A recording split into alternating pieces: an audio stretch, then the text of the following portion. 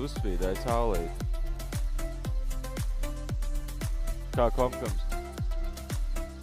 Kaut kas šķība liekas. Vai pats kameras ekrāns šķības.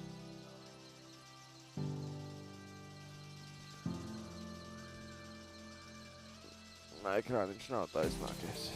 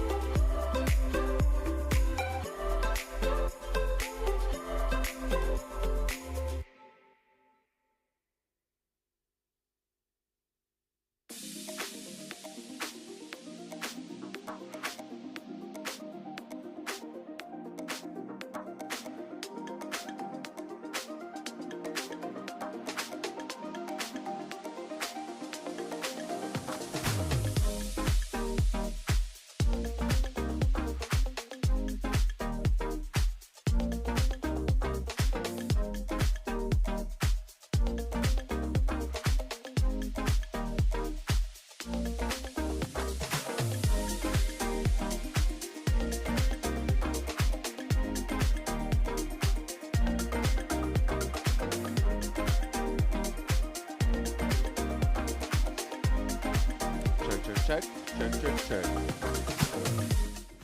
Mic check.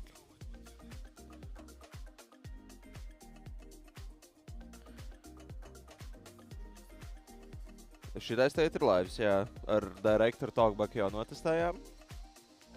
Tas strādā. Un jā, šis ir lives. Vai mūs kāds klausās, vai mēs vēl gaidam. Šis ir lives.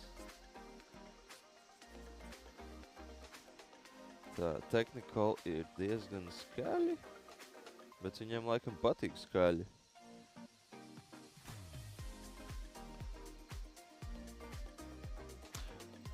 Labi.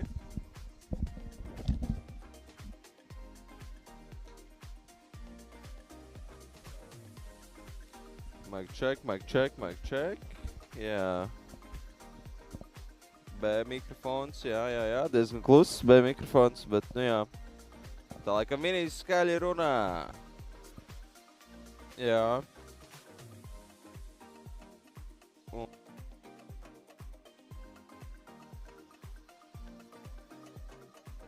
Labi. Jā, viņi jau klausās. Labi, labrīt, labdien, labvakar. European Cricket ECL Match Day kaut kāda 8. laikam, ne? Vai 6. vai kura. B grupas Eliminator fināla kārtas spēles. Labi, paldies.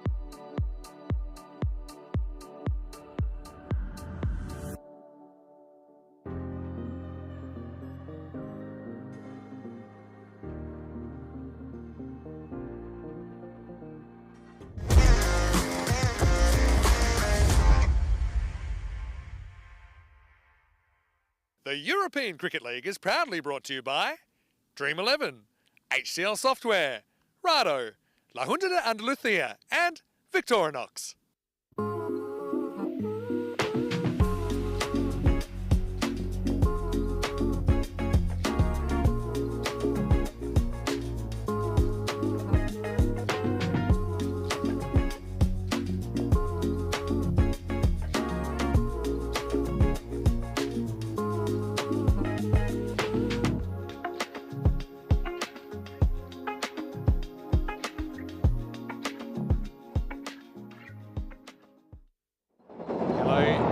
Good morning to you wherever you're watching from around the world. Welcome to another huge day in European Cricket. Finals day here in Group 2 of the European Cricket League, and they're live shots actually from the ground right now. You might be aware already that we have a delay to the start. It's no surprise really because of the amount of rain we had yesterday. It was a torrential downpour really, and the ground crew's been working really hard throughout the night and throughout the rest of yesterday and of course this morning to try and get the field ready for play.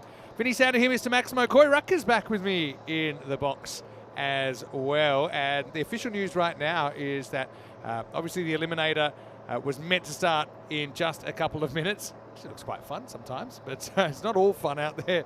The ground crew working really hard, and includes the umpires, includes the blue crew on the ground as well. But yeah, the Eliminator ACT versus Al Fatah of Cyprus due to start right now, but they won't start right now. We have a delay of at least 30 minutes. But Corey, firstly, welcome back, and let's just hope we get some cricket on. It's looking pretty bright though at the moment, isn't it? Yeah, good news with the sun outshining. I think if we had woken up today and there was any drizzle, we might have lost the whole day. So thankfully the weather gods have been good, and we want finals. We want finals cricket. It's been pretty tough for Byron, who got a pretty bad draw and then lost the two games of missing and then don't get to place there. But that's the nature of the beast. It could have gone the other way as well. You know, it's just one of those things. You can't control the weather. Not yet, anyway.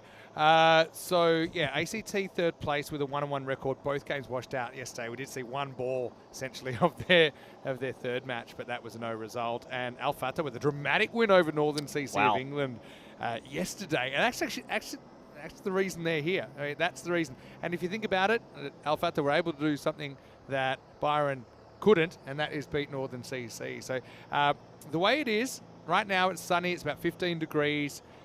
That has helped a lot. It was almost like a best case scenario was required for us to have any chance of playing this Eliminator this morning, because we know although there's been lots of advances with the technology being used on this ground, given that it is a cricket ground in Spain, we needed the rain to stop a bit quicker than expected, which it did, and we needed some sunshine this morning, which we have. So that's the live shots right now. There's obviously no issue with rain. Just a massive credit to everyone on your screen there. They've been here probably already 2 hours and working on the ground. So well done to everyone there, because it's the little 1%ers that make this work. And we will get some cricket today.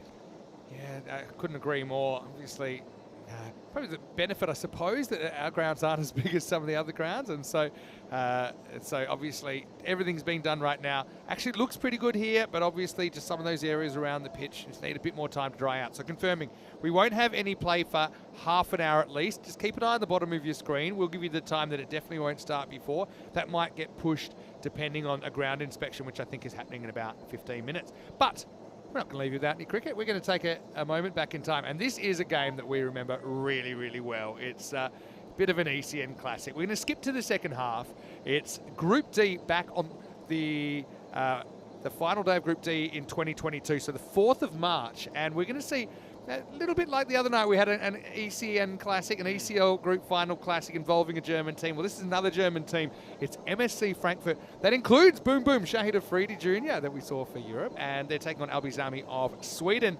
And there was a bit of a rock and roll job in the first half as MSC Frankfurt were restricted to 66, but something tells me this game's not over. Albizami trying to come all the way for 4th. They only need 67 to win. We'll take you back to 22. Enjoy this. Hopefully back with some live action soon. But until then, enjoy this ECN Classic. You are watching ECL 22, the Bet2Ball European Cricket League, the Champions League of cricket in Europe. 30 champion clubs from all across the continent have come here over the past few weeks. Over 140 matches. We are deep into week 4, very deep indeed. only one of these two teams will be able to qualify for Championship Week 6 in just over a week's time. VOC Rotterdam, the champions, they went out earlier today, and now we're looking to see if Albi Zalmi can chase their 67 for victory to bring on a meeting with the other qualifiers. And look, Vinny Sandu here, Mr. Maximo for the European Cricket Network here today, of course. And of course, I'm looking with interest, as all of our viewers are, I'm sure, to see if they'll be able to pull this off. And look, just a quick one here with Coy Ruckus, and on behalf of all of us at the European Cricket Network, European Cricket family, want to give a big shout out to, well, my boss, Roger Finer, CEO of European Cricket. Roger, very happy birthday to you. We're thinking of you. We wish you were here. Yep. And to you and your family. You've got a wonderful family. Thanks for all your support, really. And, well, wishing you a very, very happy birthday. This first one is worked away. Just one, so pretty decent start for Shahid Ali. Gets to the other end. Pretty nasty start to the week, runs-wise. I think he started with a diamond duck and a golden duck on day one. Not ideal. Happens to the best of us. But talk to me, Vinny. How MSC Frankfurt going to win this game? They've got to take wickets. They've got to do... How many in the power play? 4. Big call. Not even in the power play, but just 4 before they reach 20. You know what I mean? So you got Kim runs down. Here's Mini Boom Boom. Swing and a miss. Rahul Khan come out. I thought he'd be a little bit more circumspect. He tried to whack the first one over the club rooms. Finally on Roger. Honestly, I want to say, Roger, thank you for all the support you give all of us at European Cricket. He's a patient man. Yep. He's an intelligent man. He's extremely professional. And we couldn't do it without you, Roger. Happy birthday. Don't forget, he's also an attractive man, as that is missed outside off. That's going to be a dot ball. That too. Wasn't going to bring that up. And don't worry, Roger, I'm still in the table tennis competition. I did wait till you left before, because I was drawn against him. All right? Brilliant. I'm still in. Here, good start this by MSC Frankfurt, beating the bat twice. Yeah. If they can get an early wicket here, it's just going to motivate them so much. It's going to be nervy. I feel like there's probably a twist in here somewhere. Do you feel that? Do you feel a twist? Do you feel a couple of wickets and pressure, or do you think Albi Zalmi just come out? We sat here on week 1, day 3, and we said we saw France get on for a flyer against the English team. There's going to be a twist, and there never was. I mean, maybe. There you go. Expert comments from me. Here's Shahid Afridi Jr. Oh, is there a nick on this? Well, he's walking. What? He's been bowled, has he? Well, what's gone on here? Yeah, I think he's bowled him. He's bowled him. It's flicked the off bail, Vinny. There was an edge. It's just flicked the bail. There's the wicket we spoke about. It's a loose shot. It's a ludicrous shot when you only need 60-odd. He goes for the big heave-ho, and watch this, Vinny. It just kissed the bails. Yeah, I thought for a second they were appealing for caught behind. Yeah, top of the middle stumps. This will be a great view. Oh, it just disturbs a bail, doesn't it? Just flicks the bails. If the bails are off, it's probably not out. It was too windy. I mean, it just hits the very top of that bail. Well, Shahid Afridi Jr., he knew it. And that's the end of Shahid Ali, who's got to go. So that's the start the Germans wanted. Are they getting something in motion? It's 2 for 1. Well, if they are to pull this off, this will be one of the most remarkable finals you could ever commentate. I'm looking forward to this. There's the first wicket. Can they get, well, you said 4 in the power play. They need 4 early ones. Yeah, I just think 4 before they get to 20. There's some key ones they need as well. Rahul Khan they need, Azam Khalil they need. But I mean, great start. That's all you can do. I've got some people in the fan zone messaging me through saying they reckon this is a golden ball match. They're going early. They're calling this really early. Well, I'm sure you'll be happy if there will be one. We've never had a golden ball final. Oh well, We've there had was a day. semi-finals, had qualifier 2s, we've had eliminators. Never a week final. Got to say hello to everyone in the chat as well. That's getting us involved. You know, Mini Boom Boom, he has a quicker ball. He normally bowls within himself, but I think we'll be seeing his next 6 balls when he comes back will be pretty spicy. That's if they elect to bring him back straight away. End of the first over. Good one for the Germans, 3 for 1. Yeah, just a single on the last ball, and for me, Vinny, that can't be allowed. That's where you've got to have a tight cover at least. Just one person there to stop the ones, because they only need to go at 7 and over. How do you go about a chase like this? Are you still being ultra... I know we talk about this a lot. Honestly, do you know what I would have done? He's got Rahel Khan there. He hasn't had a lot of luck at the top of the order, but he can bat in gears, right? He can kind of control the innings. I probably would have put the top 3 up there to throw the bat and see if he can break the game early, and then had Azam Khalil and Rahel Khan floating in the middle order. But Rahel Khan's decided, no, I'm the opener. This is what I normally do. I'm going to go out there and just try and do the job myself. Well, if it does come off, I mean, you're ahead. Yeah. Long way ahead. Yeah, that's what I mean. You know what I mean? It's a free shot, I think. All right, here's very good bowler as well. Wahid Ahmed often does bowl the first over, bowling the second here. There was a question in the chat about Adel Khan and why isn't he here? Sayed's asking because he was really impressive in the ECS last year, but yeah, just due to some travel issues and some paperwork issues, he wasn't able to make the journey. So yeah, they're missing him. Also, Kutub Shebekel from the Shebekel incident.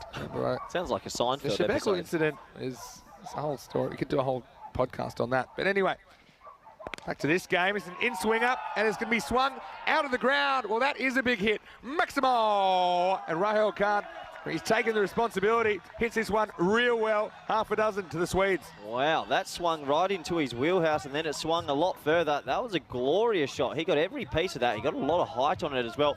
Straight out the screws, the middle of the bat, and that went miles. Look how still he was at the point of contact. That's a great cricket shot. So that 6 runs just relieves what is a little bit of pressure. And, well... Yeah, I was going to just say as well in the chat, Webster, well, he brings up a very good point. He's obviously watched a fair bit of ECN about MSC Frankfurt. After this ball from Wahid Ahmed. Comeback ball. He flirts with it with a nothing shot, especially with a third man in place. And Webster mentioned, I mean, they were really impressive through the ECS last year in Krefeld and then lost the final to Bond Blue Stars. Bond Blue Stars came from, I think, third in their group to beat them in the final. Do you think that teams that aren't favourite for finals are indirectly favourite because they've got nothing to lose, so the underdog just feels no pressure? Depends on the skill difference or why they're not favourites. He's gone, and he's gone. He's gone after him. He's gone super aggressive, and Wahid Ahmed picks up the Albies Army skipper. Oh, he played a nice shot for 6, and then the next one wasn't quite there. The third one, well, to be fair, probably was the worst of the lot. He went searching, and all he found was a dismissal. And now, as both openers gone, 10 for 2. Why is he running down the wicket? He just played a glorious shot for 6 and he yorks himself. He yorks himself perfectly. Oh, it's not smart batting at all. And that's a big wicket. Oh, well, I can't believe that. I don't know why he's run down. They've got this game under control if they are calm. 2 wickets. One they don't want to lose. That's the end of his week. Rahel Khan, will we see him again? We'll have to find out. As the score, 10 for 2. Why didn't he stay still? Yeah, I mean, he's just searching for an aggressive option in the power play, but that's not a decent that's actually another half volley, and he's just run at it. And if you run at it, you can york yourself, you can lose your balance. It's a bad split-second decision, and that's what cricket's about. Sometimes you have to make decisions, split-second decisions. As we see Azam Khalil, probably the most important innings of his life for Albi Zalmi as he walks to the crease at 10 for 2. And this is a key wicket. And everyone in the fan zone, they fired up the heaters. And there's a fair bit of heat out in the middle. Hope you're having a great day. Give us a wave if you're over there. And it's great to have you taking part as well. You're a big part of the action. Oh, they're the boys. Yeah, I'm on TV, Mum. Khalil, nervy start. They're nervous. You can actually feel it. For a team that's only chasing 67, I can feel the nerves up here. Well, I mean, here's the thing. They have kind of scraped through in every chase, okay? Even if you go all the way back to yesterday when they got past the Malta Super Kings. But there was a lot of controversy in that game. There were boundary calls going against Malta. There were wickets tumbling at the end. They just couldn't put together a decent partnership. He's got both his feet behind the popping crease here, sitting right back. Sometimes he goes on the walk, though. This time he doesn't, reaches, doesn't get the call. It'll be the end of the over, 10 for 2. Yeah, marginal call. Thought it might have been given a wide, not given. So, pressure, 2 early wickets, bang, bang. Have a look at the replay here. I thought it touched the trim. No, good umpiring, actually. I think that was just inside. Good decision. More in than out. I think they've been saying, we'll give it to the bowlers. Yeah, no, it's a good decision. Well, Yeah, This 2 is overs Group D. down. Yeah, we talked about a few of these teams, didn't we? And I think next week we're going to see probably the quickest bowler in this entire tournament, Mohamed Kamran, just based on what we've seen on ECN over the last couple of years. Yeah, I hope his shoulder's okay. Spoke to him yesterday. It's a little bit sore, so I hope he's coming fit and fine. But now it's going to be a good week. And, well, who's going to join Tunbridge Wells Brigade and Brescia here? This is still 50-50. Yeah, once again, I'll say, have absolutely no idea. So, yeah, it's great. We'll have 6 more teams joining us, the final 6 teams to have a look at. Hard to believe, isn't it? We've already gone through 4 weeks of action, pretty much a month of cricket. It's gone quickly, hasn't it? Yeah, now, are they going back to Boom Boom here? Yeah, they're rolling the dice, and they're giving him a second over. And this will be quick. This will be his quickest over of the series so far. I think he really wants to try and break this innings. I said to be in the game, they need to get 4 of them before 20, and yeah, I'll still probably stick to that.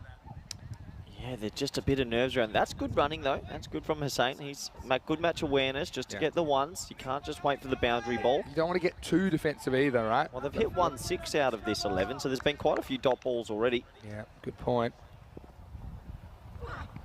Bit quick. Gets past Khalil, says, yes, well bowled. There's 66 runs on the board. Target 6. It feels like it's 350 in an ODI game. It's pressure of a final. It is the finals pressure. What is pressure in a final? Why does it go into the human psyche so much? Why does it affect batting teams so much? Because there's so much on the line and you value it more. I think it affects some people different than others.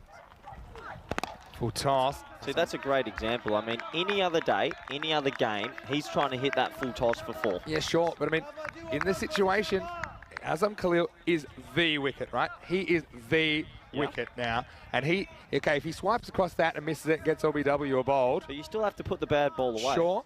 But I mean, Afridi, just that extra pace element. To be honest with you, that's why I think he blocks that one. Now it goes upstairs. Yeah, that's going to be the first bouncer for the over. This is good bowling from Afridi. He's quick, he's sharp. This one, he gets right up in the grill. Another dot ball, Vinny. What a good over this is. Yeah, really good over. Look, if you're going to bring Afridi back, you bring him back to get the wicket of Azam Khalil. I think that's why he's back. You rarely see him bowl too early. Certainly not 2 in the power play. Normally comes back kind of 7 or 8, maybe 9. Both feet behind the crease. He's sitting so deep. Good Yorker. Dug out. I think they're just happy to play out Afridi here. That's not the worst. If they think that he's the spearhead, there's no harm in losing too many wickets to their best bowler. But I think that also in that power play, you want to get a couple boundaries because the field's about to spread and then it's very difficult to score.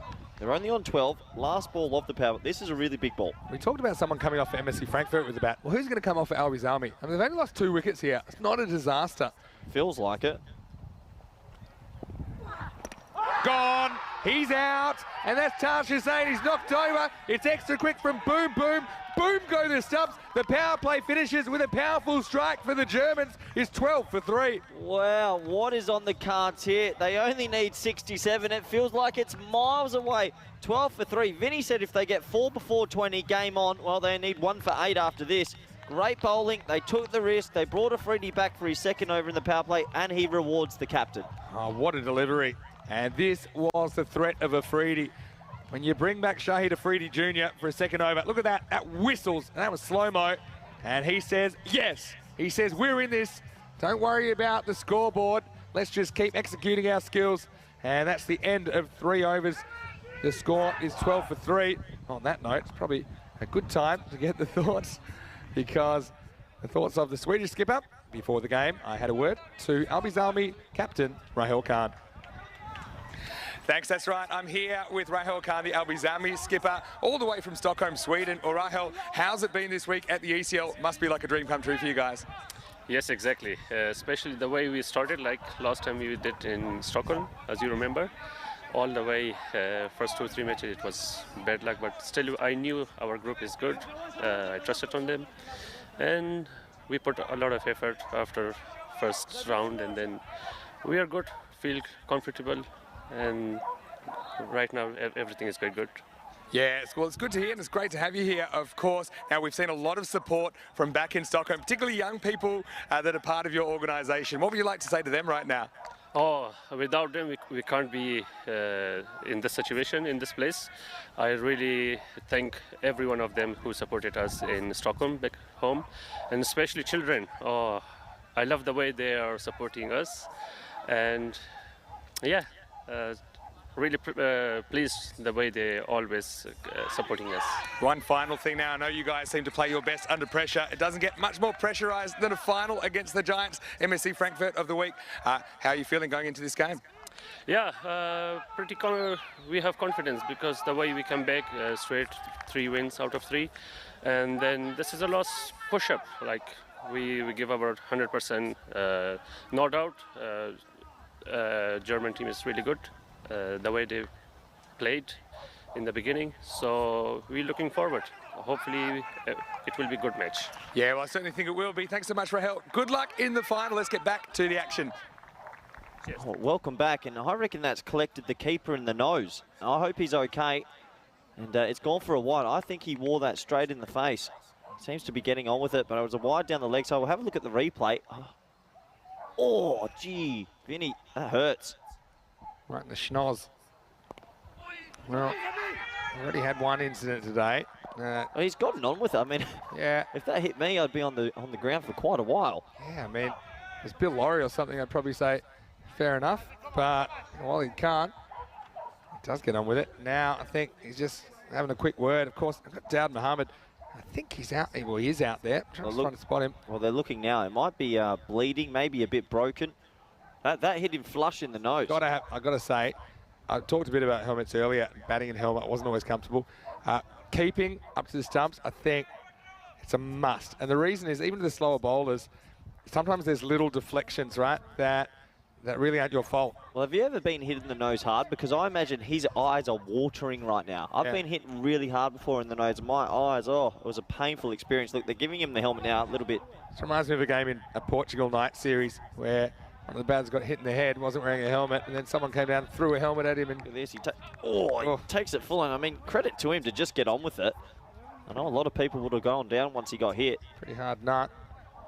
Well, that's weird because he grazed his pinky earlier in the week, and he went and he didn't keep it anymore, and he's just been basically hit by Mike Tyson. Here you go. Now the batsman's taken his helmet off. If he gets hit in the nose as well. They could have just given a straight swap. Oh, brilliant. Spinner, you could say that. It's Ismail's 156 grams straight into the nose, so yeah. hopefully he's okay. Here's Azizi. Really do some damage. But smart from Ismail Zia, who just pushes away for a single. They need a partnership. They've trusted Zia at number 5 here. Doesn't normally bat this high, but he's been such a good finisher. I'm a little actually surprised that they batted this high. I think maybe they're just thinking he had the confidence earlier today. Let's get him in there early. Azam gets this one past as easy for 1. Look, any time you take blow to the nose, it's always going to rattle you, I think. Disorientate you. This next one's cut away and slightly fumbled by Wahid Ahmed. Azizi's been good all tournament, hasn't he? Oh, he's been so good.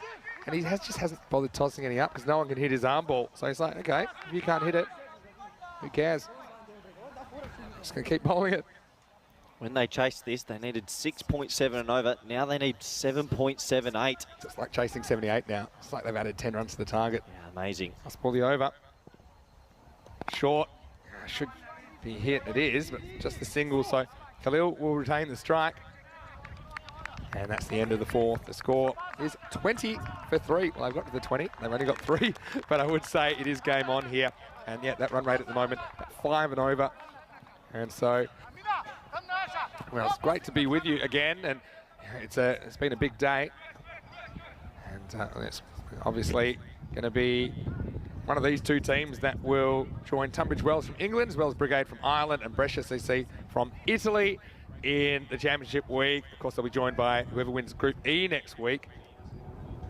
And look, it's just a really entertaining format, I think. I think the Super Thursday, even the Eliminators, every game's got some sort of pressure in it. And we saw how important the double chance is as well, because the VOC, they were pretty close to double chance. They got knocked out, bang, bang, this morning. And I suppose these last two standing, I've really enjoyed the group stage. What do you think so far? Yeah, it's been a really amazing week, and we're still 50-50 in this game. What camp are you in now? If you had to say what team you'd rather be, what team would you rather be? With Azam Khalil there, I'm favouring Albi Zalmi. I'm not. I think MSK have put themselves ahead in this game. Well, here's the man that got struck early today. It's good to see him back. Yeah, well, first one comes out okay. It's Ad Mohammed. What a comeback for him. Yeah, it was a nasty blow for anyone that didn't see it this morning. Unfortunately, he was struck in the neck, and well, he was out hit wicket. And well, we didn't think we'd see him again today, but he's passed a fitness test and he's bowling now, so well done to him. Azam Khalil bats the next 6 overs. I think they win. And Mohammed, though, has been a really good bowler this week. Oh, this is going nowhere. It's a little poke, and it's caught, and it's held in by Paramveer. He gets a little hug to keep it in from Amin Khan, and he's an awkward customer, Daud Mohammed. And Zia just couldn't time that up. He ends up just trying to get some sort of bat on it. It pops up in the offside, and there's that 4th wicket, 21 for 4. Yeah, well, you said 20 for 4, Vinny. You called it. Bit of Nostradamus from you, and amazing stuff. It's all happening here, and they're capitulating. Albi Zalmi, they only needed 67. And well, this was a really poor shot. It was a bit of a nothing shot. Didn't know what to do with it. Because he's got awkward angles, Daud Mohammed. Speaking of awkward, that's a bit of an awkward hug from Amin Khan, but he made sure that Paramveer Singh was going to hold on to the ball, because he was holding on to him. And look, Daud Mohammed, he's a weird bowler. He's slingy. He has a weird sideways jump. And what a comeback from Daud Mohammed as well. He picks up the wicket of Zia. He was the hero in the last game, but they'll need to find another hero here in the final. He goes for 2. It's 21 for 4. But I think that just completely threw off Ismail Zia's timing on that occasion. And he's kind of jumping. He's awkwardly just kind of showing the bat to the ball. Hit the shoulder and up it went. Good catch. Having so much strife here. I mean, they've just never got going in this run chase. And I think they're behind. They're really behind the 8 ball. It's been a low-scoring week. 67, surely. Taz Qureshi is the new batter facing Daud Mohammed. What a comeback from him. He's equal leading wicket taker this week now. A little air just before. Well, that's what you need. You need something to go your way, and he's beaten all ends up here, Qureshi, but he does get 4. And what takes him 4 close to that target. Yeah, I'm going to be a bit tough on the captain here, but when a new batsman comes in like that, you've got to have a third man, because he's more likely to edge it for 4 than hit it over deep mid-off for 6. And that 4 is a bonus 4 runs. And, well, little things like that keep them in this chase. They've got 2 in that third man quarter in the circle. Would you think about maybe having a third and kind of making that tighter? Well, no one's going to come out and hit the first ball over mid-off for 6 with this wind. I would have had third man back. So a valuable 4 runs. Albi Zalmi desperately needed that. Pushes, runs. Paramveer has a go, but throws a wide. Albi Zalmi thinking of a second. I think they might have collided. What happened here? Yeah, he's Qureshi's collided with Mohammed. Mohammed's been in the wars today. No way. I hope it's not bad. Well, he's clutching his left shoulder, and that's his bowling arm, so I hope he's okay. The helmet, his helmet went straight into him. It was a pure accident.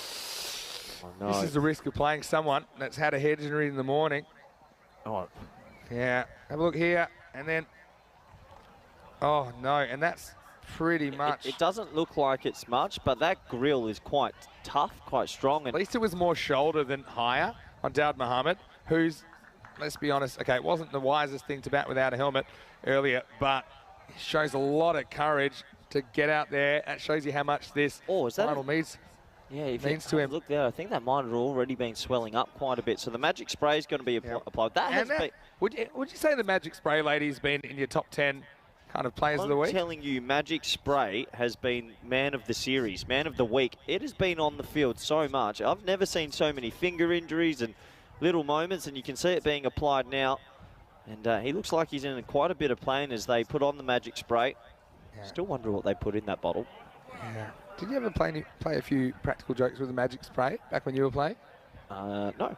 Oh, look, he's straight up. It's worked. I hope he's okay. He looks like he's okay. Well, let's just say, I think even the Magic Spray was... It's outdone itself.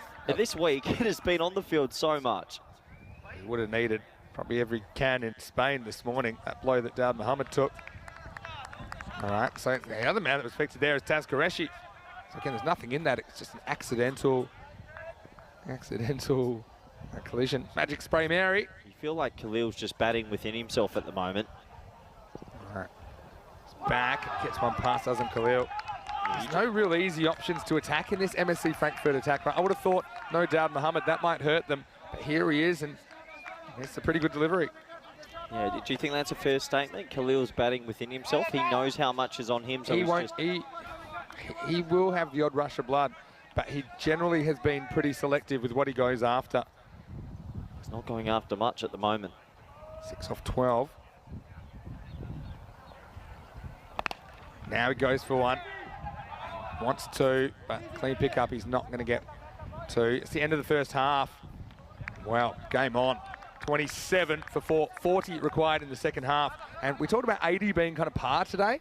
Well, that's like par for a second half now. They need 40 off the last 5 overs. Look at the scorecard. It's pretty sorry reading if you're an LB Zamwi supporter. They just needed one of these batsmen to get going, but Alizai's the man in next, and we know he can hit a big ball as well. Next 3 can all bat, but yeah, especially Alizai. He's been a bit out of form, but he's had a couple of innings this week where he's absolutely smashed the ball. And they're going for Qureshi. I think, okay, if Azam is the kind of the batter they're batting around, the others do need to attack. I think now's the time for them to attack. They do have resources. They don't want to leave their run too late and kind of wish they were more aggressive earlier. I think he's going at this ball. I just have a feeling that he's been building for a moment, and I have a feeling it's coming now. Khan, the bowler. There it is. He goes for it and he gets away with it. He gets 4. You thought enough was enough. So he tries to unsettle Carter. It was a bit of a gamble, but there was a big gap at deep mid-wicket. That's where he aimed it, but it ended up at third man. Cuatro carreras. Yeah, I just had that feeling, and he did. He'd been playing within himself, and then he tried to explode. It's a loose shot, but he gets a little bit of luck. 4 runs. Those 2 edges for 4. Oh, that's a big sigh of relief if you're a Swedish supporter. Just need something to go their way. Or ideally, a couple of things. Deep in the creases, Khalil often likes to come at the bowlers. And now he's gone. The very next ball, he plays across one from Khan. It's 4 and out. Khalil has to go. 31 for 5. Yeah, poor shot, poor dismissal. It's the top of the stumps. He just tried to play a cute little shot across the line. He plays all round it. Oh, he'll be devastated with that. He never really looked like he was in this innings. Another wicket falls. MSC Frankfurt, they're on track here to defend a ridiculously low T10 total. And LB Zalmi, they're just capitulating here. Let's have a look at the replay. Try to play a cute shot across the line. No real footwork either, was there? His head turning as well, and a lot was wrong with that. It wasn't the option. He just got the boundary from the edge. So another wicket goes. Vinny Sandhu, this is an amazing final, especially for the neutral. They need 36, and they're almost halfway there. They've lost half their wickets. They've lost half the innings. How strong's their 9, 10, 11? Yeah, I mean, let me have a look who we got to go. They could bring Niartzi in now. We had a really good innings a couple of days ago. Still no Alizai. Still no Why do you think they're holding him back? Well, they're scared they'll lose him, right? But there's a moment where you got to say, look, it's now or never. I mean, having him as insurance allows the other batters to be a bit more aggressive, knowing, okay, he'll have a few more to come on the board when he comes in, but it's a high-risk strategy.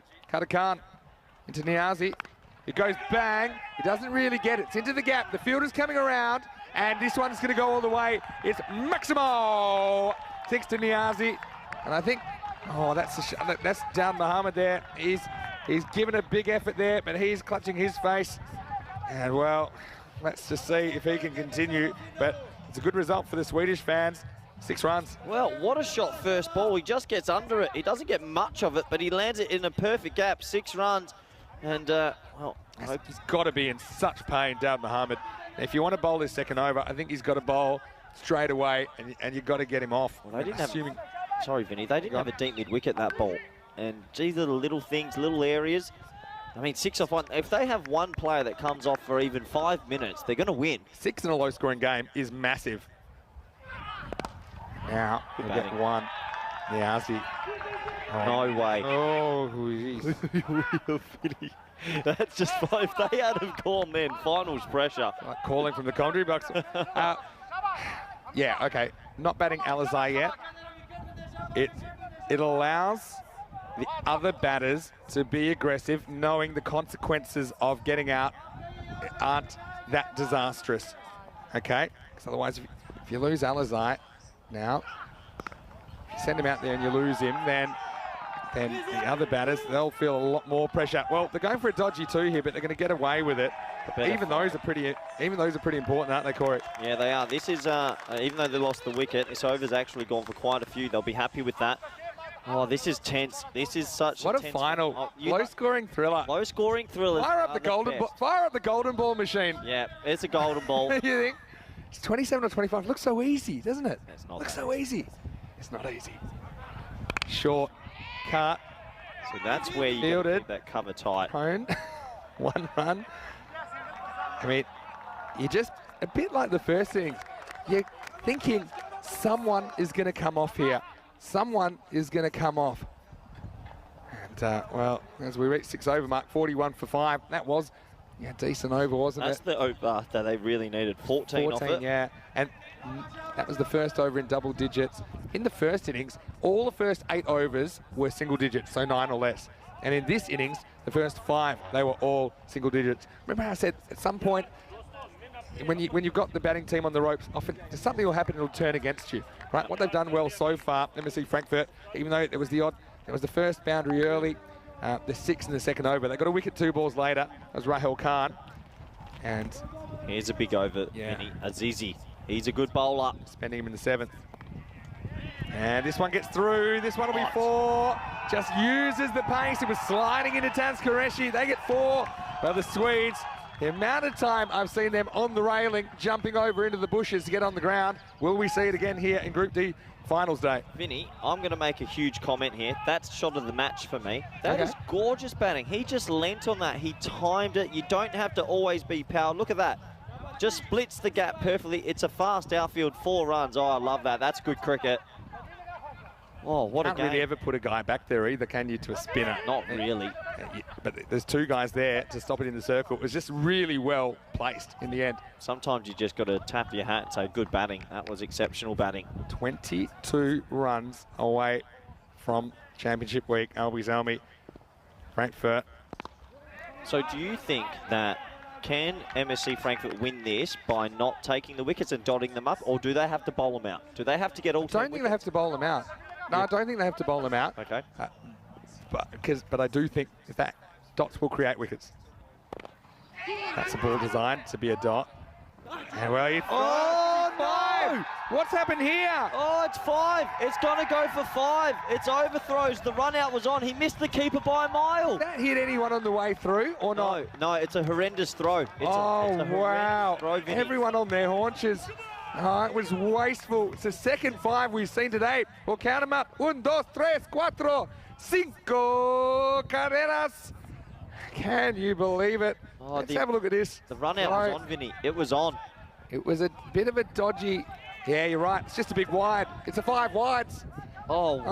Oh, wow. Moment in the game. What are we up to now? Brings up the 50 for Albie Zalmi. Now wants to run where there isn't a run. There's a lot of nervous energy. They need a wicket now, just with those last few boundaries. It's so tense out there, but even with all this tension, the players have played this game in a very good spirit. Yep. See the interaction there between Azizi and the batter. Takes it away. Well, this could be 4 more. It's going. A little jink round the corner. Cuatro más.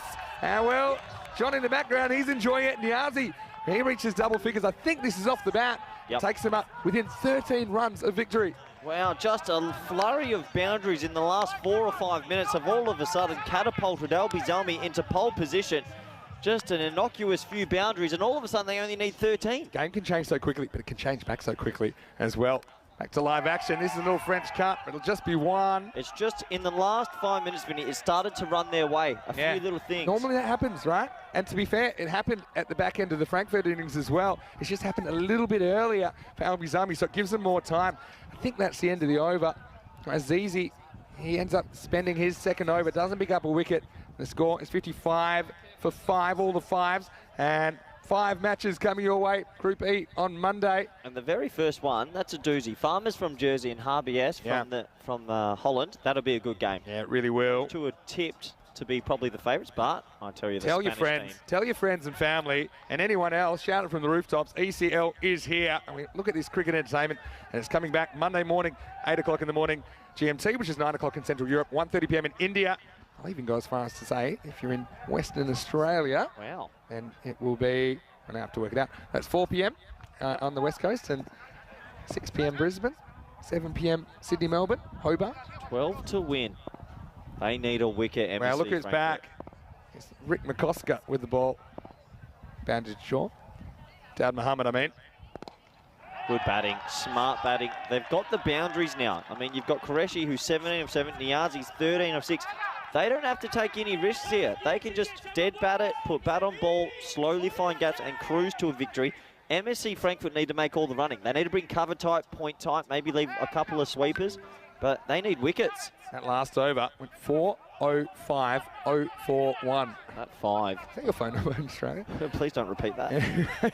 But, yeah, 11 to win. Now, you see that they've gambled with a couple of extra infielders. Oh, well, they've gone hyper aggressive. They've gone 5 people, 6 people in the ring. That's maybe a bit far. You still have a few runs to play with. Can't get anything. Okay, so just on this offside, Vinny, so they've got Yeah. point and cover tight, but they've got the cover point in the ring as well. You could actually let him sit back. So if it breaks through, it's just a 1. Yeah, sure. You don't want to go hyper aggressive. You've still got 11 runs to play with. A couple of people tight, a couple of sweepers, but they've gone extremely. There's no boundary rider square of the wicket either side. 6-wicket partnership with 25 and counting. But it might not go any further. Now the keeper's got this for sure, and he takes the catch. Walid Khan, and that partnership will go no further. But still a valuable contribution from Qureshi. But he just turns the face on this one. It goes straight up. And with 11 to win, we have a 6-wicket. It's 56 for 6. This game's got more twists than a salsa dancer. This is crazy cricket. Oh, they were so close to closing this game off. He gets a leading edge. It goes miles in the air. He could have put that away. He will be so disappointed he closed the face of the bat too early. Just a timing thing, right? Yep. Just threw it a little bit too early, a bit of nerves or whatever. But to be fair, that was a really, really good partnership in the context of the game. 17 off 9 in such a low-scoring game from Taz Qureshi. He's got them perilously close to this target. They only need 11 more. And this is the man, I think, that is capable of finishing the job. For MSC Frankfurt to have any chance, they've got to get him early. Zia Alizai coming to the crease. And he's coming in very low. He's coming in at number 8. Wow. Yeah, they've still got a lot of people in the ring. They've got 6 in the ring.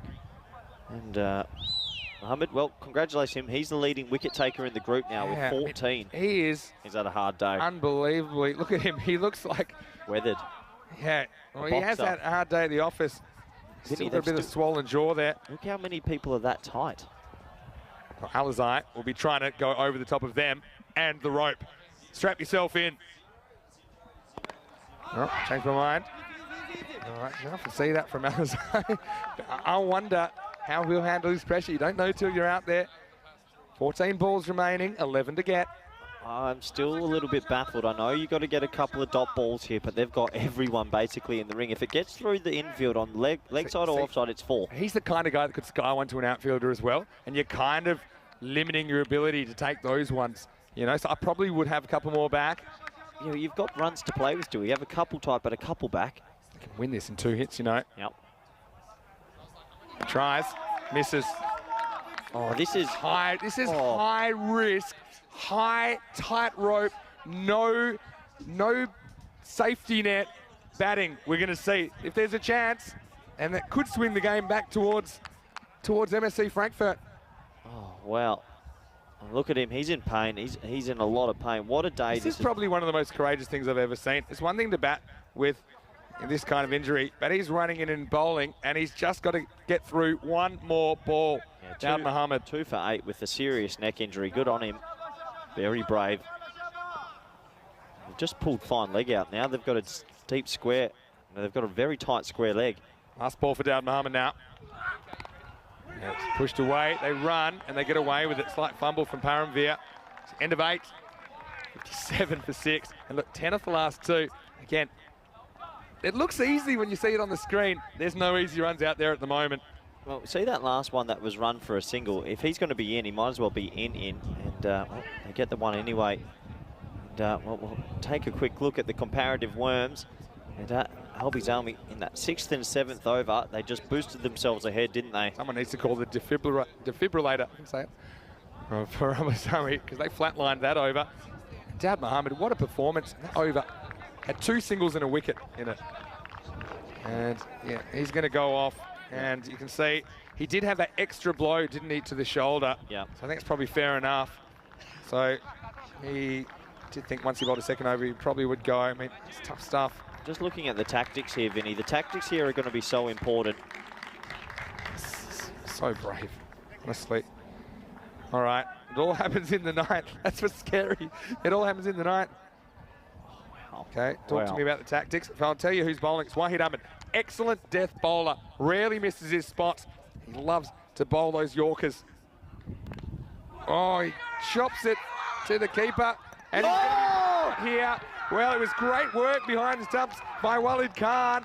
The batter took off with the hit. And Alizai, who's run out his partner, Niazi, who was there. So both the members of that partnership are now gone. And that's a 7th wicket down with 11 balls remaining. It's 57 for 7. Oh, the game is back on. That was a suicidal run. It was the underneath edge, straight to the wicketkeeper, Walid Khan. Good movement from him to pluck it in one hand. Goes up, gets down, and then hits. Oh, wow. That is suicidal running. Pressure. Alizai just, he basically runs without checking with his partner, who would have been a hard no, I think, from Niazi. This is a really, really extremely tense game. Niazi, you can't fault his work. 4 and a 6 in his 13. Valuable contribution. 57 for 7. Oh, wow. Everything here going on. This is an amazing final. A really amazing final. Low-scoring thriller. So they've only got 2 boundary riders. Deep mid-wicket and deep mid-on, 3 and third man. And on the offside, you've got tight point, tight cover, tight extra cover, mid-off.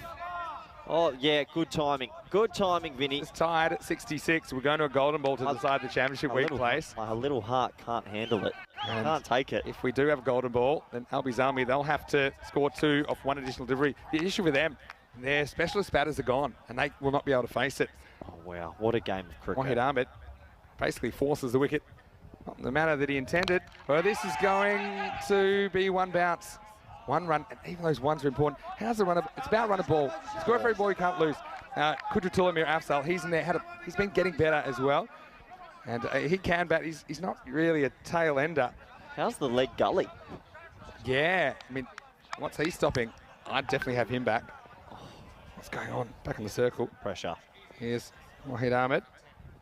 Oh, how's this missed? Well, he's gone. Oh! He's gone. Well, the umpire has had a little inside edge, and Alizai cannot believe it. But it's going to be caught behind. Walid Khan takes the catch, diving to his left. Well, we didn't pick it up.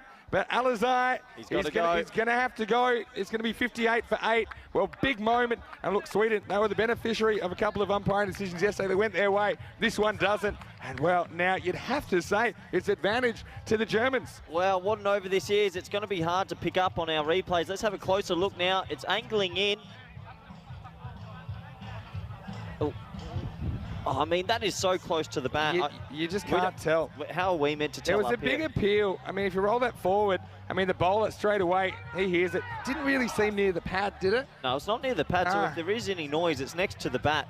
And a big decision. I mean, I can understand the batsman being upset, but that's just because of the heat of the moment, the emotion in the moment. Oh, well, what a final this is. They're only 2 wickets away now, Vinny. Scoring thriller. 7 will tie it.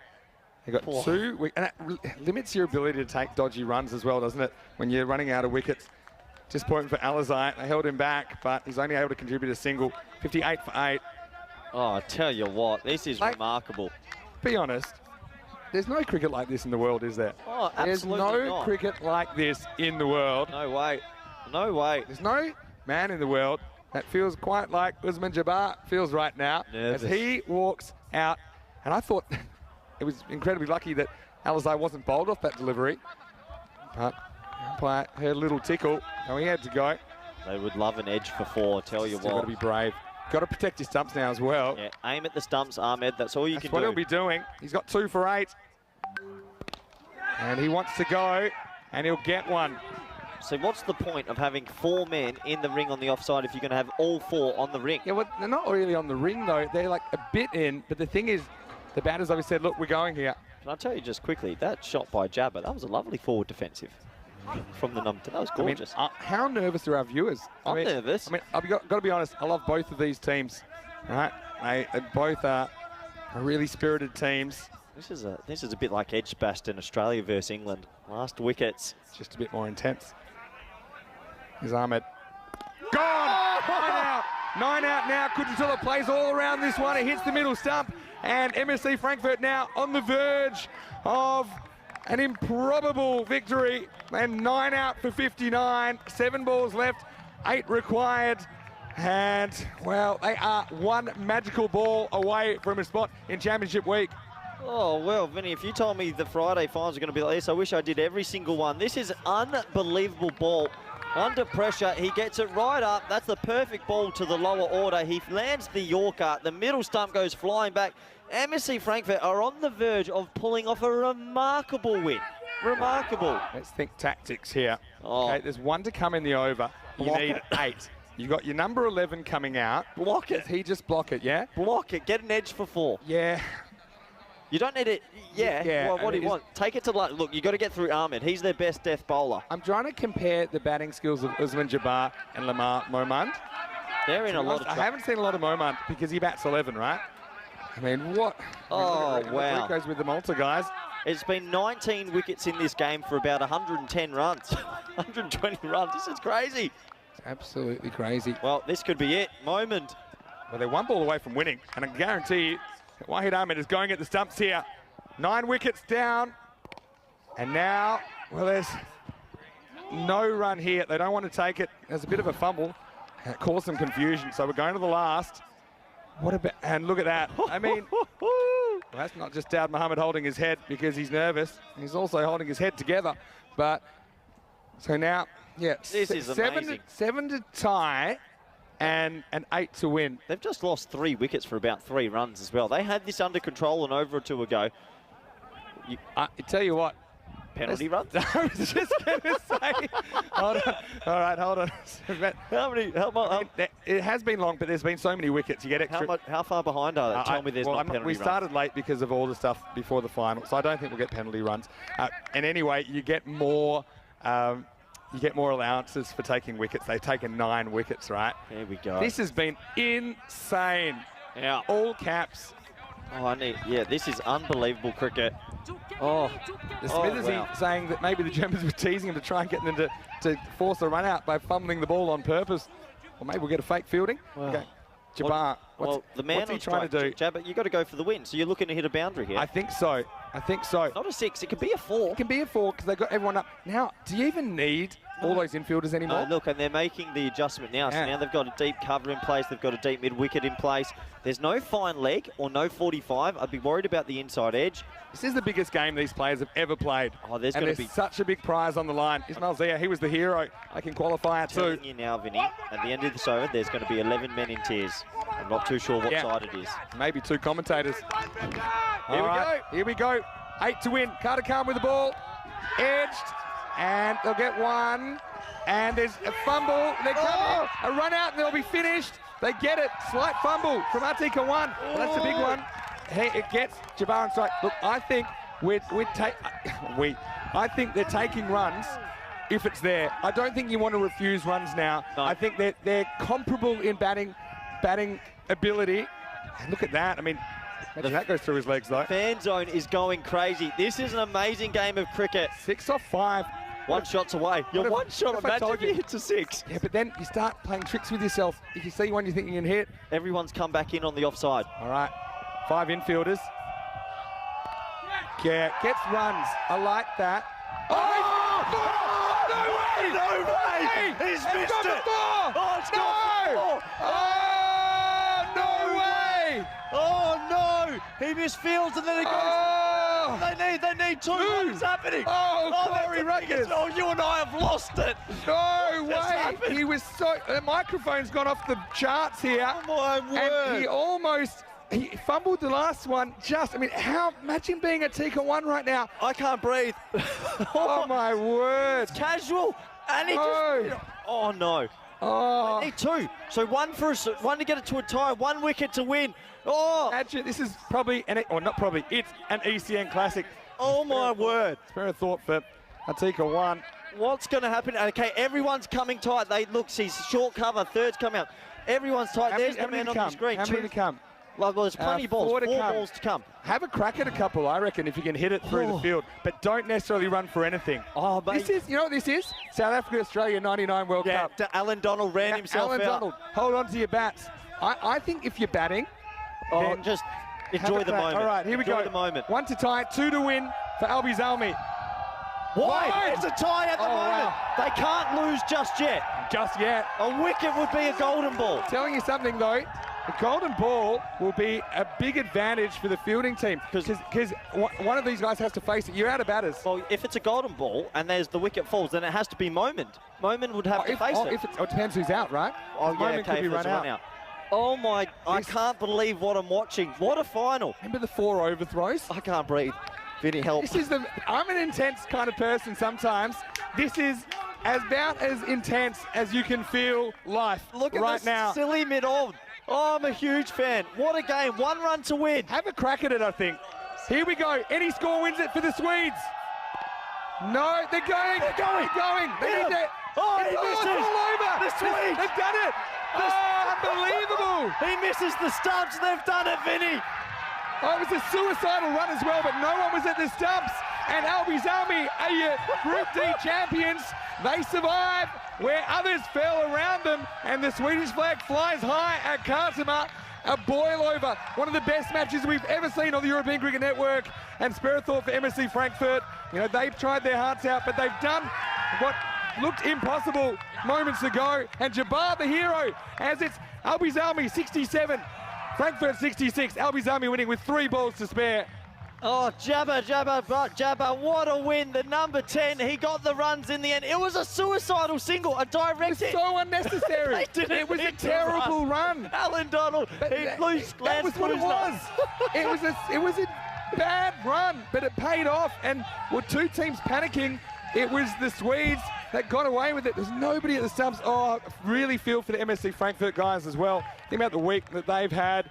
And they were expertly led by Sikandar Khan and had a lot of match winners. How about the bravery of some of their players, like Dowd Mohammed in particular. But, well, it was a game, as said in the chat, that everyone was saying that almost they both tried to lose it. I need a moment, Vinny. What a remarkable game. How's the missed fields by the third man fieldsman? Oh my word. Oh, look. The Swedish flag is flying high because they're going to finals week, Vinny. It's a great advertisement for the game of cricket, and in particular, European cricket, when it comes down to it. All right, and let's really acknowledge MSC Frankfurt as well, the way that they fought with every fibre of their beings. We said we'd see some tears, Vinny. There they are. They only had 66 to defend. I think that's the man that missed the 2. Nice. That there actually is Amin Khan, but I mean, look, what an experience for them. That will spur them, of course, to come back next year to be German champions. And well, I think all of the spectators, players, family, and even all the locals that have come to join us today, they will remember that for a long time. Well, they've done the Brescia of last week. They've come from 4th. They've won 3 on the trot, and they couldn't have won in a more dramatic fashion. Oh, can we see the last ball again, how close the throw was to the stumps? Because if it's a direct hit, it's a golden ball. Yeah, and then you'd favour the fielding team. We may or may not see that. We'll probably see it in the highlights. I think it probably misses by 2 or 3.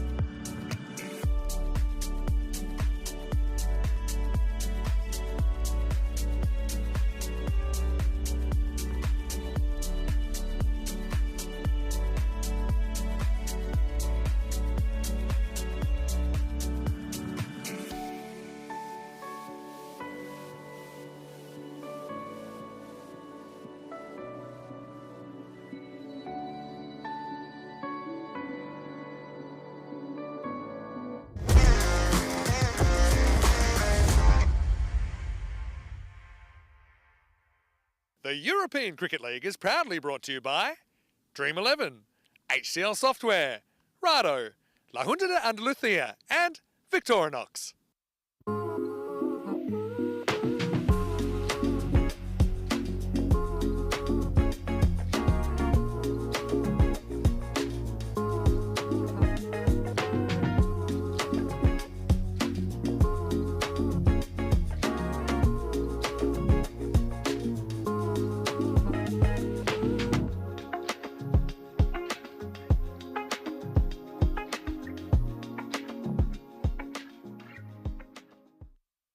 Hello and welcome back to the Costa del Sol. Vinny Sander here, Mr. Maximo for European Cricket, and we are about to get on the park. It's Group B Finals Day, and I know we've had a little bit of a delay, but we are ready to go, and it's great that with this eliminator will be played. It's Austrian Cricket Tigers versus Al Fatah. So the champions of Austria and the champions of Cyprus. A little bit earlier, we had Ian Ramage, who's back today for Finals Days with the two captains. Let's see what happened at the coin toss. Austrian Tigers, you're the home team, you'll toss the coin. Al Fatah as the away team, you're going to call. Dream 11. It's been called Dream 11. It's come down. European Cricket, so you won the toss. You're going to bat first. Okay, toss from Austrian Tigers, who will bat first? Yeah, well, we saw them bat for one ball yesterday, essentially. We saw Aki Vikbal, who was just there at the toss, hit a 6, and there was a wide, and then their game was finished because the rain came in and it washed out the rest of day 2. And what that meant is that Byron were eliminated from the competition, never got the opportunity to play Al Fatah. That's the game that essentially would have decided 4th place, but with the rain coming and with Al Fatah upsetting Northern CC in the game that was completed yesterday, they are through in 4th place. So, looking forward to this one. More information about the length of the game in a moment, but first let's have a look at the two teams. Austrian Cricket Tigers, they're going to grip it, they're going to rip it here. 5 overs is all we've got. Just to, if you weren't aware already, but you've got Imran Asif listed up there with us and Yusuf. But I think Aki Vikbal will open. He did yesterday in the one ball. We saw him. Adil Lifestyle comes in for them. Ahmed Chowdhury behind the stumps. For Al Fatah, well, Scott Burdigan, it's a big happy birthday to Scott because he had an early birthday present yesterday where they had that amazing win. Real Brathwaite showed he can hit a long ball, but he does have 2 golden ducks in the series. Mazumdar up the top. Listed again. And Padamendige has been a bit of an interesting addition to this side. Scott Austin comes back into the side. Alexander Sant, late addition to the squad because Jimmy Chalufas has a broken toe after getting yorked the other night. He's now sitting on the bench, but he is here. So an opportunity for Alex. Yeah, ACT, the Tigers, not the Rockets. 75% to win this one. Al Fatah 25, but at least they're here. At least they've got a shot, I suppose. This was meant to start at 10:30 local. In fact, it would have been 11, actually. But the 40-minute delay, just confirming it is a 5-over game. So, and not the Tigers, even though they're playing the Tigers. There's the Tigers. Tigers look like zebras. Al Fatah look like tigers. And one guy that always looks kind of the same is Corey Ruckers. And welcome back, Corey, after a couple of days off. Yeah, good to be back, Vinny. Looking forward to Finals Day and a big opportunity for these two teams. It's a 5-over shootout, I believe. So, yeah, 5-over game, always difficult to read because it could easily go either way. If one player steps up and has a good 15 minutes, they can progress their team further through Finals Day. It's been an interesting group so far. Al Fatah, obviously that amazing win yesterday, and Austrian Cricket Tigers do pack a punch. 5 overs per side, 2 over power play, 1 over per bowler. Yeah, interesting game to call. We don't often get 5 over games, Vinny. Yeah, well, I mean, there is a bit of form with 5 over cricket because let's not forget that back in 2022 when we had a really bad downpour, actually we lost 3 days of championship week, we had 2 days of just 5 over cricket. Well, we almost lost the company, Vinny. It was a scary time, but thankfully we got a lot of games on to catch up. Lucky we did get those games on. We are still in operation, and we did have the finals date back to 10 overs back in 2022 when Paco Care Badalona won, a huge moment for them. All right, well, Fatah, they'll have a sense that anything's possible here. Last time out, they beat Northern CC by 3 runs, so confirming 5 overs, 2 over power play. Obviously, just the one bowler, the 1 over per bowler here. So, let's get ready, let's get set. Again, thanks for your patience.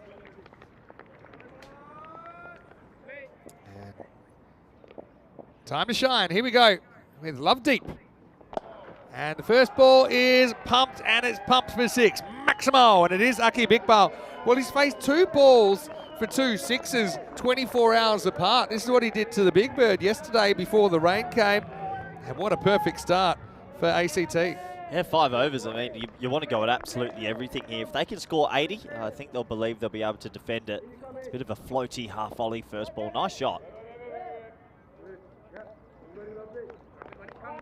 Yeah, straight as you like. Yeah, Austin Cricket Tigers had no hesitation to bat first here. Now, it's a little bit cautious. Tell me this, Corey. I mean, you've played 10 over cricket. I haven't, basically, in any serious way. Is the 5 over approach with the bat any different to the 10 over approach? Yeah, I think you're just getting on with it, obviously. That ball there, which he's run down to third, I think if I was coach, I'd be saying try and put your hands through that because you might be able to find 4. Quick mention to all the ground crew, Vinny, and everyone working for the ECN. They've done an unbelievable job to get this game up and running. Let's be honest. Last night, it poured, it rained all night. It was very heavy. The ground was flooded. Credit to everyone to get this game on, and it does promise to be an interesting finals day. Well, guess who? It's Big Mirza Hassan. He's going to pump one out of the ground. This guy is built for hitting sixes. Big Mirza goes maximal, 6 runs. Yeah, lovely shot. He's a big unit, isn't he? When he hits it, it stays hit. 13 off 3 is a good start, Vin, and a little bit of pressure on Singh here. One funny thing about these short matches, whether it be 3, 4, 5 overs, it's almost like anything's chaseable and anything is defendable because it's such a short period of time. Does that hit him in front? Umpire says yes. So it's 6 and out for Mirza Hassan. And Lovedeep gets the breakthrough. All action here. We're only just getting started. ACT 13 for 1. Let's have a closer look. Pretty loose looking stroke. And Shub, the umpire, felt like it was doing enough to hit the stumps. Action-packed start. Did it swing back enough? Yeah. I think that, for me, there's the impact and it's straightening down the line. So I actually think it's a good call. Bit of a gutsy call, actually. If you actually look at where it hits him, the trajectory the ball's taking, it's stump to stump. So if it hits him in line, I think it's going to hit the stumps. So yeah, marginal one, but I think it was the correct call. Here's Hassan. Well, I could say it's a good F5 innings. Fast and furious, 6 off 2 as he walks back. It's 13 for 1. He's replaced by Aslan Arif. Maybe 5 over cricket's where the future's at, Vinny. We're going 6, a single, a 6 and a wicket. Action-packed. You think 80's enough here, or do you think they'll want a little bit more? I think 80... Well, look at Al Fatah. They've had issues with the bat anyway. If you offered that off 10 overs, maybe still a bit challenging. Oh, well, how about this? This should be gone. It's straight up in the air, and it's caught. So Lovedeep's on a hat-trick, and how quickly things can change. Hassan Arif just tries to turn around the corner. It was a giant leading edge. And ACT 13 for 2. Oh, it's a horrific shot, Vinny. This is a low full toss that should have been pounded away, but he goes with like a cross-bat standing sweep. Pretty ugly. A big leading edge, easy catch for 45. And they are pumped up, Al Fatah. After their upset win yesterday, they truly believe anything can happen. We're on for a hat-trick early. Oh, yeah. So, I mean, that's one thing, though. You don't expect to run out of wickets. One thing about the Austrian side. They do bat all the way down. It's disappointing for Arif, but I mean, Golden Duck's better than even probably a 2 off 3 or something in such a short format. Of course, we've had 2 hat-tricks in this ECL already, but of course, there's all the lists of hat-trick takers in the 4.5 years we've done ECL cricket. This is the 5th edition. All right. There's still a ball to go in the over, if I'm counting correctly. Yep. So it's Hassan Yusuf, a lefty, to come out. Again, he could easily open the batting. Has done that before here at Cardimer Oval for the Tigers when they were here back in 2022. But here we go, hat-trick ball. Oh, in the air, doesn't carry. Great effort there. Scott Austin's a very good fielder. And what a comeback there from the bowler after getting pumped twice out of the ground. He fights back with consecutive wickets and almost a hat-trick. Their score after 1 of the 5 overs is 13 for 2. Tell you what, if Stone Cold Steve Austin had caught that one, they would have erupted. Top effort diving forward. It does well to actually parry it down, otherwise it could have scooted away. Smothers it. So, yeah, brilliant start for ACT, but then pegged back by Al Fatah. Al Fatah, they'll feel this is a free shot. Let's have a look at what's coming up today. Of course, Just get out of my zone. Get on your side of the box. This is what's coming up today. so you got the two English teams ready to go. It will be slightly delayed because of this delay. So looking at maybe a 20-minute delay there, but they haven't met yet. They got washed out yesterday. So over two, and it's going to start with a ball that's popped up in the air, but does get over the fielder. They want to, they'll get to Iqbal. Living dangerously, but gets away with it. You can feel the passion on the field early, can't you, Vinny? These teams are riled up. They know this is a big opportunity to progress in this group, and not an easy group when you get two English sides in it, but they've both proven that they can match it with the best. Yeah, definitely. This one is a valuable dot ball. This is Super Pat Bendigue, who's a player we hadn't seen before on ECN. They've got a couple here. You'll love this, by the way. I know you missed a couple of days. At Royal Braithwaite, who looked like he was struggling with maybe a groin tear yesterday, but fielded anyway. He played Michael Holding in the Bollywood movie 83, which is all about the 1983 Indian World Cup victory. He played Michael Holding. 100, he did. And he's been in a couple of other movies as well, so he's an actor as well. There you go. I'll show you the footage. It's good. Nicked and dropped. It was still on the way up. The keeper gets a fingertip on it, flies away for four. So a little bit of luck. Taranga's a good keeper, but it's not so easy to make your arms longer at short notice. Let's have a look at it. Big opportunity missed. It is a thickish sort of edge, but you expect your keeper to rein that one in. Late to move, Vinny, and it's a bonus 4. Yeah, I mean, let me have a closer look at this one. You got to catch that. I just think at this standard, he's got there. It did fly, but 2 hands to the ball. Hold on to that. Could have timed his jump a little bit better. Hold left arm around. I don't mind it. Get it right. Now the uppercut. That's a very good looking shot from Akib.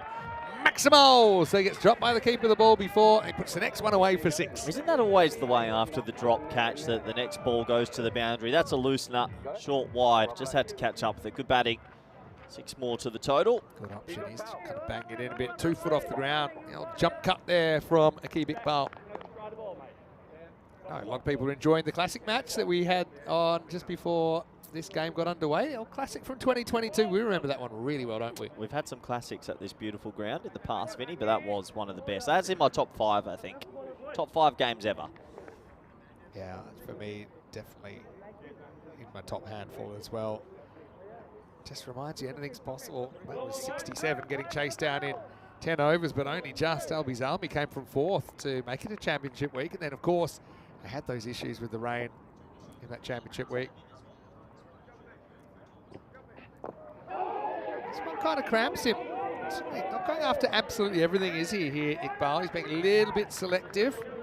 Probably feels he's hitting him better than most of his teammates, and so he wants to stick around a bit. It's a funny one because obviously you want to work the singles as well, but just sort of have a feeling that you want to be going on and showing intent with every ball. I think that could be whacked over the leg side. Still got oh no! power play. Oh, here they are. They're after you, by the way, Corey. That's the Hornchurch fans and the Hornchurch team coming in, defending champions, of course. Did they come down in their limousines this morning? The Juggernaut. Yeah, they are. The number one question I keep getting from them, because we do have an ECS and Hornchurch later in the year, will Corey come to Hornchurch? I'm ready for one of those lock-ins. Well, that's well played. That's going to be 6 to Ahsan Yusuf. Maximo! Patabendige had to adjust for left-hander, didn't really do it. Got outside the hip, was swung away for half a dozen. That'll be the end of the over. And Australian Cricket Tigers, the 32 for 2. Got to question why he stuck to left arm around for the left-hander. That's a hit-me ball. I like Ahsan Yusuf. I actually think he could be used more at the top of the order at number 1 or number 2, but he gets a little bit of a go here. This is how the table end up. Look, poor old Byron. They've had a bit of a shocker there. Got a feel for them. But like I said earlier, I mean, Al Fatah beat Northern and Byron couldn't. The problem is that when Al Fatah and Byron were meant to play, they couldn't because of the rain. They were meant to meet in match number 8. Is that one of the more unlucky ECL stories we've ever had? And Byron, unfortunately for them last year, they went out in 5th place as well. Had some players kind of go down and were unavailable at short notice. no mummy, for example. Do you think that in the future, if it rains, we should be getting to the old bowl off and certain things to determine points? I think you've got it. If you split the points, you split the points. It's just bad luck. But the bowl off would be good for our network. I think people would Al watch it. Fatah earned their points yesterday against Northern. Anyway, here's Michael Holden coming in. Oh, I can see Rob it now. Braithwaite is coming in. I still think Dead he's ringer. more of a Joel Garner. Nah, I reckon he's bowling Michael Holding's pace here as well. I wonder what they do in the movie, because most people can't bowl 100 miles an hour. Do they just speed up the footage? Special effects. All right, now he's lifted up, and he's lifted down to the ground. Maximo says Carreras.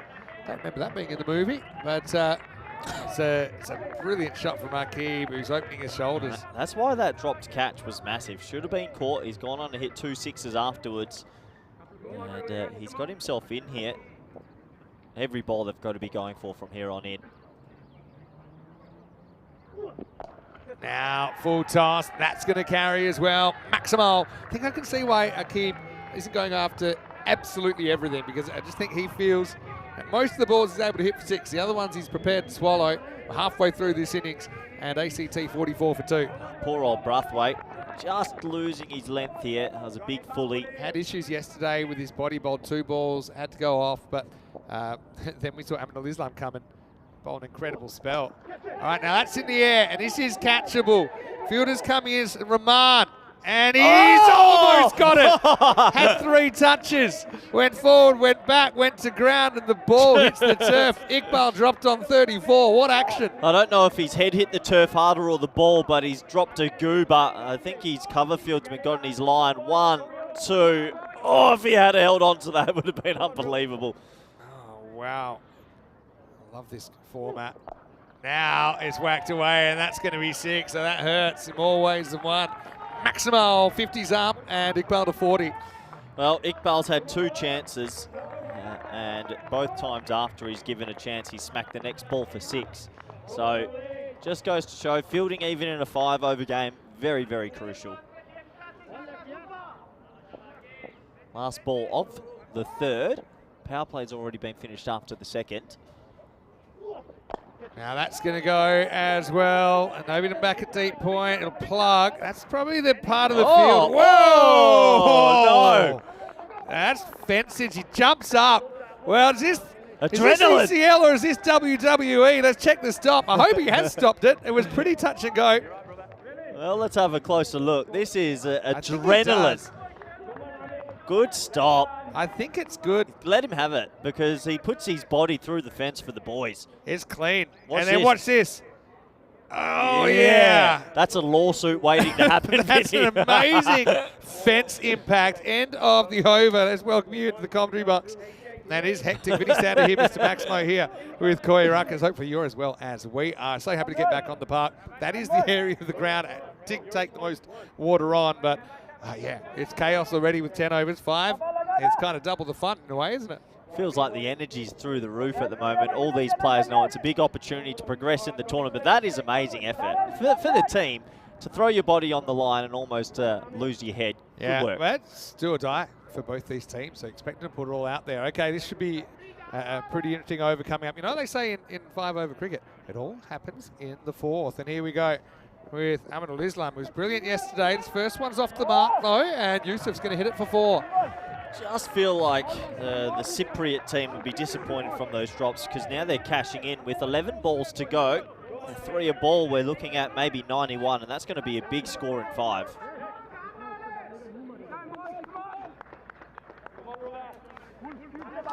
So Aminul Islam was called to action yesterday, as I said, after Braithwaite couldn't get through his over, and he got through 2 balls. Hello to Chris Maguire. Nice to see you. Hello, Chris. Hopefully you're well.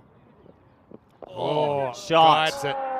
It's a Noe as well. The wheels are falling off. That is a class shot from Yusuf. Yeah, smart, because he knew there's no one back here. Thought of pulling it, but thinks, you know what? If I just touch this, it's going to fly away. It's waist high. Well, I remember when Yusuf used to open the batting for Austria. He's a seriously good cricketer, and you can just see with that shot, no ball, free hit, time to cash in.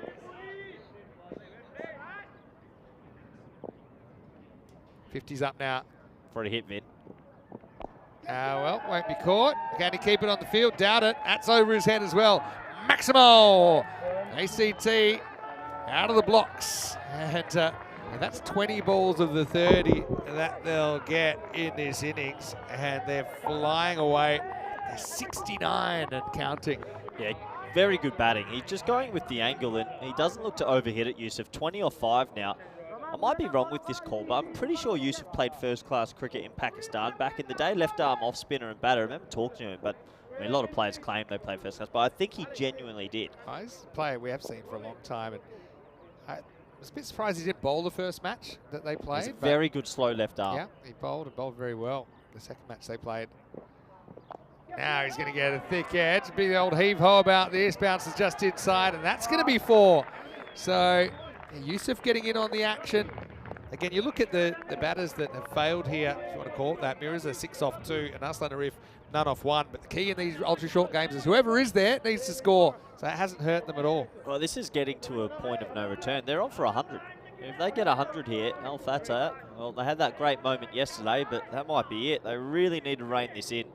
24 off 6 for Yusuf now. Couple to come. And now that's not a good ball either. It's short. It's outside the hip, and it is slammed away. This over goes magical, and it is all happening in the 4th for ACT. Maximo. Well, I think we've found our new ingredient. Why do we play 10 overs when you can have 5? Yeah. Think about how many games we could get. Yeah, your receptors. It's just like anything. Once you get hooked, you need a bigger hit. How many games a day could we get in? 10 a day. I reckon Dream 11 would like that. I know that a lot of people like to take part. 10 a day, that sounds fun. Nice round number. Same game rate. Oh, yeah. Full toss and out of here. Shot. Maximo. This over has gone supersonic now. It's gone 4-4 off a no ball, 6-4, 6-6. And Al Fatah, despite their best efforts here, they are getting lit up. Oh, that is shot of the lot. Inside out, check drive for 6. This boy can play. Terrible over, unfortunately, for Al Fatah. And do I dare say, if they put on 115, it's almost curtains in this game. Al Fatah learning the hard way. What a difference 24 hours can make. And well, gets a win, but it's a little bit after the horses bolted. 31, come off that supersonic 4th. And the score, 85 for 2. Last over to come. If 5-over cricket became a thing, would you have 9 versus 9? Like, do you need 11? Make it as... It's a good question, because I suppose you lose a couple of fielders there, but just turning up to field. I still think if 5 over, we're going to get 5 overs. F5. You know what we're going to call it? EC Sixes. Oh, that's where's this come from? First time I've heard of it. There's been talk about it. What, ECN Sixes? Yep. Oh. Sixes, and then probably 5 over games there. That's a 5, so 6s, but it's a 5-over game. Everyone bowls one but the keeper. Oh, sign me up. No, I'd watch that. I'd commentate that. That'd be good With fun. some interesting... Is this actually legit? Just think of... That's something that has been talked about. Again, helps fielding a team. All right, well, nothing going Al Fatah's way at the moment. That's an edge for 6.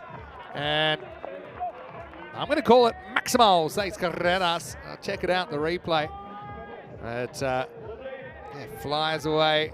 There goes the ball, and it is 6 over runs. the rope. You can actually see the impact there. The crater just carries the line. Jeez, 91. This has gotten away from them very quickly, Al Fatah. 13 off the first, 19 off the second, 22 off the third, 31 off the fourth, and the first of the last has gone for 6. And the next one also has been skied away. That'll be his 50s. That's another 6. Iqbal races to 54. Oh, this is quite amazing. I'm trying to remember when we've had 5 over matches. I think the highest that we've had is in Belgium. But let's acknowledge Aqib Iqbal. Picked up where he left off yesterday, and that was the briefest of innings. He brings up his 50 off 15 balls with 7 6s and a 4. And let's be fair, probably 2 balls he's just kind of eaten, and he hasn't gone after them, thinking he'll get more opportunities. Does get kind of cramped by this one. Well, if those 2 catches that he offered were taken as well, it might be a different feeling. But, well, if you drop them, good players will make you pay. Good innings in the end to get to 50. And Yusuf as well has come in with a really good impact innings for a 5-over game. He's currently 36 off 9. Yeah, I'm actually going to, how long have I got? I'm going to try and pull up what the highest score is in a... You don't have long, Vinny. I'm pretty three good at balls. looking things up. Don't get too much time. I think they've been a little bit one pace, Al Fatah as well. I don't think I've seen a slower ball. Don't think I've seen a short ball at the head. It's all been a bit military medium and hard to bowl like that in a 5-over game. Yeah, tell me. I think it's I want I the think it's sixes 108 or something like that, or 110 maybe, something like that. 6 and a 6 will do it. Wide. Well, 6 and a 6 will beat it. I'm thinking about running there just because Vin, it's so hot. You're gone. Sixes, ECN sixes. Are you just telling some morning porkies, Something or is this that's actually been discussed at high levels. Wow. Like that.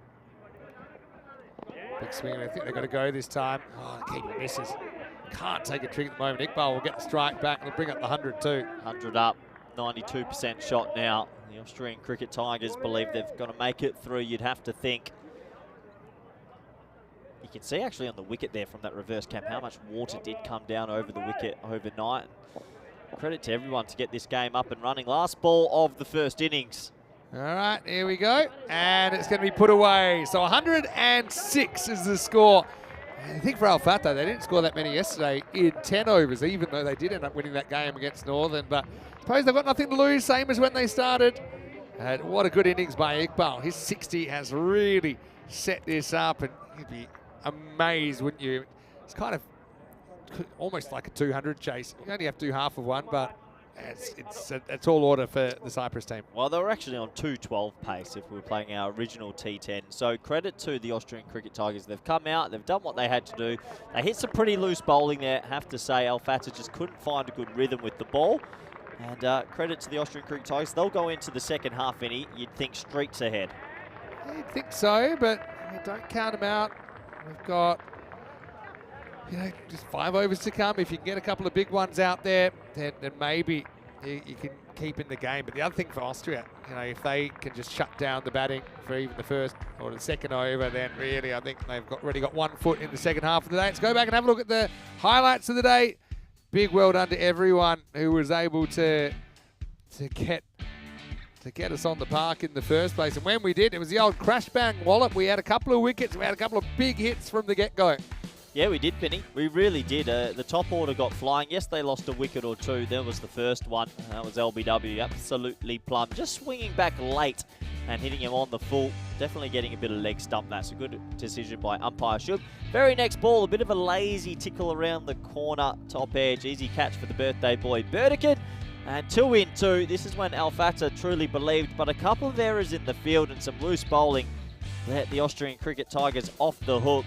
The ball started flying around this Cardimer Oval. It is very difficult to rein back in once it does do that. Credit to Iqbal and Yusuf. They feasted on some pretty mediocre bowling, both sides of the wicket. In fact, 13 sixes and 4 fours. 17 boundaries in total out of the 30 legal deliveries. Sort of tells you the tale of the tape. Yusuf came out with a really good impact innings to the left-hander. He's a class cricketer, 36 off 11 for him. That was probably the shot of the lot. Inside out over cover as it went into the DJ booth there, where it seems like Alistair Priddle was enjoying some food. As this took us through to the very end of this very quick-fire first innings. A couple more boundaries would fly away. That brought up Iqbal's 50. He would end up on 60 not out.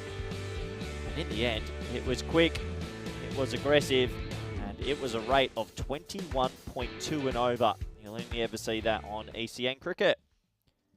Let's have a closer look at the scorecards. And yeah, it was a very interesting sort of 5 overs. A couple of wickets fell in the first, but after that, Al Fatah just couldn't find any bowling rhythm. The Australian Cricket Tigers cashed in 60 of 17 for the captain Iqbal, and Yusuf 36 off 11, 106 for 2. Not an easy game to be a number 7 or number 8 batsman. Obviously not going to be used in a fast 5 encounter. Let's have a look at the bowling figures, Vinny, and it wasn't easy for the bowlers. Yeah, it certainly wasn't easy, but that's the way That's the way this game is. He's got one over each. Love Deep obviously did his bit, 2 for 13, but then the ball started to fly. So 106, and yeah, I think it'll be a tough task, but you never know. They've got nothing to lose. Like I said, they're here. They've got that shot, obviously, that Brian would love to have from Greece. We'll take a break and back in just a few minutes. It will be 107 or 5 overs required if Al Fatah to pull off a miracle here. Otherwise, the Tigers will be through to qualifier 2. Vinny Sandy, Mr. Maximo with Koi Ruckers. We'll take a break and see you shortly for more European Cricket League.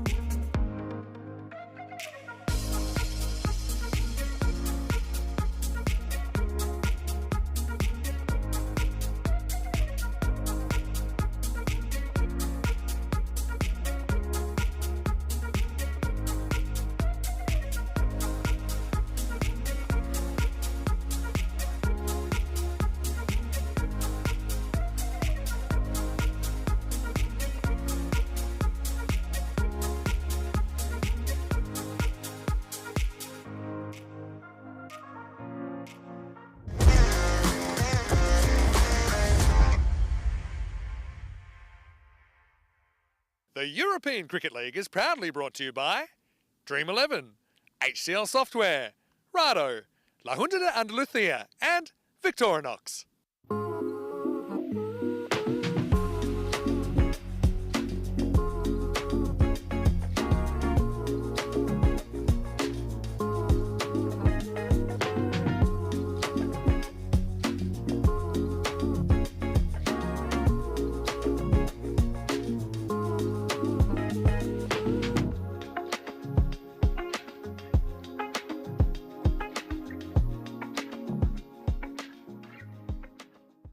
Hello everyone and welcome back to Cartermore Oval. Quick turnaround here as we're trying to make up some time throughout the day. Finals day in Group B. It's a 5-over an F5 match between Al Fatah and Austrian Cricket Tigers. And well, the Austrian Cricket Tigers batted first. They piled on 106 for 2. You'd have to imagine that would be too many, but we'll have to wait and see. You never know. ECN always offers up a couple of surprises. So let's get going straight into it. Ball number 1 in the run chase. And that's a pretty good start. We'll start with the boundary. 107 of 30 balls. It's going to be quick. It's going to be fast, and you need nearly everything to go your way to chase it, but you never know in this crazy format. A little bit of a loose nut. Not a bad length, but not too much pace on. Just swashbuckling style hit through mid-off for 4. Brathwaite, can he really get ticking?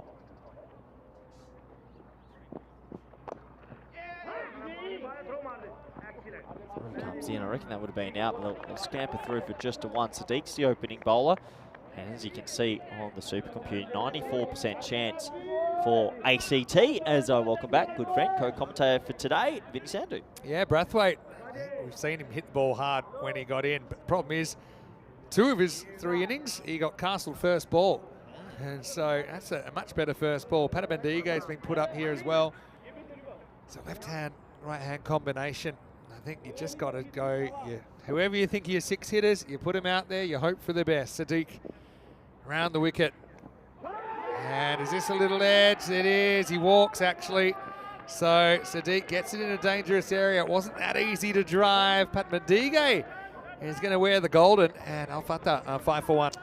Yeah, not going to be easy when you need to go plus 20 and over. Really have to throw your hands at everything and hope you get it out the middle. But this one, just a little feather through, and good honesty, just started walking off straight away. I think I would have stood around for a little bit. I heard a little edge, actually, but I suppose it's the umpire's decision when it comes down to it.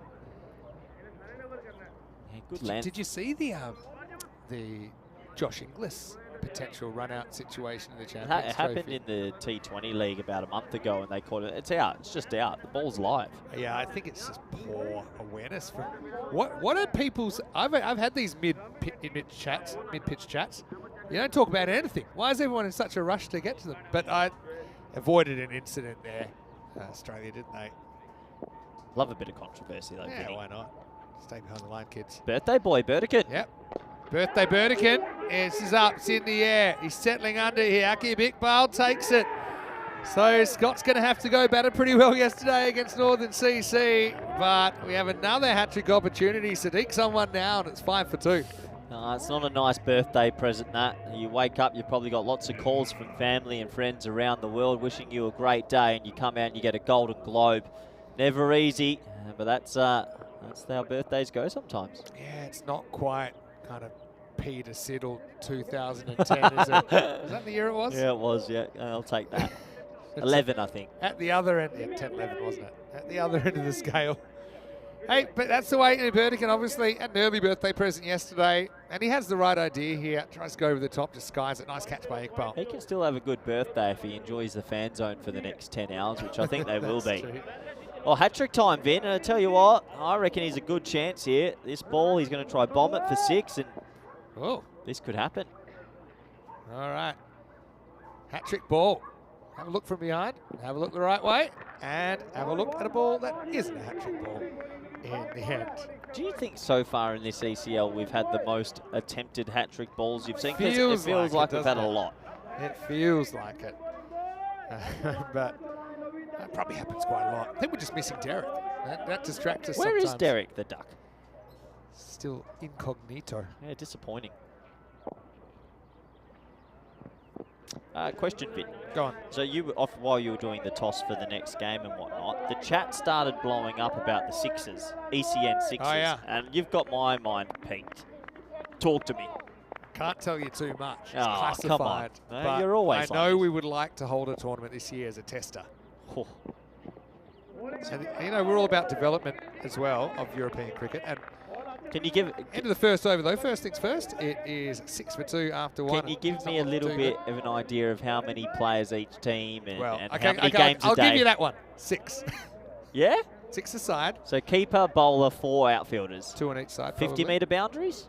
Could probably keep the field the same. I think that way. Then you could even switch formats, you know, with using the same field. But one of the biggest benefits will be there are some places that can't really hold an ECS because they don't have enough teams or enough players. So there are certain places now that if we say, okay, you're going to have 6s cricket, you maybe have a squad of 10. Can we get the robot to put a poll in the chat? What do we think about ECN The sixes? robots listening? ECN. Absolutely. Yeah, I like Okay, big ball. Last over the power play. Swing and a miss first up, really. Don't know if the percent is still alive, but Just don't see this happening from here. Al Fatah, like I said, they had their moment yesterday. For a club like Al Fatah, for them to beat the Northern club, as see some of the numbers there, and you can see that they're only averaging 107 per 10 overs, admittedly in 3 games. Al Fatah, so even to get that many in 5, probably not going to happen.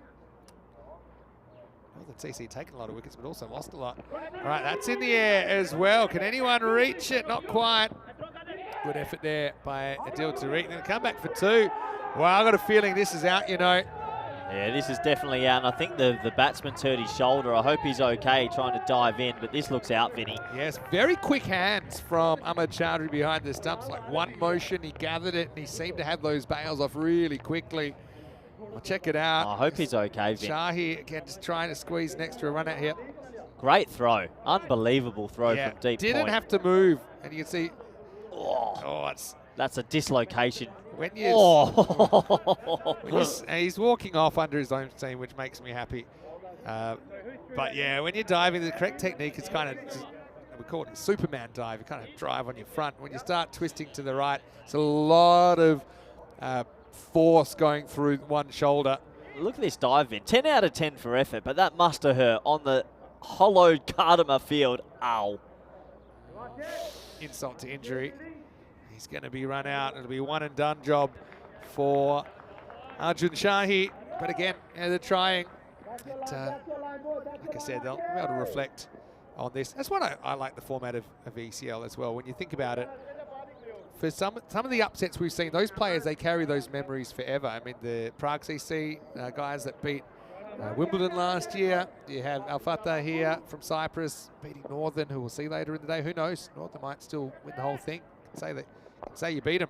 Right now, we're going to have a new batter out there. That'll be Taranga, who comes out and he slams the 6th first ball. Any relation to Upul Taranga? Maybe. Okay, nice shot. Isn't everyone related if you go back far enough? Probably. That's a lovely shot, first ball. It was 2010. Peter Siddle took a hat-trick on his birthday, November 25 at the Gabba. That's a pretty good birthday present to yourself, isn't it? I got concussion in an AFL game once on my birthday. Don't really remember blowing out the candles. Partial block by Chaudhry, and then you get one. Ones don't really help him too much at the moment. Required rate is up to 4.5 balls, so I think we kind of know how this is going to play out. But obviously we've got plenty more cricket coming up today. Al Fatah, I suppose they'll be able to share a bit of time with the Byron side as well. It's a shame we never got to see that game. Oh, that's another one that's reared up, and that sounded like ball on helmet. Yeah, I think they might just get the medic on here just to make sure. Seems back, doesn't it? Oh, yeah, that's on the side of the shoulder to side ahead. Shoulder to side ahead. Here comes the medic, Vinny. Yeah, well, we're always happy. Oh, no. Medic's been told. Been waved away. They felt it was a deflected headshot. See, what's the call there? Even if it's deflected, do you think it's worth the 10-second just... Play Michael Holding in a movie, and you do get special treatment, you know, the stars. But what an interesting story. Have you ever had any of your friends? I've had friends I played cricket with in grade cricket play for as like Aussies in movies as the extras. It sounds like a pretty good gig. Anyway, that'll be the end of the second over here. It's 15 for 3. Who would play you in the ECN movie? In Diesel. Who would play you? George Clooney. George Clooney. I knew you'd say that. Who would play Rico? Where do you want to start? Shah Rukh Khan? Yeah, not bad. Yeah. Rico can dance. Yeah, he can got a bit about him. Al Fatah. 15 for 3. Something to have 3 overs for him to try and get a few personal highlights. Wouldn't mind Brathwaite just launching a couple. Carlos. Yeah. Like hitting the helmet over the boundary road. I told you, when you're famous, they let you do it. You know what I was picturing in the ECN potential 6s? I can't wait till someone gets a thick inside edge and it goes into no man's and they have to run a 3. That's going to be good. I can't. Tell me more. I'd love to tell you more, but the basics of this. 5 overs, 6 6 players a team. A game every hour. On the hour, every hour. Do we still get per match rate? That's not a question that I ding, can ding, ding, answer. ding. You're just thinking you double your pay. Wow, listen, 2 commentators. It'd be cool. I still like the idea of a 1-over power play. Yeah, okay. Yeah, Just why not? have the circle. Why not? Hits him right in front, and there it is.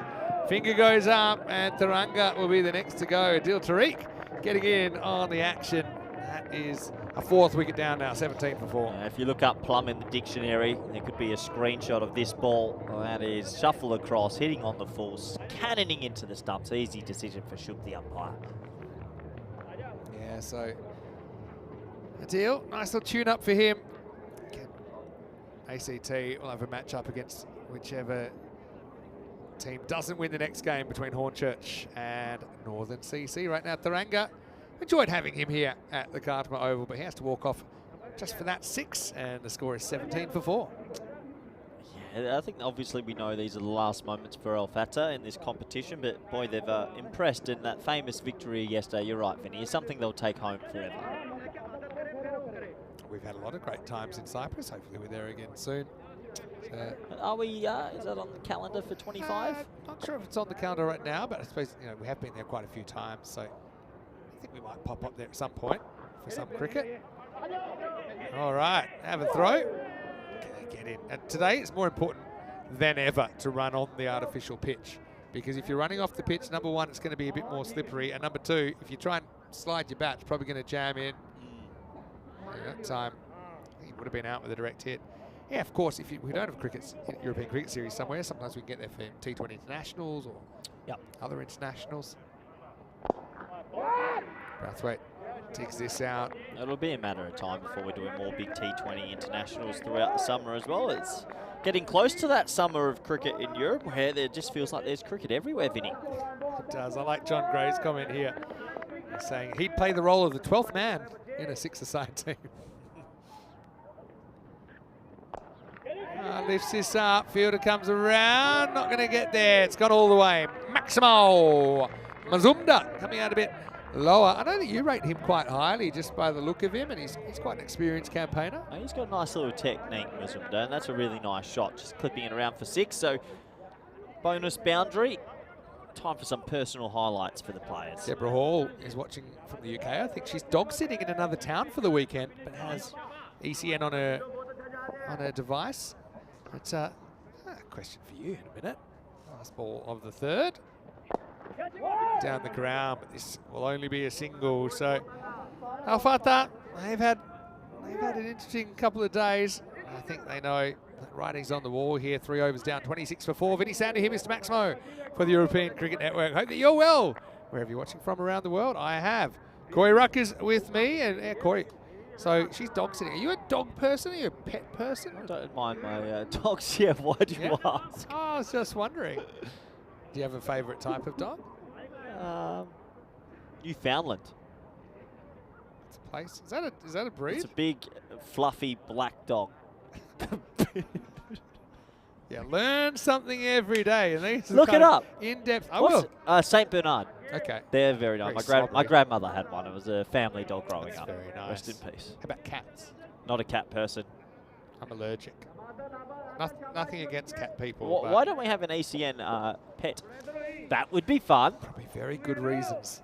I don't think it's very fair with all the travel we do. No, we had Derek, but he's gone walkabout. The pet stays at Cardamar. We're here 3 months a year, and we and Jay takes care of it during. Feed it the other Nacho night? looks after it for 9 months. All right, here's. Oh, it looks like that's Oh. Adal Afzal who's coming on. Actually, I was about to say Alson Youssef, but Afzal's into the side, and interesting they've brought in another spin option. So Right, well, this is the right time to experiment for the afternoon game. They know they're going to be up against a good English side, whoever it might be. But why not try and see what else you've got in the locker? Oh, yeah. Yeah, but see, drops nicely into the block hole. Can't get under it, just a single. Sometimes the old loopy stuff can be pretty difficult to hit. Just mind tossing it up. Afzal, we have seen before.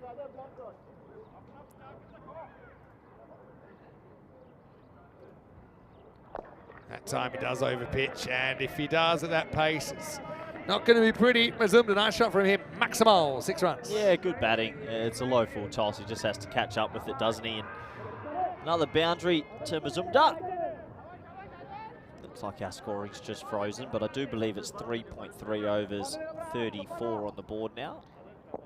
Yeah, Afzal's got 22 wickets, and also was part of the ECL when the Tigers qualified back in 2022. Maybe just climbing over this one, but still beats Mazumda in flight. What about a pet peacock, Mick? Oh yeah, my university used to have a peacock. Really? Handy on Peacock Fridays. Yeah, this one sliced up. This is probably plug. Will it go for 4? Oh, I think he stopped that. It's good effort. Yeah.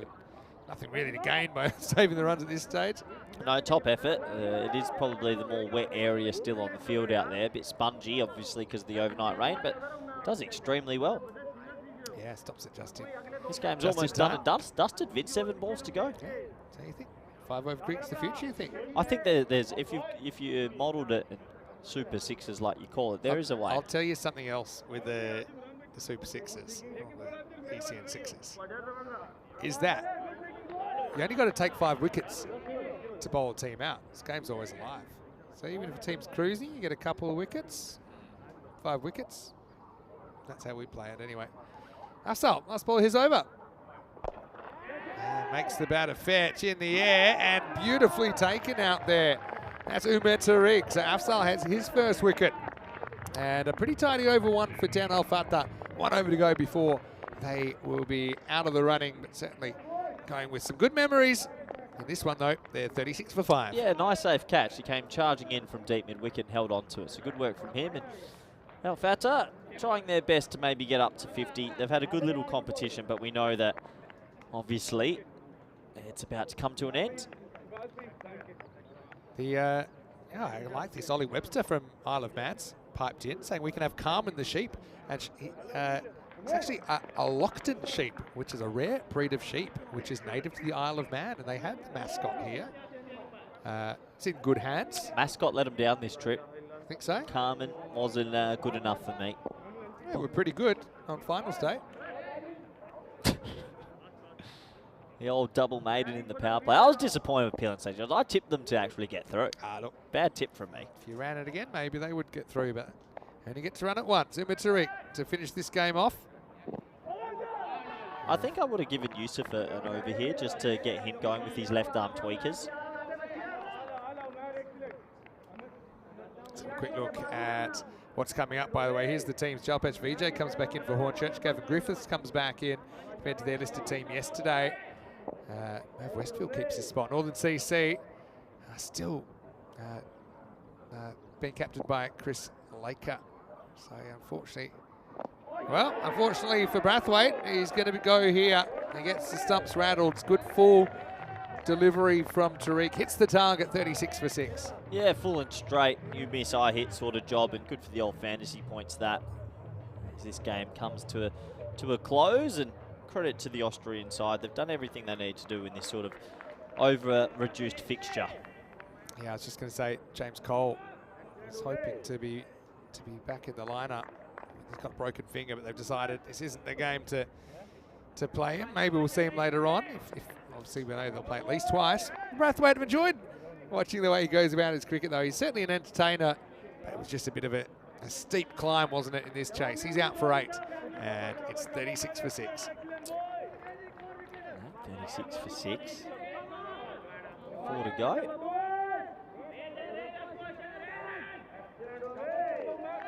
Stone Cold Steve Austin comes out for a little bit of fun. Let's see if we can have a highlight here. He's let that hair grow, hasn't he? Scott Austin, by the way. Stone Cold Scott Austin. Don't break any trademarks. Yeah, is that okay as well?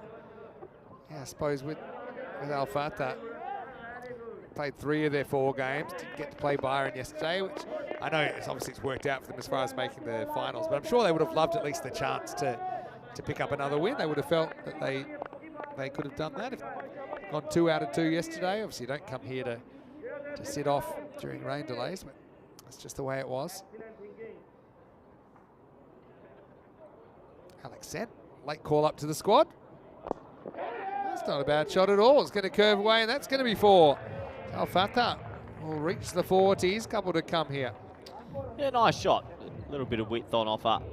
Gets it away for 4. But yeah, Vin, we know that Al Fatah will all go home with what was arguably one of the biggest upsets we've ever had on the network. So plenty of personal highlights for the team and individuals. I'm sure they'll come back stronger if they win their domestic league in 2025. Yes, for sure.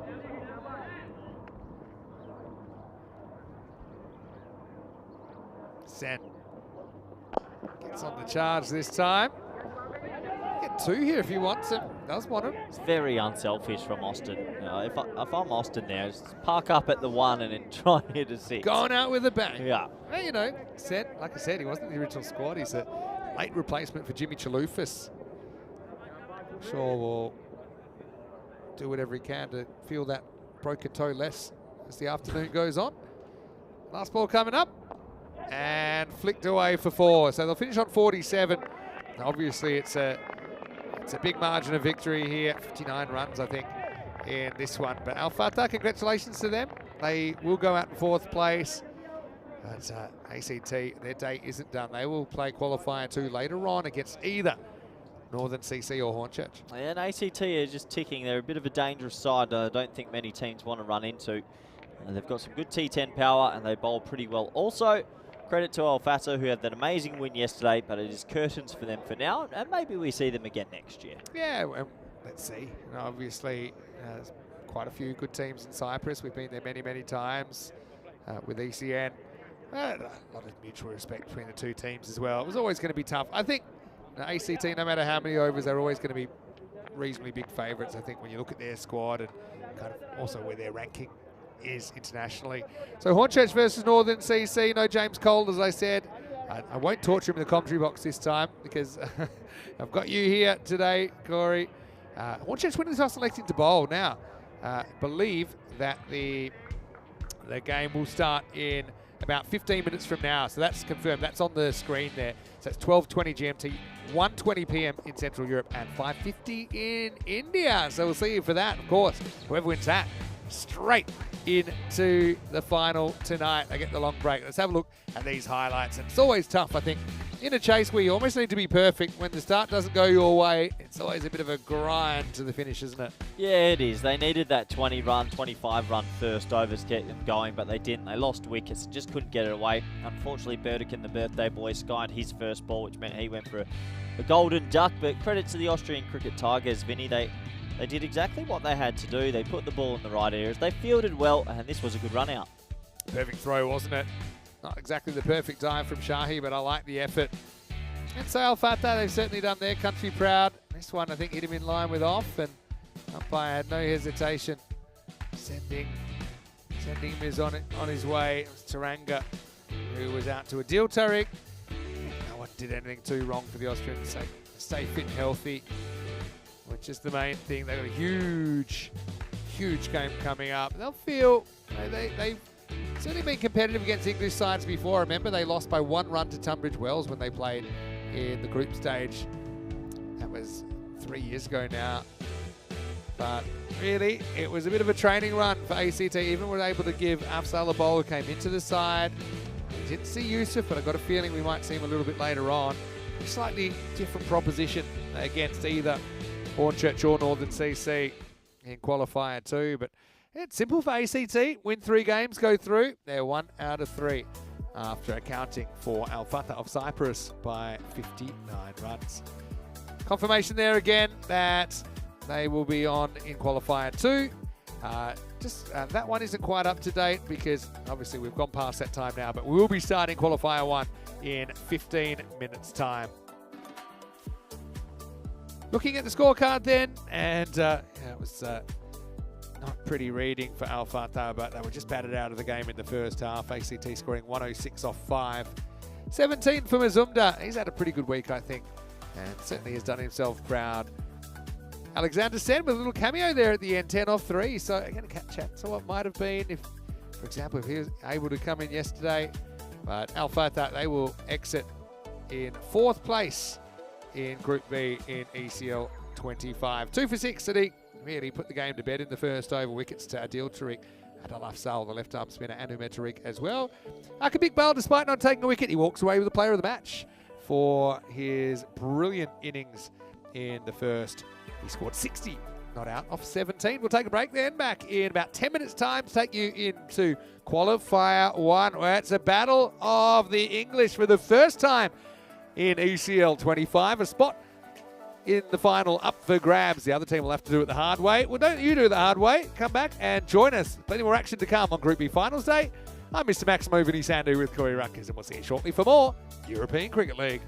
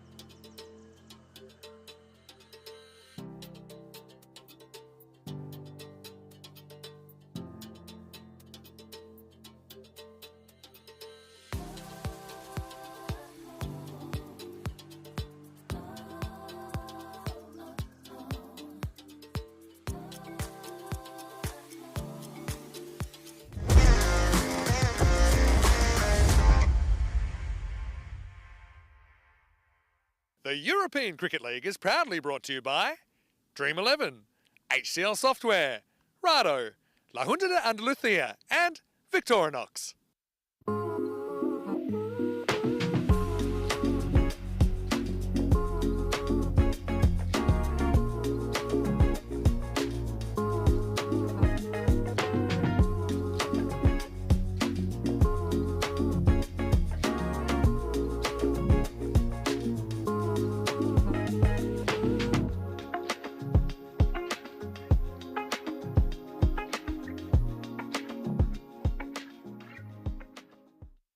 Hello and welcome back. Great to have your company. One game down on finals day, and now we'll get back to some 10 over stuff with the two English teams ready to do battle for the first time. They were meant to meet in match 9, of course that was washed out. So it's Hornchurch, the defending champions, taking on Northern CC, the club T20 champions of England last year. A little bit earlier we had Ian Ramage with the coin and the two captains. Let's see who wins the coin toss. Hornchurch, you're the home team, you'll toss the coin. Northern as the away team, you'll call. Andalucía. It's been called Andalucía. It's come down you crickets. You won the toss. We have a ball. Okay, toss won by Hornchurch, who will bowl first. So Hornchurch win the toss and they elect to field first. This field, it's doing okay, isn't it? It's drying out little by little. I suppose we'll see if the big bird can kind of get his traction. He's been very good for them this week. Northern coming off that big upset loss yesterday. Let's see if they can make up for it here. Spot in the final up for grabs. The other team will have to go the hard way. A guy who's always doing it the hard way. Corey Ruckers will take you to the first ball. This is qualifier 1 on the way. Hornchurch winning the toss and bowling first. Hello everyone and welcome back to the beautiful Cardimer Oval. Looking forward to this one. Northern's taking on Hornchurch for the first time in this competition. There was a lot of rain yesterday and their group fixture just didn't end up happening. So this is the first time they'll come up against each other.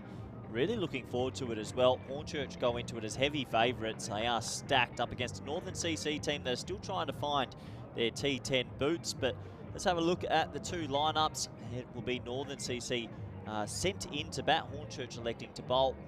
And obviously there's one man that everyone's talking about and they enjoy watching him. Mohammed Irfan listed at 3. He'll open the bowling. He wins you a lot of games of cricket when he's in your lineup. For Northern CC, they need that top order to click. Gray, Laker. If they can get going, you never know. Maybe they can spring a bit of a surprise here.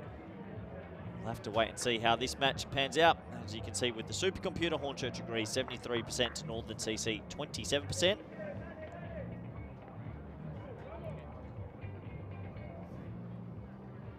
Good to see those pitches there. The sun is still shining.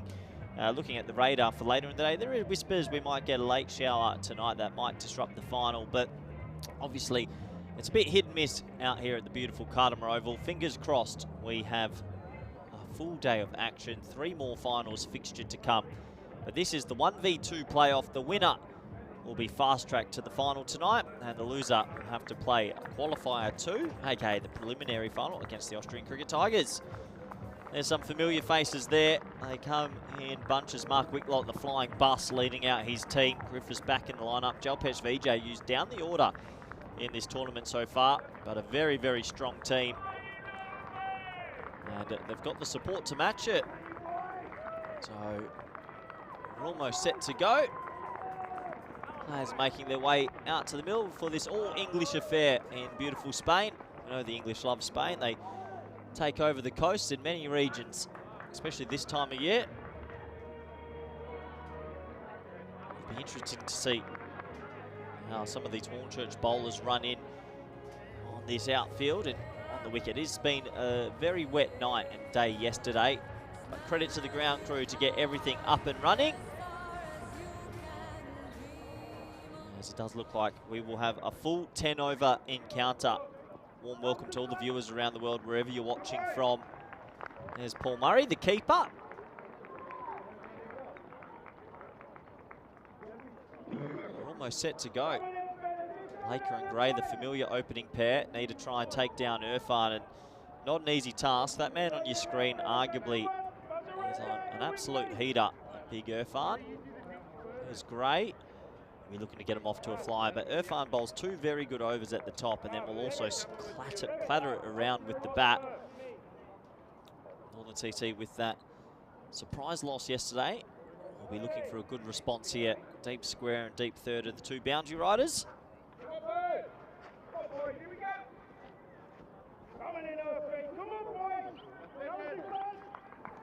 We're almost set to go. The crowd's ready. The crew's ready. Irfan's ready. Lakers ready. Ball number 1, qualifying final. Oh, yes, he's bowled it backwards for 4. Go, and it's been given 4 runs. What a start to the game. I've never seen that in my life. He's actually bowled it the whole way backwards for 4. Well, what a way to start. He's actually bowled it past deep mid-on. It's arguably the greatest thing I've ever seen. It's gone the whole way to the boundary. I mean, I've seen the ball slip out before, but I've never seen someone bowl it all the way to deep mid-on for 4. Dead ball, but that would have been great if it was given 4. Here we go. Back to that heavy length, but well, I don't think I've ever seen that.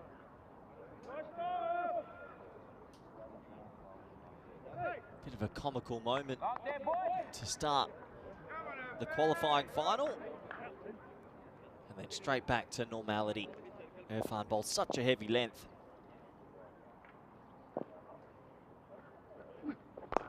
And he's going to get a wicket straight away. He's having a tournament and a half. That's an easy catch. And a simple wicket early. Too much bounce there for Laker, who tries to play a bit of a sort of cross-bat hoik. And Irfan does what Irfan does. He picks up a wicket. And Hornchurch, that supporting base, who have truly taken over Cardimer Oval. The score is none for 1. It's going to be difficult for Northern CC. They have to try and get through this man. Not too sure that shot was the option.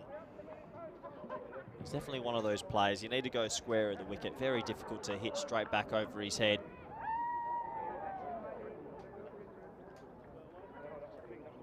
Laker goes for a duck. Score is none for 1. And, well, they brought him in from Australia. They paid the big bucks to fly him over, and you can see why he is delivering a masterclass in Group B so far. With the bat, especially Big Irfan, but with the ball, he'll always offer you 12 very good balls at the top of an innings.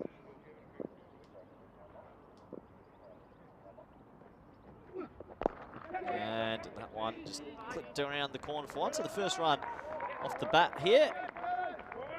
Big Gray on strike. Seems like Irfan figured out the tactic to bowl it forward, not backwards. It's always working for him. Hornchurch already blown out to an 80% on the supercomputer.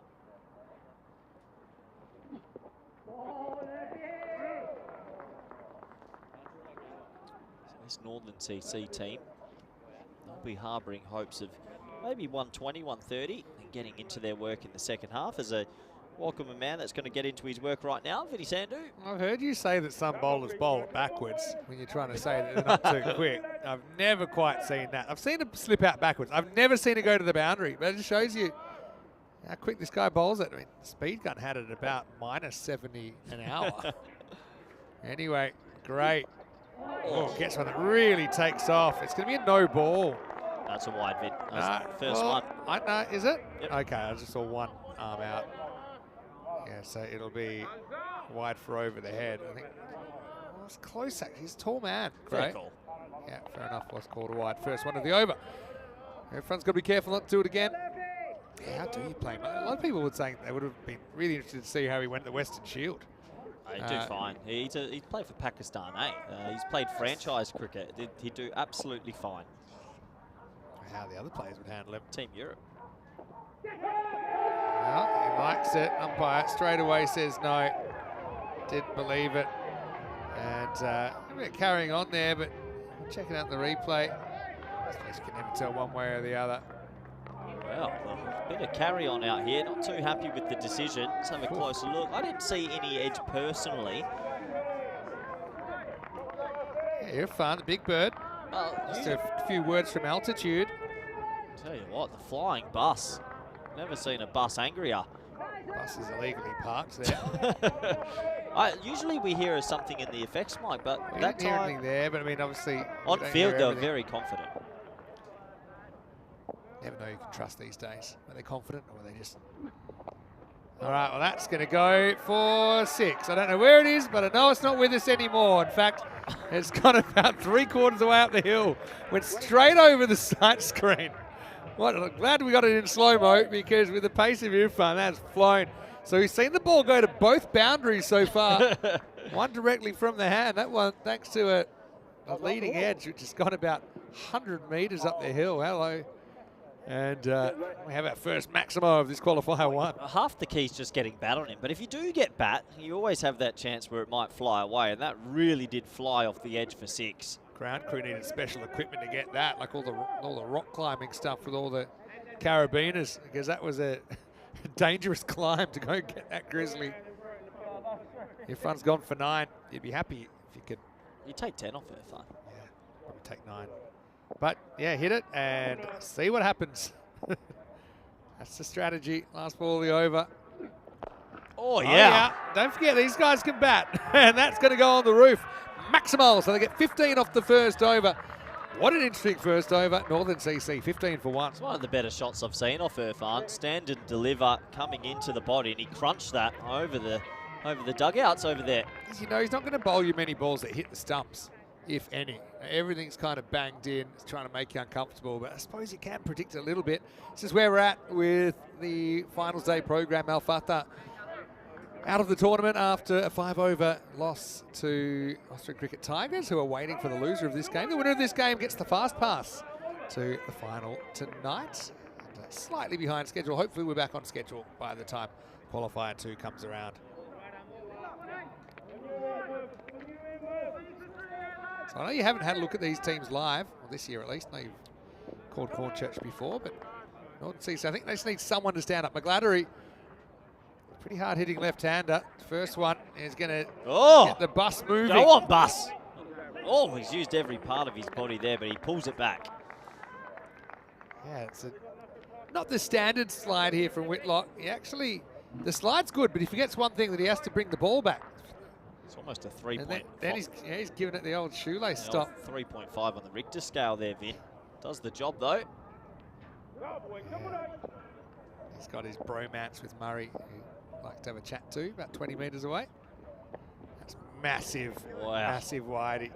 This is where bowlers just need to adjust slightly here. I mean, if you're going all out, you know, with the turf you're taking onto the artificial turf, then you've got to be a bit careful. Well, it's a funny one. Irfan just ran in and didn't seem to have an issue. It looks like it was a no-ball front foot as well. It was the next step, actually, that he overbalanced. This one may or may not be on the screen. I'm just going to have a look at it. Yeah, that's a wide. Well, you don't want to... you got to adapt. I mean, all teams, it's the same. We didn't really see anyone going over the first game. It was probably slipperier. Well, that's going to be a no ball. Well... But I mean, then you got to bowl off 4 steps, or you got to work it out in real time. Well, Hornchurch looked like they're trying to get themselves off the field, if anything. Different bowlers will have different levels of difficulty adapting. But he's just got to come in, halve the run up. You don't need it, and get it right. It's been a no ball. Well, it's a no ball, definitely. Are they the two? If you combine the height of those last 2 balls, are they two? This is the highest 2 balls in history. Well, this is what you expect from Manchester City. Complaining. They buy their team, they bring everyone in, get on with it. I thought you were going to be a bit kinder to Hornchurch today. Look, we just watched 10 overs of players bowling. We've got people... Irfan didn't have an issue. Let's get on with it. Yeah, exactly. I have to say, it's only getting better. But you have to...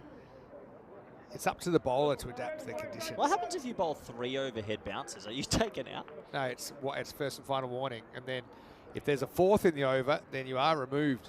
It happened once most notably in the Shebekel incident of 2021, where he was removed from the attack in his first over. So I suppose if you're Hankinsey, if you're not comfortable, if you feel that you are at risk of injury, if he's not comfortable, then I suppose he can just not bowl the over. Well, controversy here at the hallowed turf of Cardimer Oval, and Hornchurch seem like they're more keen to get off the field than get on with the cricket, if you ask me. They don't seem too keen. But Big Bird just ran in and ran in hard. We've had 11 overs where we have seen nothing like that. So I think you just need to either, 1, adapt, or 2, say, look, I can't bowl on this because I've got some sort of issue. Hate to say this, Finn. This is Do you?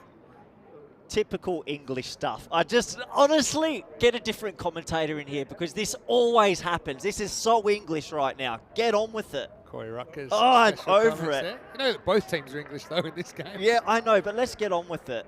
Bowl spin, I don't care. We're here to play cricket. We're in Spain. It's finals day. Get on with it. I'm looking forward to the next one, which by the way is a free hit.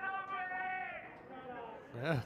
Obviously they quite like your quote because I just heard it come from Bay 13 here. Well, Hornchurch look like they don't want to go on with it. This is a forfeit. Let's get on with it. It's tournament refs coming out now. This is typical. This is just, Vin, honestly, call Rico. I'm off. Just let's play some cricket. You've had 2 days off. You've done a 5-over game, which I should say, passed without incident. And now we're going to have a conversation. Yes. But this is where, I mean, the European cricket is a bit different to if you're playing in a UK comp because, number one, you're an artificial pitch, which is different already. But the onus is on bowlers more to adapt rather than you maybe getting a perfect run-up of 20 metres. And like I said, we've seen Aqib Iqbal running in. We've seen Aqib Iqbal was just tearing in. Irfan was tearing in. Despite bowling the first one to the boundary backwards, I don't think that was a footing issue. So maybe you have to maybe bowl your spinners a bit more. I mean, they've got Adil Malik. My biggest question Well, is, let's go. Look, if they come off here, this is absolutely disgraceful. The batsmen are now walking off. Let's take control of the situation. The ground crew have been here for 3 hours working their behinds off to get a game of cricket up. I'm not sitting on the fence with this. This is typical moaning behaviour, and this is ruining the sport. The sun's out. We've seen 10 overs of cricket played. Let's get on with it, because if this game gets abandoned, this is ridiculous, Vinny. Absolutely ridiculous. I would be highly surprised if it's abandoned. I think maybe they're just spending a bit of time working out exactly what to do, but it comes down to who's in charge of the game, doesn't it? I mean, if the refs say it's fit to play, we've had 11 overs of play. We're in, and well, the 10 overs in the first game, it would have been significantly, potentially more difficult to land. So, honestly, I don't think this is a ground problem. This is a Hankins problem. It wasn't. It's probably even partly psychological if you're worried that you might slip. But yeah, a bit of a conversation. There's Ian Ramage, who's in charge of the big decisions. And this is the thing, though. This is European cricket. You know it's going to bring drama, and I'm just curious to see how. Well, the cameraman's doing a good job in there. Everyone's around. There's fans here. There's people at the bar. Everyone's ready for some good cricket. There was no complaints in the previous game because you've got two teams that really want to play. Right now, it feels like there's a team that doesn't really want to get on with it. So it's a very complicated thing, but I don't think it's that complicated. It's just the referee saying, it's probably what he's saying right now, that this, we feel we've never had this before, Vin. This is like the abandoned West Indies-England game almost. No, they won't shake hands here, will they? Surely we're just going to get on with it in 2 minutes. If you're Northern, you're not. No way. Question is, if Hornchurch, here's my big question. If Hornchurch had finished second, would this be happening right now? That's my litmus test. Why were they ever invited back? Ask yourself that. Oh, I mean, they won. Let's play some cricket. No, Come on. I mean, that's the thing. I think you got to, yeah. We just watched 10 overs out here. That's the thing, though. I mean, we've seen, go back to ECL 22, Tunbridge Wells, made it to the final when the pitch was certainly not in the condition it's in right now. But the question is, if two teams can play a full game on it, or okay, 5-over game on it, then why do we have this issue now? But that's the thing. You've got 4 teams left on today, Vin, and 2 teams played already. So then how does the next game say that it's not fit for play? That's the confusing part. Yeah, I mean, in the end, the umpires and the officials are the sole judge of whether the ground is fit or not. So, I mean, if Hornchurch really don't want to play here, I think that you have to award the game to Northern TC. That's what it is. I don't think that'll happen. I don't think it'll come to that. But I think, obviously you travel a long way to be here. And the thing is, I wonder what the viewers think here as well. I mean, we've already seen it. I think It's not nice pictures, this. You know, this isn't how you want to That's produce. from Matt Hetherington saying Corey on a heater, and totally correct. Thank you. Finally, someone actually can stick up for me. This, like, the thing is, we've got people here to watch the game, Vinny. We've got people here that are watching around the world. Exciting clash of cricket. But we played a game earlier, so... So I just think, I don't know if we can pad this out anymore. Not too sure at the moment, but there is a lot of discussions between those men there, and unfortunately, with how many balls have we bowled this game? 7 deliveries. We have to stay alive here, Vid, because... well, what we'll do, we're going to take you back to the opening stanza, and I'll show you a little bit of what's happened so far. Again, look, Irfan's coming in, he's taller, he's warrior, and he was able to get through his over. That's the surprising thing. The chairman of the board, he was up. The crowd, look, you have to adapt. It doesn't matter which team. I've got to be fair to all teams, and all teams have the same conditions, and that's kind of where we're at, because Harry Hankins lost his footing twice. He doesn't want to bowl, and that seems like it's leading to a conversation that Hornchurch aren't that happy out there. So what we'll do, we will go to a break, and we'll call you back when we've got a bit more news. It's finished out here, Mr. Maximo. They're walking. No, they're walking off. The batsmen are walking to the sheds. I can't believe this. We might as well keep the viewers up to speed. The players are leaving the field. Unbelievable, teams. Unbelievable. I can't. For European cricket, this is a huge shame. We don't know what's happened just yet, so let's just wait and see. And obviously, got a 35-team tournament. They're all, they all have to treat all teams the same. It doesn't matter where they come from, England, Cyprus, or do we do that, Vinny? They need to be treated the same. So, look, we don't know what's happening at the moment. I think we will take a break, and I will come back to you with some more information, hopefully sooner rather than later. This is Mr. Maximo Vinny Sandhu with Corey Rutgers. High drama. Back to you, hopefully with some more action on the field when we return to Gardner Oval for more European Cricket League.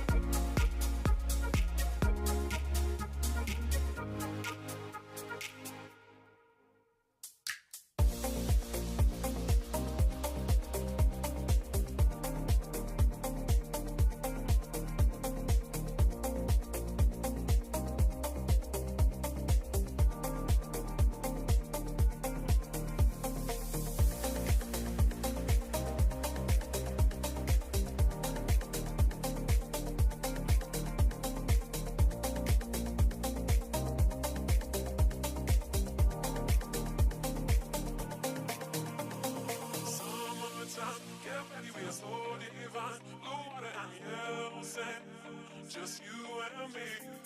Summertime, get ready, we are so divine. Blue water and yellow sand. Let's live our dream. Summertime, get ready, we are so divine. Blue water and yellow sand. Just you and me. Summertime, get ready, we are so divine. Blue water and yellow sand. Let's live our dream. Summertime.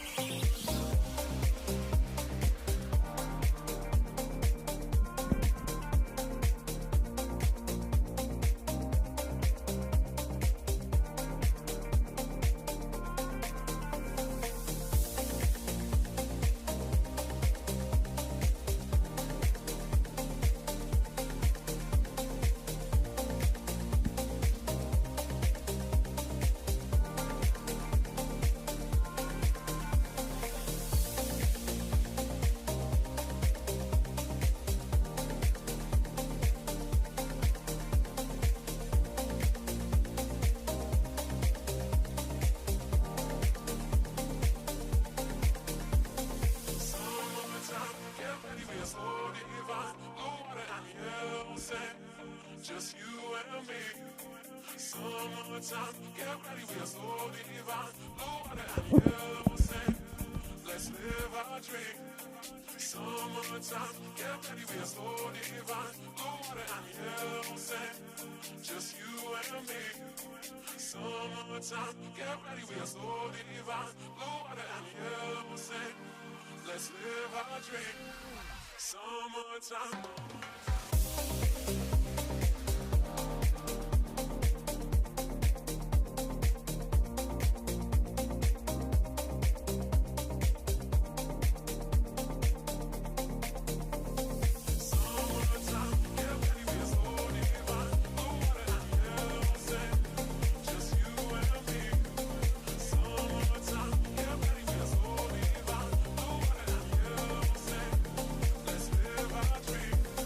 Summertime.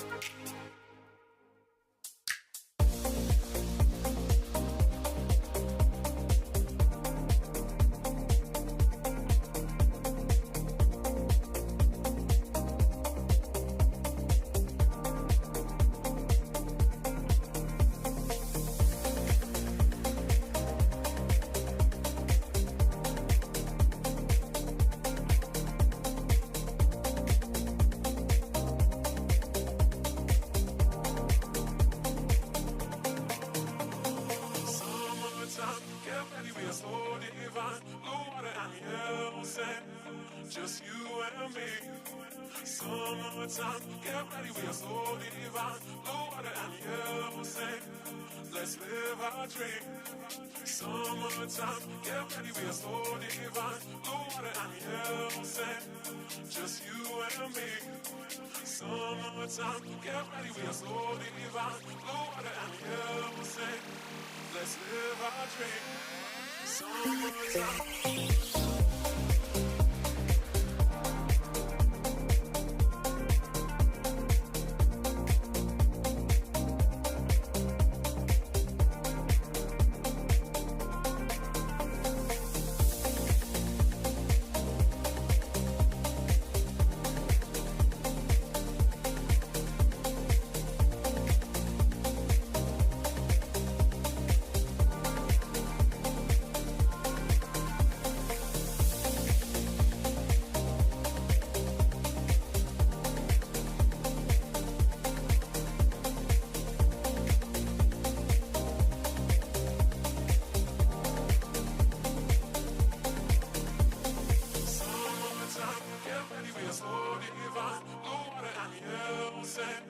Just you and me. Summertime, get ready, we are so divine. Blue water and yellow sand, let's live our dream. Summertime, get ready, we are so divine. Blue water and yellow sand, just you and me. Summertime, get ready, we are so divine. Blue water and yellow sand, let's live our dream. Summertime.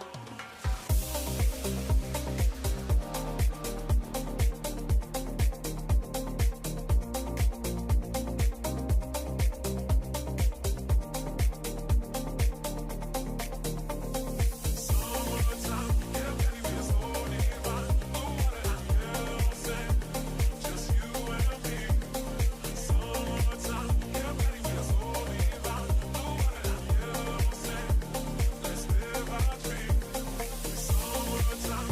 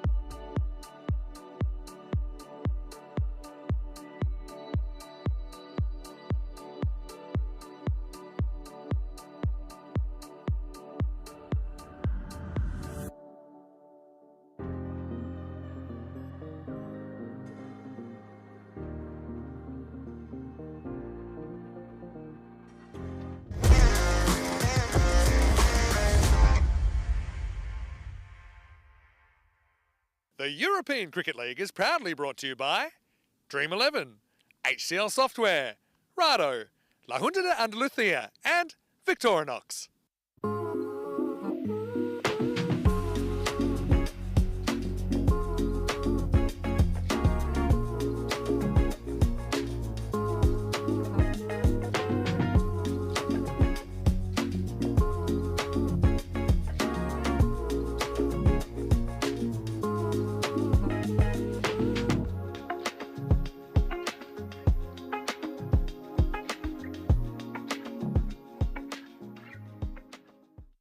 Hello and welcome back. We're halfway through finals day here on Group B. Well, a lot to talk about so far. Let's not get into that right now. Let's get on to Qualifier 2. And this one we'll see Northern CC of England, who are taking on the Austrian Cricket Tigers. Let's see what happens at the coin toss. Ian Ramage has the two captains. Northern, you're the home team, you'll toss the coin. Austrian Tigers as the away team, you're going to call. European cricket. It's been called European cricket. It's come down European cricket. You won the toss. You're going to bat first. Okay, toss won by Austrian Tigers, who will bat first. ACT win the toss then, and their captain Akib Iqbal has decided to have a bat. Certainly worked this morning in an abbreviated 5-over contest. They were able to put a huge score, triple figures on the board in 5 overs, which is good going, and then they were able to win easily against Al Fatah, who I suppose had their moment yesterday with that big win over Northern. Speaking of Northern, I'm still scratching my head actually as to exactly what happened in that previous game, but bottom line is Northern CC, they are here, they will have to chase. Maybe that helps them a little bit because at least they know how to pace their chase. Having said that, they didn't do very well yesterday when we saw them go down to Al Fatah by 3 runs. And so, look, it's an opportunity here for both these teams. It's do or die.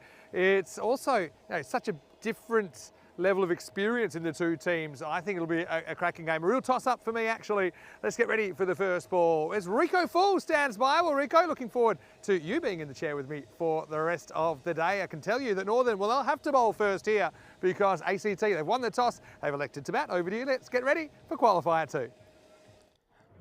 Buenas tardes, mi familia. Hello and welcome, everybody around the world that's tuning in to, we're hoping, a good couple of matches, of course, on finals day of Group B. It is World Compliment Day, the most positive day of the year. World Compliment Day is all about spreading joy, and I want to give compliment to the ground staff that have been absolutely superb here. The amount of rain that we had yesterday, the work that's been done to this ground this morning, hours and hours of mopping up and soaking up the water has been absolutely brilliant. Even up until now, the ground staff have been out there with the leaf blowers drying up things. So compliments to you guys. You've been absolutely brilliant on World Compliment Day. Well, which team is going to be victorious here? I tell you what, our computer cannot decide.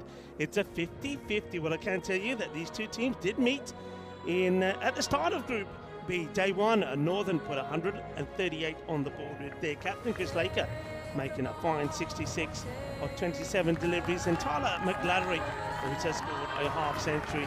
And Asian Cricket Tigers, they weren't that far off. They went down by 15 runs, but at one point they were on top. Russian Yusuf with a fine 32 of 20. And Russian Yusuf, of course, was in good form earlier today in that 5-over match, scoring 36 of 11 balls. But Akib Iqbal, at the moment, the captain, is in good form, and I think it's only natural that he wants to, the captain, be out there with the bat for the start of this innings. Batting first, confident move, there he is, Akib. Looks like he's going out there with the big, hard-hitting Mirza Ashan. That's your two openers there. And yeah, it has been a peculiar day. A lot of talking points, of course. I'm sure that we will touch on those throughout the afternoon and the evening. But decisions are made, sometimes popular, sometimes unpopular, but there must be reasons for them. And I think we'll just have to leave it at that for the moment as we get ready for the start of this one. Good to be back. Thank you to Mr. Maximo for a lovely welcome, and also well done to Corey. We came back after a couple of days to a feisty finals day here at Group B. But ACT, having to do it the hard way. They've got to win against Al Fatah. I want to say happy birthday to the captain of Al Fatah, to Scott Burdekin. It's his birthday today. I know he's probably watching from the fan zone. So happy birthday.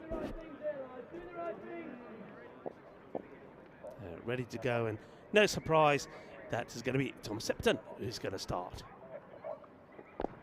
just gets kited away. He's going to have to rush here, you know. And I reckon he was struggling here.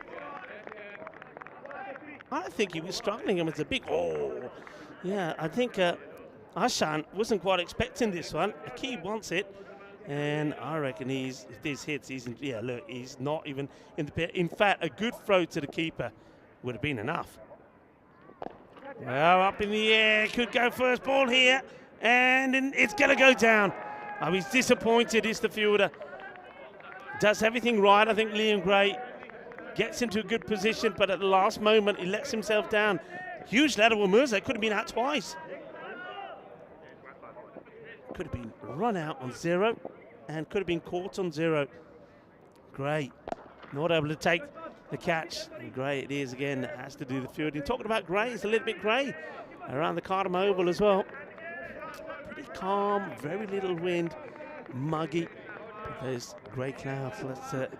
Let's hope that they don't bring any more rain here after a wet Andalusian day here yesterday. Oh, inside edge.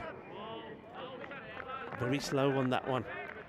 I just think that Tom Septon coming onto bowl, it's a thing that Northern have done. I think some teams, and maybe ACT, could have maybe just changed their batting perhaps with somebody who likes the slower stuff, who knows? You know what's coming your way. Oh, how does this miss? And he gets through the gloves of the keeper as well.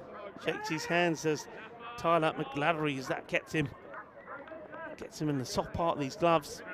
But another one, look, just missing the stumps.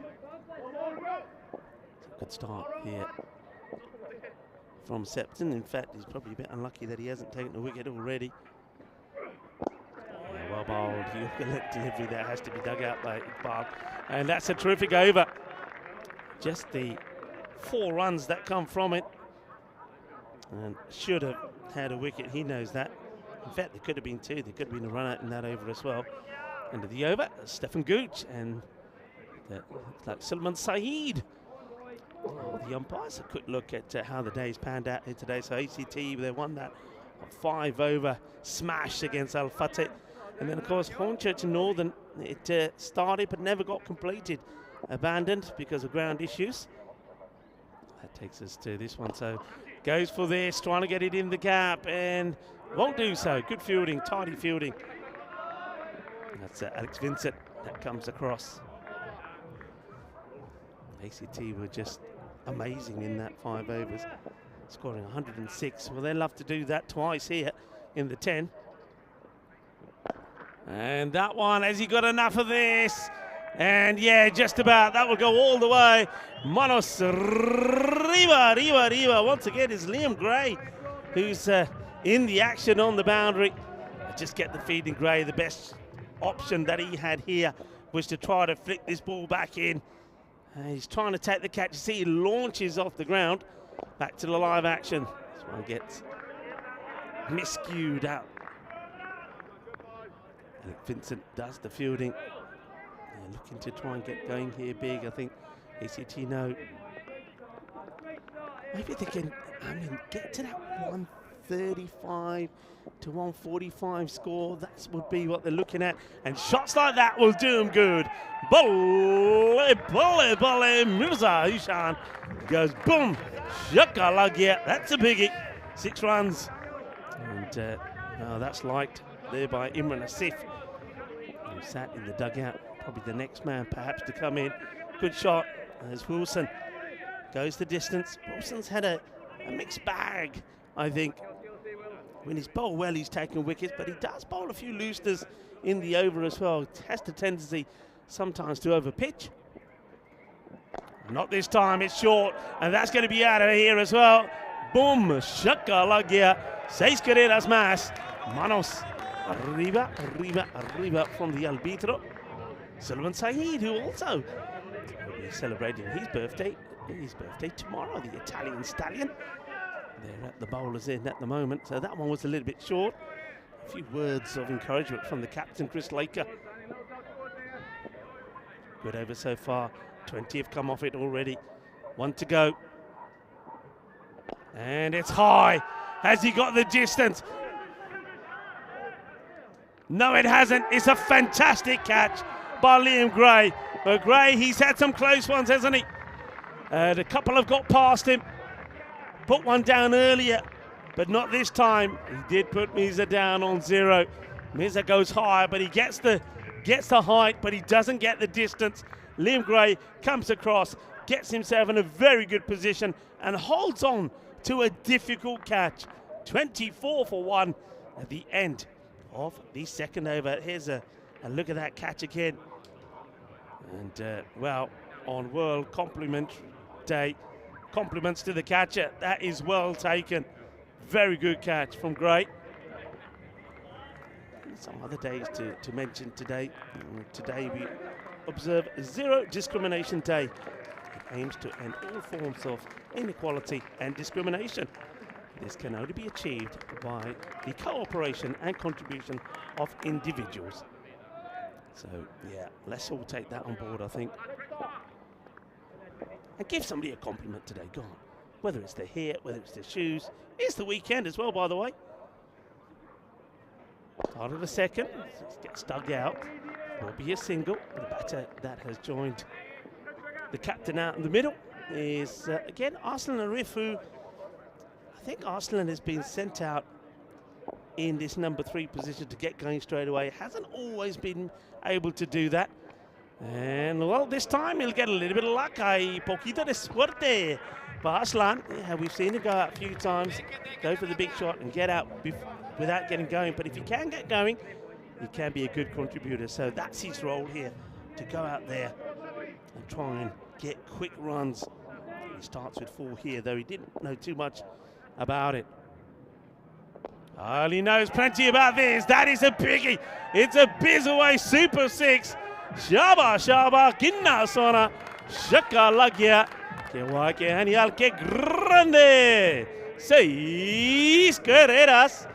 Oh, he got that good, did Arslan. Septon just straying slightly onto the pads. And he goes the distance. So we're probably going to be here, probably be looking to try and maybe jam in that Yorker. He bowls it well. Gives it more flight, and he goes even further as Arslan clobbers this big. That is sweet out of the middle of that bat. Sweeter than a tata de nata. Ay, ay, ay, que guay, que genial, que grande. 6 carreras más. Well, they were slow getting going when Tom Septon only came for 4 in his first over. But they've picked it up when they've had to. Arslan doing what he's there to do. He goes down the ground, but he's chipped it straight to the fielder. It's going to be an easy catch this time. And Lewis Barbara holds on to the catch. And Tom Septon picks up the wicket. But he's done his job, I feel, Arslan Arif. He's out there to make it count in the power play. He scores a quick fire 16 or 4 deliveries. He's got them started. There's the wicket that's falling. So a couple of balls still to come in this over from Tom Septon, but the power play, the score, it's okay, 41, 2 down. They won't mind that. They have got batting. Interesting if they'll go with the left-hander here. Looks like they have done. Looks like this, yeah, it is. It's Ashton Yusuf, who's had a good day with the bat. Yusuf also was the high scorer for the Austrian Cricket Tigers in this fixture last time they played as well. So comes out. I think he's, just respect maybe these couple of deliveries. Septon, he's a danger player. Maybe see him off. Well, we're not thinking that way as he tries to pull this away. Plays it very, very early, and that will be the end of the over. So well bowled, and 41. 2 wickets down, but like I say, they'll be happy with where they are on this one. Vinny Sandhu joins me back in the commentary box. Vinny, buenas tardes. We didn't miss much. Hey Rico, good to have you back. Yeah, 420 and 17. So probably a power play, a couple of wickets, about 14 and over. Northern, maybe the most concerning thing is that, one of the most concerning things is they couldn't chase, what was it, 99 yesterday against Al Fatah. The thing is, if they had, they would have finished top. the way things played out. All right, here we go. And this is another sky ball. Can anyone reach it? Yes, they can. And that's Louis Barbara that takes the catch. So Iqbal's a big wicket. He's been hitting them well, coming off a half century in the 5-over fling this morning. But in this qualifier too, he's out for 10. And a big moment in this game. ACT 41 for 3. Yeah, well, they're being given some catching. Wasn't perfect right from the start, was it? But, well, we saw Gray take a great one to remove Mirza Shan. And now Aqib Iqbal, he skies it up in the air. He'll go for 10. That is a big wicket.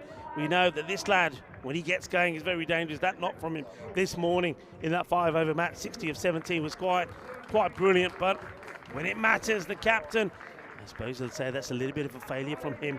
He goes for 10 of 7. Like I say, they were okay with the rates here, but they don't want to be throwing the wickets away. Alex Vincent in the act with the wickets. New batter comes out, and it's going to be Imran Asif, who's going to work this one away. Well, watch out in Cockney corner. That's coming your way. 6 runs. As Imran Asif starts with the boundary. They've got good hitters. They've got batters that can come out. They're going to attack straight away. And I don't think we've seen the best of Imran Asif. What a time it could be for him to shine. Definitely haven't. Cockney corner actually seeing some cricket. They look pretty surprised. Anyway, that one is shoulder high and flies safely over the top. Nice shot. So, yeah, Asif, member of the 150 club. There's not too many members of that club. I think we had 10 or something all time. But yeah, you're right. It just hasn't really clicked this week so far. Vincent's a very good cricketer though. He's gone out 6 so far. Yeah, it's beautifully played. Is it going to beat the fielder? It is. And he's going to be a little bit disappointed, I think. I think if you're the third chasing here, you get a good slide, and it's good condition for a slide. Get a slide and punch that ball back into play. But it's good, soft hands. Yeah. Nicely played, and wow, काफी the course could be feeling it, but Joka lag gaya. Just hard enough hands to get it square enough so that fielder couldn't cut it off. Vincent might go off speed here. And gone. And yeah, it's a soft dismissal, really. It's similar to the first ball that he put for 6, but this time you see he's giving himself some room. And Vincent, like a good bowler would do, follows him, bangs it in short to him, tucks him up, doesn't give him the room. And I think Imran Asif is going to be very disappointed that he's got out in this manner. Funny thing, though, because if he gets a bit more bat on that, it's flying for 4. Sometimes even flies for 6. But I think you've got to give credit to the bowler here because it just gives him no room. Looks right in. It's going to hit him in the chest. Gets the hands out in front. But a simple catch taken there by Tom Sefton. So the Tasmanian, a long way from home right now. He'll chip in with a second wicket. Double strike here in the over. Asif, he'll be disappointed. 4 and a 6 and an out for him. And it's 51 for 4. Yeah, makes his way back. Still love that kit. I think that's my favourite of the lot so far. I know we're only into Group B here, but I like that kit. But unfortunately, Asif walks back. The 50 is on the board. Like I say, the rate they're going at, not a problem here, Vinny. But they're losing wickets. Vincent Van Gogh look like some people think. Alex Vincent. New batter is Umar Tariq, so he gets a hit at 6. Good cricketer, isn't he, Umar Tariq? Yeah. He holds a record that no one else can match, and that he has taken 2 hat-tricks in the 1 innings. And what I mean is 2 separate hat-tricks in the 1 innings. Did that for the Austrian national team against Malta a couple of years ago. That was quite incredible because then wasn't that he did that in his first over? Then in the second over, didn't he go for something like 26 or something? Well, no, both first half of his overs went combined for 22. 6 for 22. Played away, gets it past the infielder, but won't get to. Oh, they're taking it on here in the end. It's going to be pretty close. Does he reach the ball? I don't think he does. He doesn't, but that was a dodgy 2. Yeah. You've got to realise some of these arms are going to get the ball in quickly. The only thing with that throw, it just pulled Ty McGladdery away from the stumps. You can see. And also a little fumble cost him here. Oh, not really a fumble there. Maybe I was imagining it, but yeah, the throw pulled McGladdery away. So 54 for 4 after 4. And McGladdery apparently hasn't actually done much keeping. You wouldn't know it. He's a natural behind the stumps. Yeah, I mean, good cricketer. I was complimenting him the first day that I saw him. I think his movement behind there was superb. By the way, I want to say that you're looking very smart. I'm loving your shirt. My cricket bat I like shirt, the yeah. way you look, because it is World Compliment Day today. Thank you very much, Rico. Well, can I get a bit meta and say I'd like to compliment Phil G on bringing to my attention it's also World Peanut Butter Day, and the question was posed. I know it's a little bit early for food chat, but what do you prefer, crunchy or smooth? And I put the question to you, Mr. Full. Smooth. Okay. Smooth. No don't We need know time that. to think about it. I mean, that is on me. It's on me little notes. Peanut Butter Day, of course, celebrated a national day there in America. Yeah, it's the old question, crunchy or smooth. I've got to admit, I like smooth. The thing is, because you know, with peanut butter, it always sticks to the top. I don't want to get all confrontational, but you're wrong. Oh. Go on there. Let's see why. All right, in the air first, because I think this could be another catch straight down his throat. He's gone. He's the right man for this situation. Down there, Liam Gray stands tall, and Tariq the next to fall. So ACT have lost 5 wickets before we reach the 5 over mark, and it's 55 for 5. Yeah, the captain in on the yacht there as well. And Chris Laker doing the bowling. And, well, I got to say that there's no doubt about Liam Gray. He is very smooth out there on the boundary. Crunchy is smooth, or Liam Gray is smooth, takes a nice catch. So go on then, why am I wrong? Because you're not 90 years old. By the way, hello to a lot of our viewers who are 90 years old. But if I was to take a random person, if I said to Louis, smooth or crunchy peanut butter? Crunchy. See, that's the winner's talk. If you just meant to chew it, Rico. Yeah, just I chew know. it. You got your own teeth still. Listen. Chewing it is one thing. It gets stuck to the top of your mouth, and the crunchy bits get stuck in between your teeth. Whereas the smooth, it's all right. You can just suck it out, can't you? Okay, agree to disagree. Just like that. Oof. Bouncer first up here. So it's Hassan Sadiq who's coming in. Hey, so I know you're doing your first aid training. I know you had a little bit of time off to study for that. In the choking section, they do mention peanut butter. Did you? Yeah, I do remember see? that. So take my advice. Go with smooth. That's crunchy. How crunchy are we talking here? There's full peanuts in the shell. Anyway, thanks for reminding me about peanut butter. Something I've been laying off of a little bit since I've been on my health kick. Anyway, good slow ball there. Yeah, well bowled. And hello to Phil G. Good to have you in the chat. And everybody else in the chat as well. Thank you for asking that question, Phil G. Good question. Oh, that's gone a long way. It's not a good delivery. I think it's that slower off-pace delivery once again from Chris Laker, but this one is down the leg side and he latches onto this pretty well, Hassan Sadiq. So, yeah, the score keeps moving nicely, but wicket column is a problem. Get outside the hip at your peril, and that time Laker gets swung away. Swivel job. Hassan Sadiq, yeah, he's a very experienced player, and you will often see him batting high domestically. He's coming here at 7, also a pretty handy bowler. But, yeah, I don't know, he's got a certain kind of range, and that ball was right in the middle of it.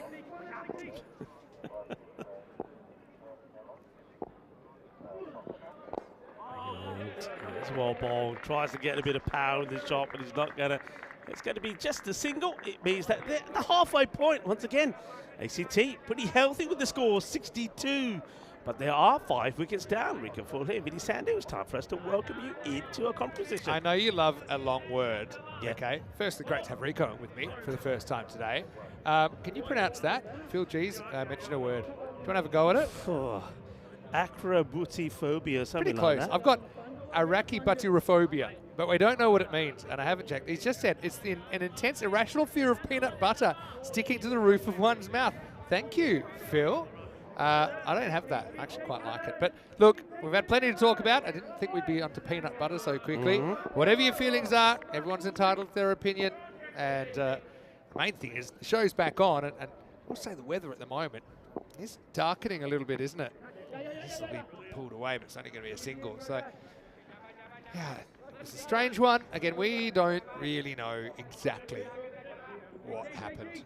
We've got this kind of conflicting stories about this, but in the end, what happened was the best I can say is the referee and the umpires, in their opinion, the field wasn't fit for play, and whatever their opinion was based on, it's up to them, and that's who decides, and that's why the last game couldn't continue. Oh, good slow ball, completely knocked him up. Yeah, he wants to go. I think this is good also from, I think, Yusuf, because he wants to pull it, but he knows it's not on and thinks, all right, I don't want to give my wicket away. He probably feels that he's probably the batter perhaps here who needs to try and bat all the way through. It's going to be gutsy to pull out of the shot, but he probably just felt the only way that was going straight up, so it wasn't worth it. Yeah. No value in it. Thompson's a good bowler. And that's a good shot. That's a classy shot. Beautifully played. Just watches this. He knows there's nobody back there at third and just guides it away. Clever shot from Hassan Yusuf. The thing is, you can't score runs if you're out. Most cricketers know that the hard way. So he felt that one before wasn't really one to go after because he didn't pick it straight away. Next one, intelligently worked away by Hassan Yusuf. 4 to the total. Thompson, good bowler, having to bowl to the left-hander there right now. It's going to be a wide. It's that slower off-pace delivery. And 2 wide. So working the variations a lot here. Northern CC, all the bowlers.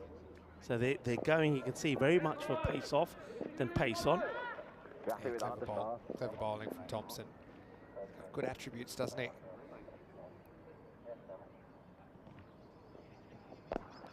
Bad ball to a lefty. That's going to bounce just before the rope, I think. 4 runs. Gets a swivel on this. There's Hassan Yusuf. The old, MJ style. Thank you very much. 4 runs. Yeah, again, in at the hip, picks up the length very quickly, Hassan Yusuf. And not an easy bit of fielding. Now the side of the fence either. That was a bit of Matrix-style fielding. He had to dodge the ropes holding the giant European cricket ball together. True. Trying to rob the safe.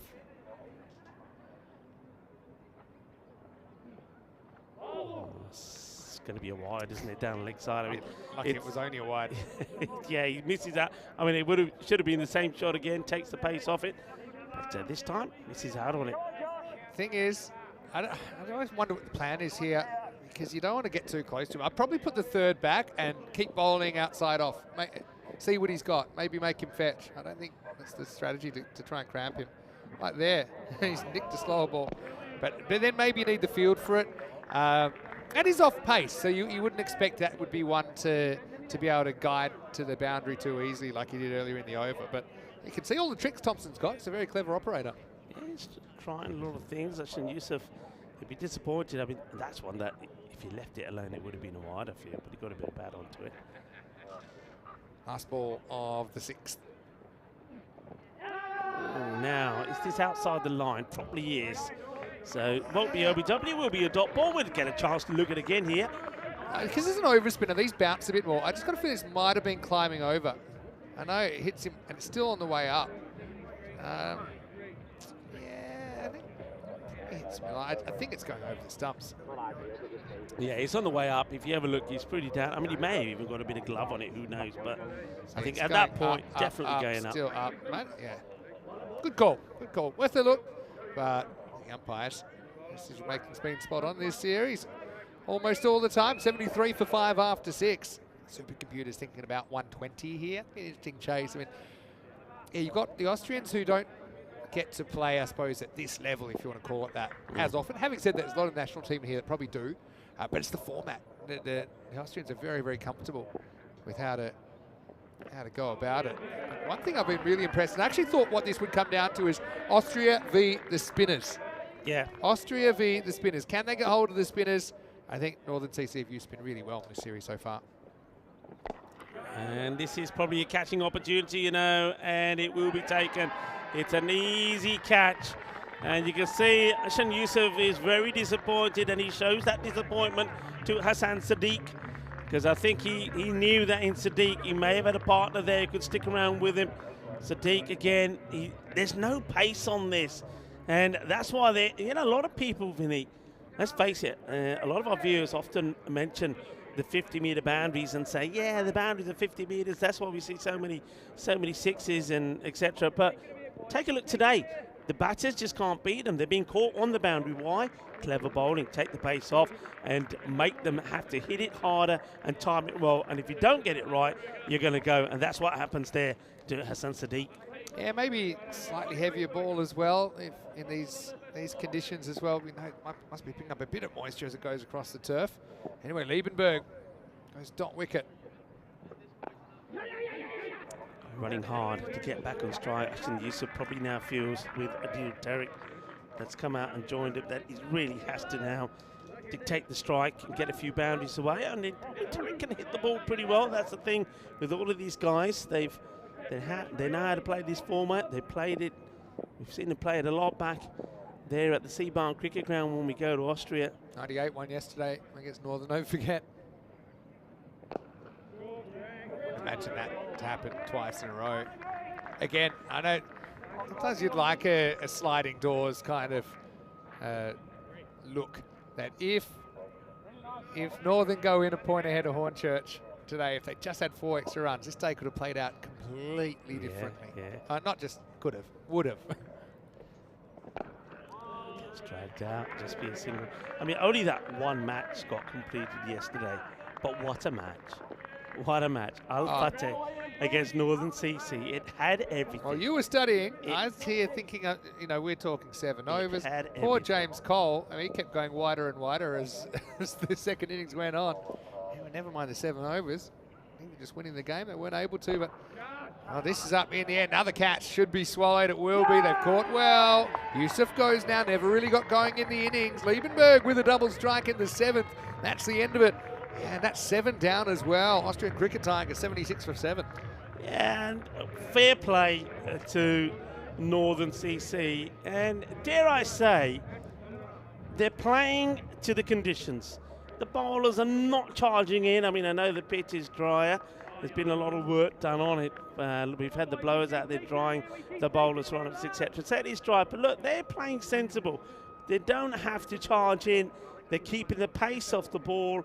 And a majority of the time, the Austrian Cricket Tiger, the batters, they're getting bat onto ball but no power. And that's another example of it. Keep the pace off.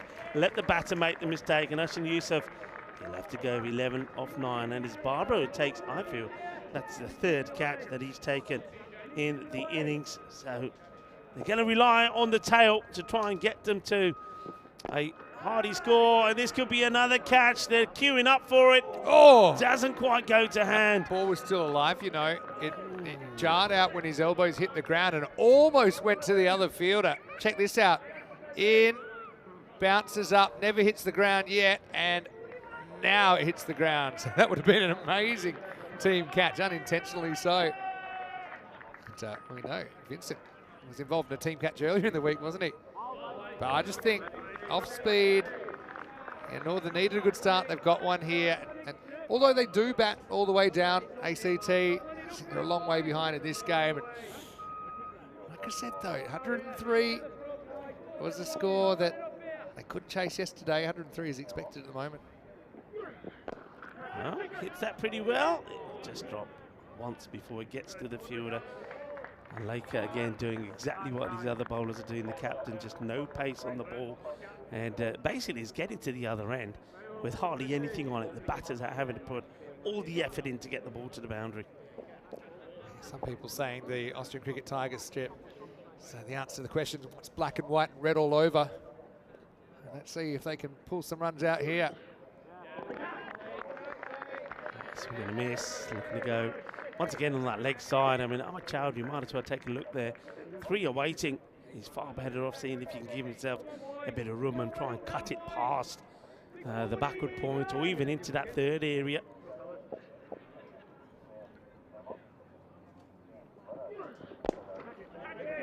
Hits that well in front. Kind of backwards bowling, not literally like we saw Irfan doing earlier. Bowled the first ball to the boundary backwards accidentally, which I've never seen. No, but I think he's going kind of 4 slower balls, 2 on pace here. So bowling backwards. Normally you might do the opposite, but that was the quick one just to hurry up the batter. Maybe back to slow. Yep. So then as a batter, you have to adjust to the quick one and try and time up the slower one. Tariq struggles to do that. It's the end of 8, and it's 80 for 7. Yeah, 3 off the 4th over from Gregory, and that one from Laker only came for 4. It's just not happening at the moment. 2 overs to go. 80. Can they get to that 100 score and then put the pressure once again on Northern CC? Northern CC, look, they're going to feel it. They know what happened yesterday when they played Al Fateh and were bowled out for 95. So, they will feel it the first few overs, especially if ACT bowl well at them. But they've got to try and get past that 100 mark here. Big overhead be huge, because take this for 25. Then your 105, maybe looking at 120. But Vincent, he's a very shrewd operator. Here we go with the 9th. Starts with a big wide.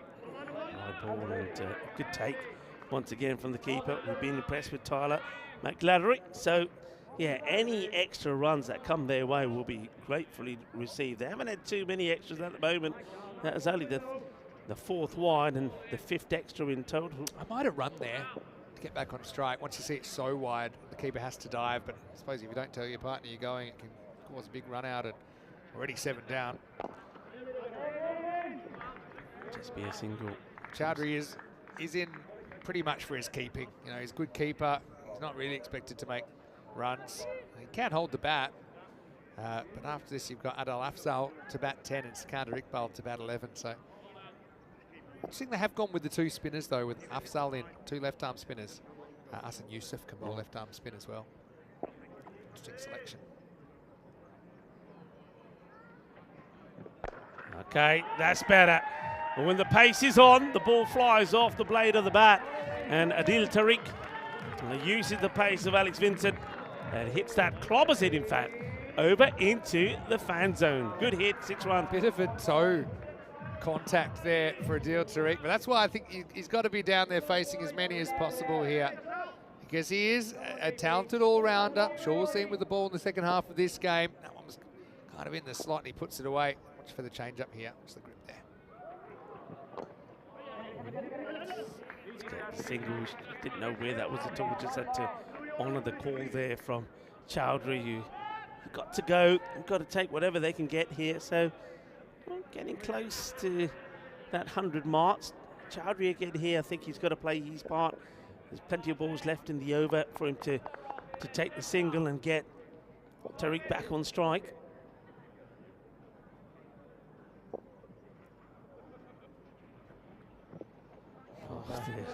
Funny thing is, that's outside the tram line, but because it's between his body and the stumps, it can't be a wide, I'm pretty sure. But didn't it go through him?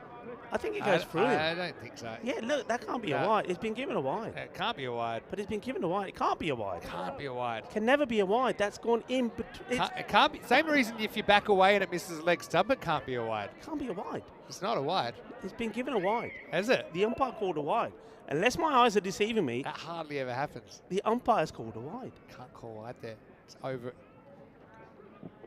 We can. All right. This is out of it. Hits. Misses. Well. That because there's all these wide rules. There's a couple of wide rules that are above anything else. If the ball is hit or it hits the batter, it can't be a wide. Doesn't matter anything else. If the ball's between the batter's body and the stumps, it can't be a wide. No. Same reason, like we could say anything misses leg stumps wide, unless you back away and it goes between you and the stumps. Technically, you're saying that goes through the batter and the stumps. Can't be a wide. Yep. Funny old day, old Group B. And this is the 6th day of the tournament of 26. Anyway, man, they could probably use the extra run, but it might be. I tell you what, Northern CC might be lawyering up by the end of the day. That's one I think they've got a good case. Yeah. Last for the 9th. Coming up.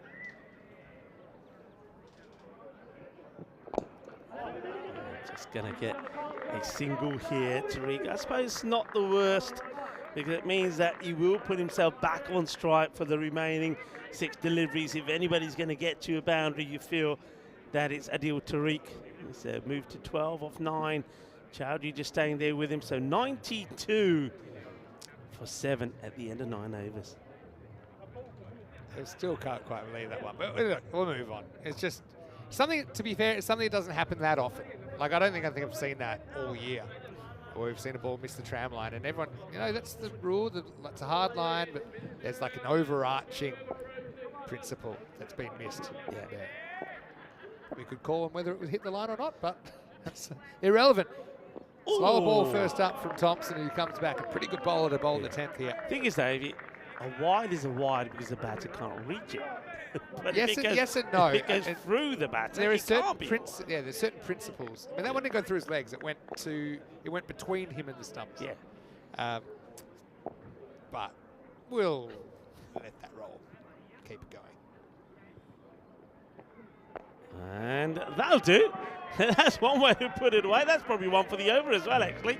4's being given. I can see Stephen Goots saying, yeah, that one's one for the over. And Adil Tariq is getting them close to this 100 score, giving them something to at least bowl at here. Yeah, that one would have been a huge wide as well, I think. But instead, it's been hooked away for 4. And Tariq 17. Can he get his team over the 100 mark here? He's got to run hard here. He'll take the single, and Chowdhury's. Yeah, Chowdhury's got to get him back on strike, doesn't he, Chowdhury? I think this is where Tariq. He's still got. He got a few wickets in, so in the last over, you've got to run here. I think Tariq has got to be ready to take off as soon as the ball is bowled. You've got to chance it. Really engaged the audience though today. Yeah, that's that's obviously one of the things we try to do. All right, Chowdhury, just don't miss it. He doesn't, but is he going to get out? Yeah. And it's a good save. Should be looking for 2. They will take it on. Here comes a throw, and they'll make it. Okay, probably would have preferred a deal on strike, but they get back for 2, so 99. We know it will be a 100-plus chase. Good word that from Vincent. We might not get a chance to see it again and in its full glory, because he does really well. Has he released it in time? Oh, has he landed there? I think that's 6. Has he released it in time, Vinny? Is that foot down? Is the foot down? No, say the officials. 6 runs. One time Vincent would have loved an early release. 100 on the board now. 100's up, we're back. Given 6. And again, have another go. And this time it will be taken. So catch taken. Chowdhury tries to go 2 6s on the spin, and he won't. 103 for 8 with the ball to go. New batter will be on strike. Whatever happens, they'll be running. Yeah, that's for sure. Oh, well, you take the trade-off 6 and out. I mean, look pretty clean live. But that's the thing with throwbacks. They actually are still touching their hand longer than the naked eye thinks. And so you can see it hadn't quite left the finger. New batter. So rushing to get out there. He's got 60 seconds, remember, new guy, and let's see what he can do. There's the Chowdhury going up the famous Cardam Oval steps. 9 for 6. He did his job okay. Good little partnership there with Tariq. All right, here we go. And what we're going to finish with here. 103 it stands at the moment. Last delivery maybe. And gets bat onto Paul. They're definitely going to go 1. You might as well try the second. You've got nothing to lose, apart from your wicket, which it probably would have been. But they'll finish 104.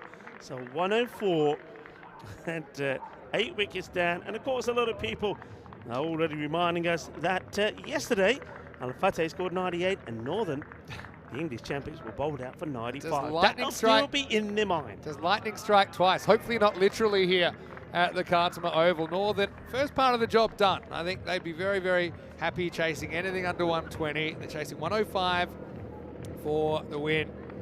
And the Austrian Cricket Tigers, it's a classic innings where no one really was in for an extended period of time. Tariq faces the most balls, 13. He was also the top scorer with 18. So you had 6 of the 10 batters we saw reach double figures, but no one made more than 18. So it's a kind of grafted 104, isn't it? Well, we are back on the park. Northern, the Jelly Bean crew, they wanted to get the crowd going. And well, ACT, well, they wanted to get going as well. They were on fire, weren't they? I mean, the funny thing is, though, they're not laughing. ACT scored more in 5 overs in the Eliminator than they have been able to manage here against Northern in 10. But having said that, this game is still very much alive. I think the power play will be really important. Yeah, I think it was really good. I mean, Septon once again bowled brilliantly well. His first 2 overs were sensational and picked up a couple of wickets there as well. But then I think the key happened is that I think Northern were very quick to realise that they had to take the pace off. They took the pace off, and the hard hitters of ACT, well, they couldn't find the boundary, and it's a good classic example here. I mean, Arslan, he came out and he did the right thing. He went for his shots. That's what he's in there for, and got to a very quick fire 16. Hit 16 on the first 3 and got out on ball number 4. And that was sort of the story. All the batters did very much the same. Imran Asif was the same, wasn't he? He came out, got to 6 to get off the mark. Here he is here. That was the first when Cockney Corner was in trouble, but it was a similar ball again that would get him into trouble. and I think he'll be disappointed he gets out that way.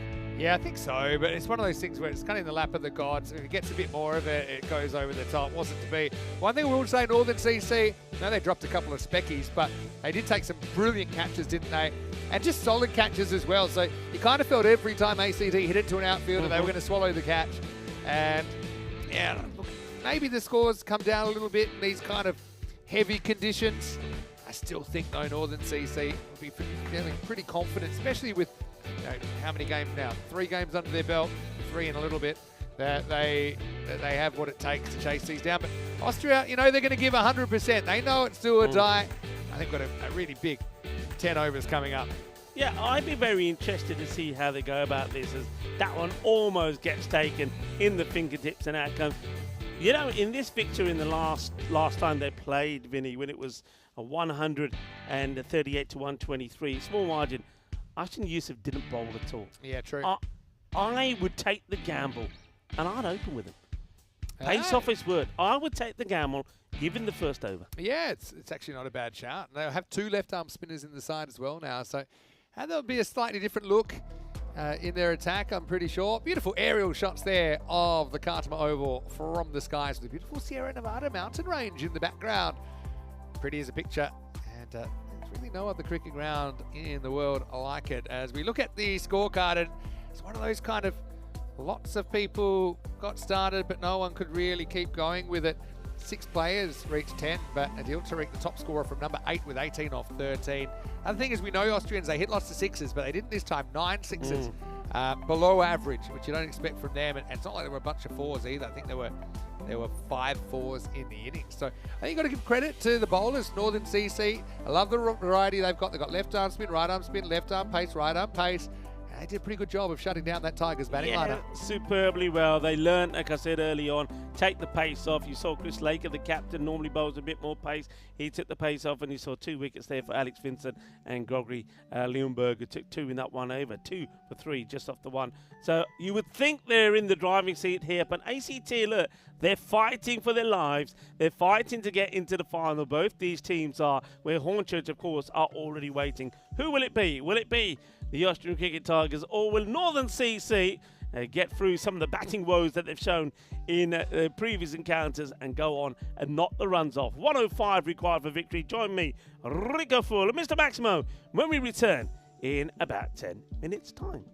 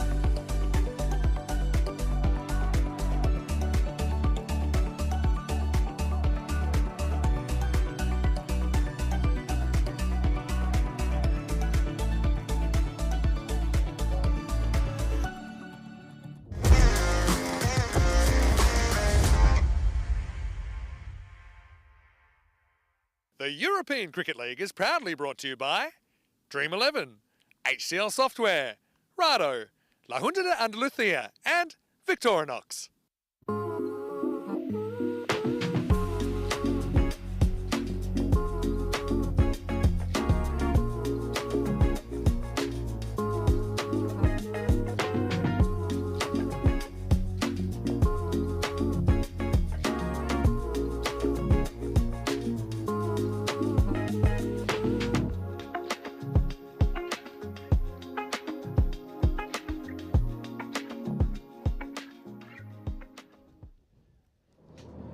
Welcome back, everybody, and spring is in the air, so I'm told it is the 1st of March today. I know that Bulgarians around the world will celebrate Baba Marta today, when it's the tradition to exchange the red and white coloured strings that are interwoven and gifted to friends and family as a symbol of health, happiness and gratitude. And also, Romanians will celebrate a Matisor today, which has become a symbol of friendship, appreciation, respect and love. Enjoy your celebrations, everyone.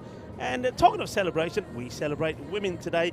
International Women of Colour Day is observed around the world. The objective of this day is to celebrate the contributions and achievements of diverse women of colour. As I welcome you back, Rico Full here. Vinny Sander will be joining me back shortly as we are watching the qualifier.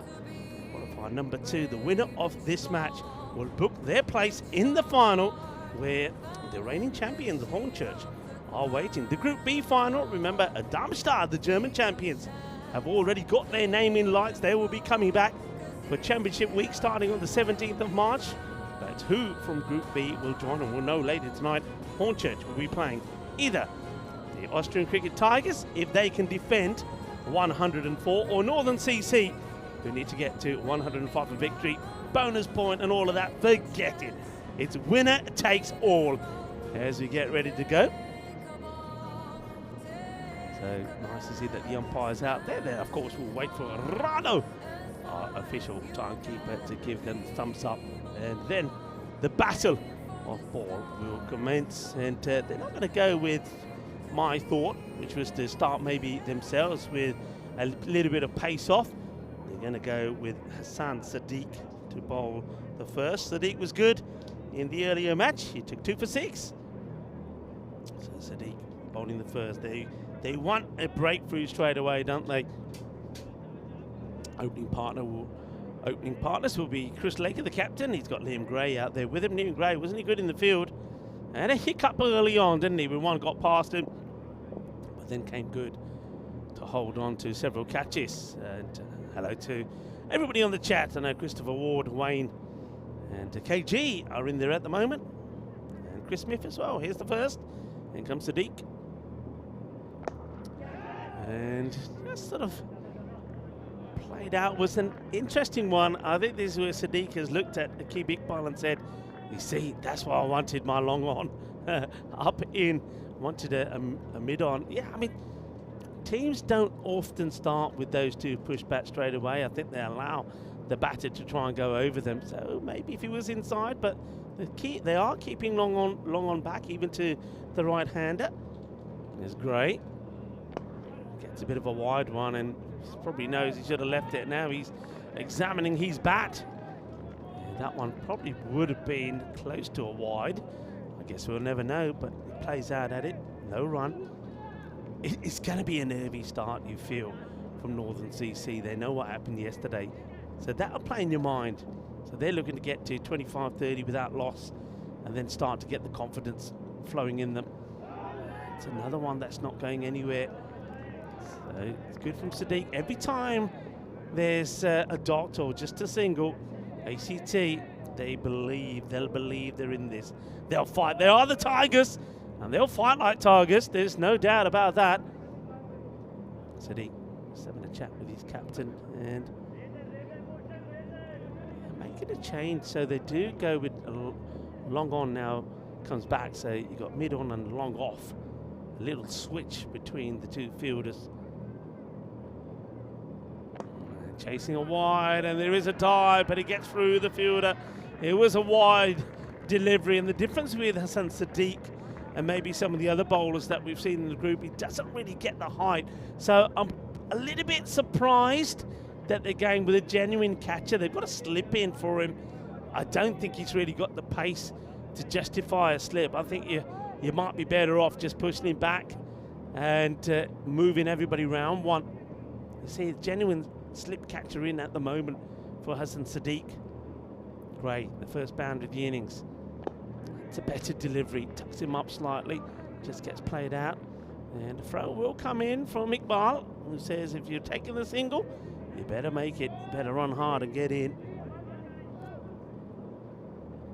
Hello to John Gray, joining in the chat as well. I'd love to have you all with us again, being very, very busy in the chat. A lot of things to talk about today, of course. Could be a day that goes down in history in European cricket, couldn't it? Sadiq. And, oh, that's a good delivery. That one he does get through. He finds a little bit of something extra outside the off stick of the left-hander. Chris Laker plays and misses. It's the end of the first, and it's a good start for the Austrian Cricket Tigers. Just the 6 come off the first. I'm Rico Full. You're watching European cricket, and alongside me is Vinny Sandhu. Yeah, nice to be here, Mac. 23 matches since a golden ball. Almost got one last night, or not last night, it was yesterday morning, wasn't it? With Northern and Al Fatah of Cyprus. Northern from the Liverpool and District League, which obviously I know they'll probably have a few of their opponents tuning in as well that they would play regularly. But what a great opportunity for them to be able to travel and experience this. How far they'll go, I guess we have to see. And I suppose, you know, even with that upset loss, they still did get finished top 2. Still did skewer the second chance. Anyway, he's lucky big ball. It's probably going to start with the wide here. I know that I think the Byron players have probably now made their way to the ground. I know that they were coming in. The Mateos coach will be here now. I want to say hi to all of them. I know they're in the fan zone. Didn't they have a rough deal? Kalispera to all of our Greek cricketers and cricket fans over there. Yeah, I mean, it was rough. Good ball.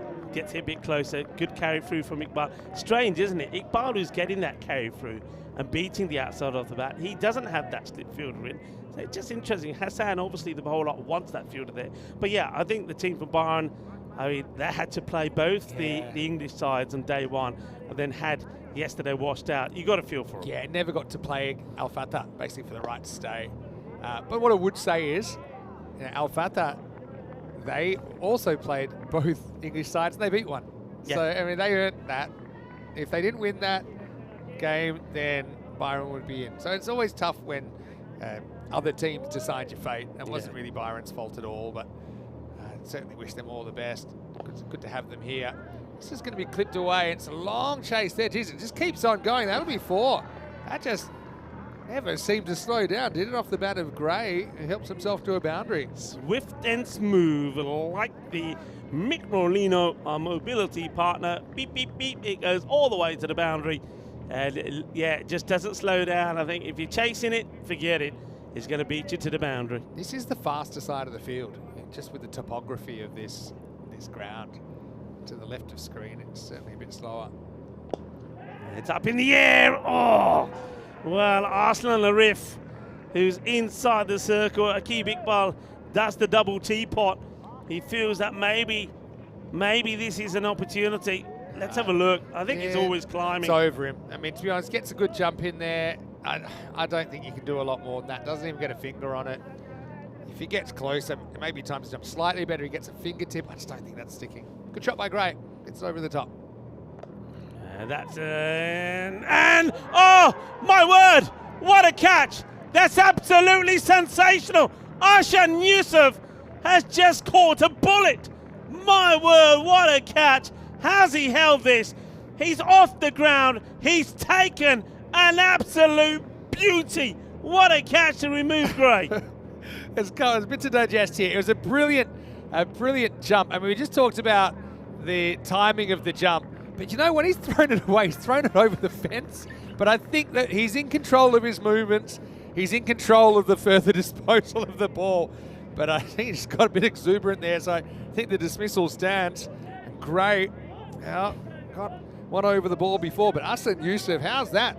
I think that, stop the voting. I think that's your HCL software player of the day, and it's Yusuf that pulls it off. Oh, well, how about this? It's sensational. I mean, let's see how much more we got of this. Look at this. Oh, that's unbelievable. Unbelievable. Look, has it in control. You can see that. And then he gets rid of it. Oh, yeah. Exactly. That's what I'm taking. That's what I'm talking about. Is it like, you know, in baseball where they just like hand the ball over to the crowd? Is that what we're doing now? He just hurled it over the fence. Anyway, it is out. Iqbal with the wicket. Vincent, the number 3, comes out. And he'll get off the mark straight away with it. I think will be a single. Just take the single. Oh, what a moment, everybody. I've seen that happen here when it was on a free hit. And, of course, then it's not out for caught. The fielder forgot and then threw it back over the boundary. And no one really knew how to score that. It was the end of the second over right here, though. 16 for 1. What a catch, though. That was a catch and a half. It really was. And, well, Ashin Yusuf, well, he tears down the age barrier when he shows how he should do it. That was a crazy catch. And this is what I was talking about. And Darmstadt, the German champions, they will be coming back for Championship Week starting on the 17th of March. Tonight, we'll find out who from Group B will be joining them. Will it be Hornchurch, the reigning champions, or one of these two teams? The winner will meet them in the final. Hit straight down the ground. Again, got to get the slide in. Got to stop this. Brilliant. Oh, yeah, well done. Only one player on the field could have. And there's the throw. If it was a direct hit, would have been out. Aqib Iqbal does it again. I mean, we saw him make a great stop the first day we saw him play, but look at that. That's just super. What an athlete. You see when he touches the rope, ball's long gone. Another look at it here. Excellent work. I actually thought there was no way he's going to stop that. He's done that a couple of times. Remember, he made an amazing stop, diving to his right, Aqib Iqbal. It was 2 days ago. It's a very good chase. Nobody's stopping this one. It's a good, solid strike from Alec Vincent. That will go all the way. Hassan Sadiq bowling his second. Need to see a bit more positiveness from Northern CC. I mean, they've got to go at just under 11. They need a boundary, perhaps an over, and take their singles, but they need a few hits like this just to get them over that nervous barrier where they are at the moment. I think you've got to try spin sooner rather than later. I mean, the end of the power play at the end of this over, maybe you go back to Aqib. He just took a wicket. Maybe you bowl him out here, but then I think you got to go. You got to go spin. You've got 2 left-arm spinners in the side. 2 men straight now. And they're going to try and capitalise on it, but that's good work again. There he is, Ashan Yusuf. You can't keep him out of the game at the moment. I mean, Aqib, you could go back to him, but you could also hold him back for one. I'm going with Ashan Yusuf straight away. I actually would have opened with him.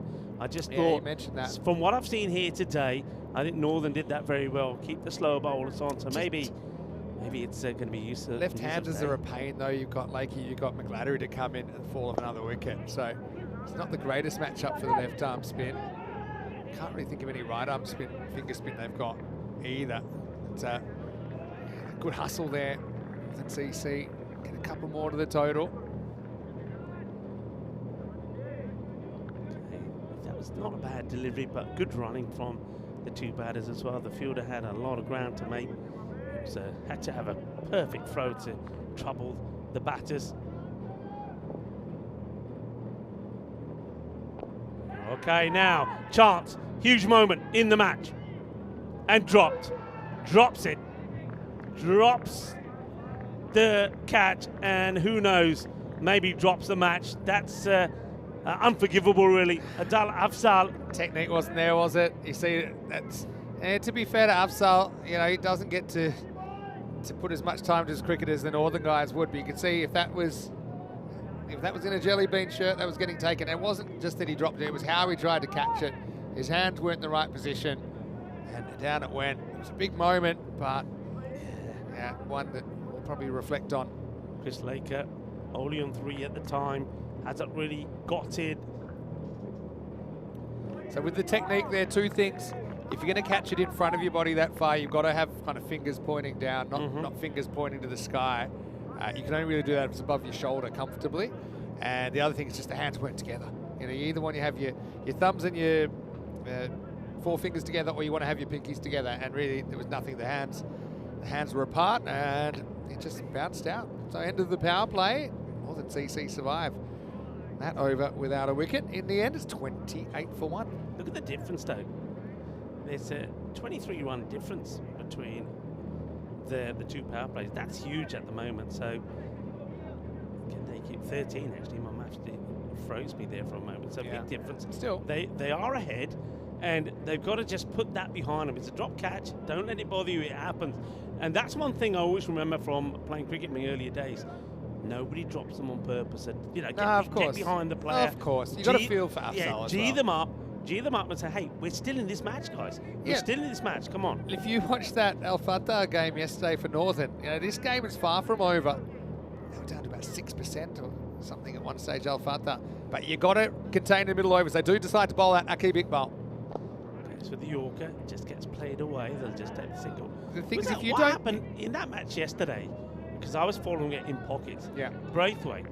Yeah. Comes on to bowl. Obviously picked up an injury. He just couldn't walk after the second ball. Decided to keep fielding at 45, throwing himself around. Yeah. But what a change around that over. Him comes off, and the next bowler takes 2 wickets. Okay, Islam, fake maiden.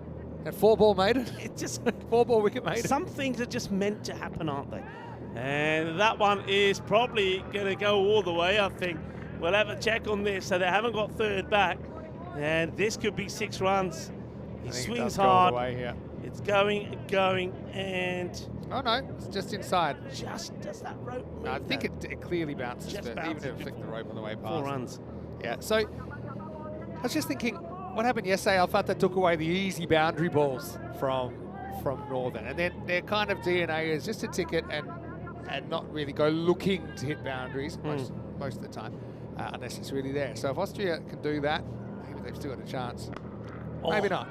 That has been butchered. That's the only way to describe that. That is humongous. It's a mammoth shot. It goes a long way. It's a biz away. Super 6. That is sweet out of the middle of that bat from Vincent. Vincent going well. And at the moment, he's the one holding the key. He's the one they've got to try to see the back of pretty quickly. Yeah, that's got long. Ooh, says. The reactions from those guys, remember the reactions when the catch was taken. And now that one is like, wow, that's big. Right, Akib needs a comeback ball. And he ain't going to come back with that one. That's a lovely shot. Just getting into his own now, Alex Vincent, isn't he? As he rocks back and plays the uppercut. You can see that Akib Iqbal was always going to go a little bit shorter. He doesn't want to be hit down the ground again. But Vincent, he knew what was coming, rocks back and uppercuts this beautifully for 6. Yeah, excellent shot.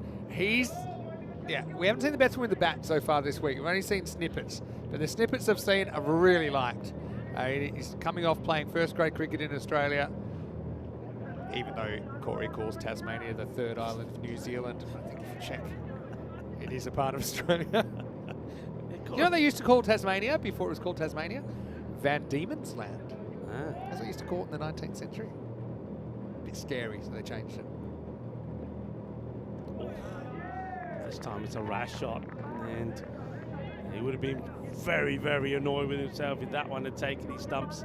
Didn't have to do it. He's won this over clearly. He's taken the rate down to under 10. 17 have come from it. You don't need to give your wicket away here. I'm going to see if looking on, rather concerned. And that's not a good delivery. It's a hit me ball, really. Akib Iqbal is too short. He's halfway down the track almost. And Alex Vincent just stands and delivers. Another big 6 from him. And they are well in front now. The 50 comes up. 51 for 1 at the end of 4. Needing to go at 9s. Another 54 wins them this match. Yeah. So just finding those boundaries when they need them. I think you've got to go to spin now. I don't think they're going to, though. I think they're going to go Umar Tariq. Again, good bowler. I just think it might be time to throw something a bit different. I think we both felt that going back to Akib Iqbal, maybe they've seen him, they would go after him. You knew that they were going to go after somebody because they were falling behind the rate, but now they put themselves back in front again. And Leke, he's just plodding along. He's on a run of ball 5. He was dropped, remember, on 3. So, yeah, I think before you run out of runs to defend, you've got to try a bit of spin there. I'm going to try Umar Tariq, who's got great variations. He's very similar to what we saw from the Northern bowlers. He'll bowl, I always call him, bowls a little bit of the old Bombay mix, because you never know what's coming out of his hand next. I think, you know, that's a good example. Middle kind of ball, not an easy drivable length, no width. If you bowl 6 of those, I think Northern will probably instinctively just take 6 singles, and that rate can creep up. It's just you've got to avoid the boundary in the over. Boundary in the over, 6 in the over. If it comes, it's hard to see them not getting the 9.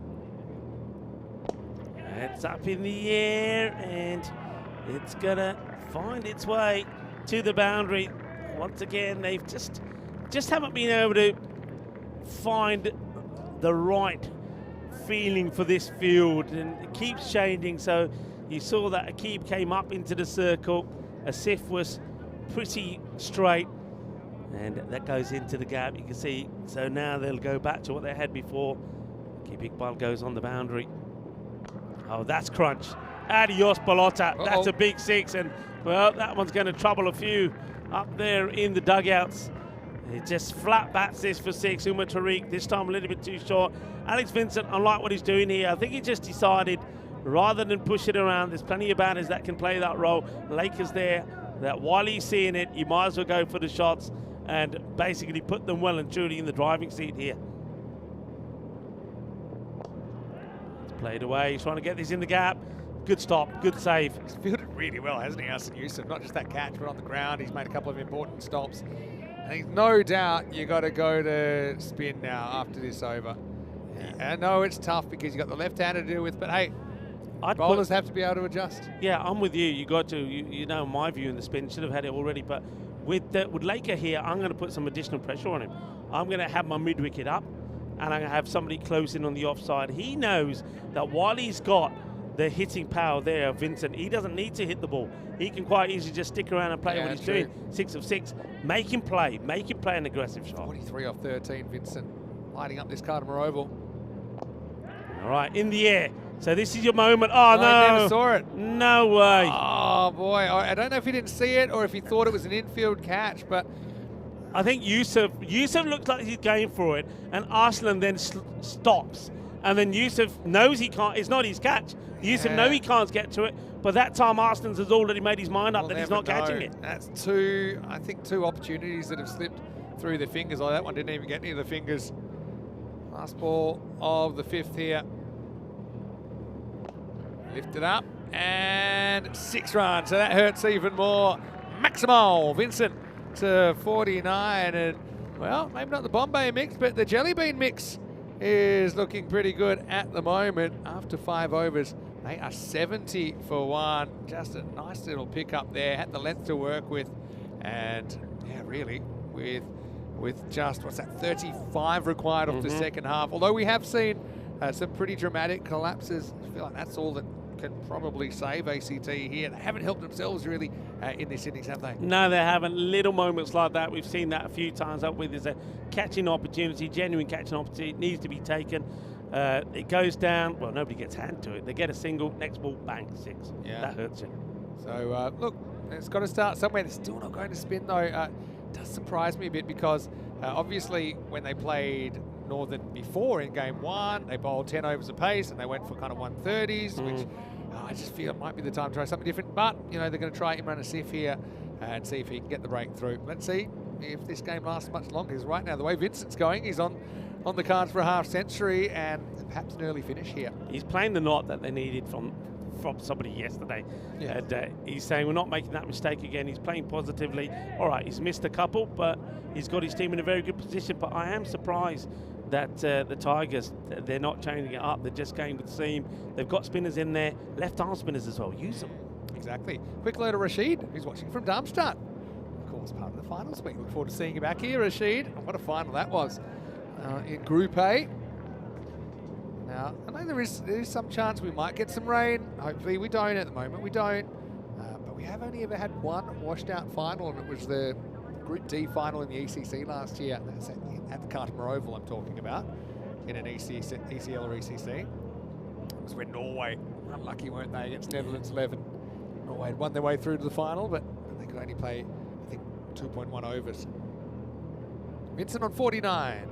We'll have a bit more time to think about it. Yeah, Malik Rashid. I look forward to seeing you here as well, and Rashid.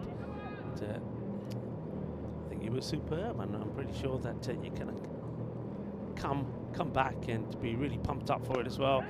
High in the air. Now this is a catching opportunity, maybe. It is, and it's taken. So wicket goes. That's a good wicket to get. If you want to still believe, you needed to get the wicket of Alex Vincent, and they do. He'll fall just one short of his 50, and Imran Asif does get the breakthrough. Great innings by Vincent. A miss hit just costs him here, and Asif does step up. I mean, they've still got 33 runs to play with, let's say. They need to just keep taking wickets, and maybe they'll be heartened, is that a word? Yeah. By what happened yesterday, where a few fell in quick succession. But I mean, the Austrians, they need to help themselves first and start holding some catches. That one was well taken out there on the boundary. But Vincent, what a good knock that was.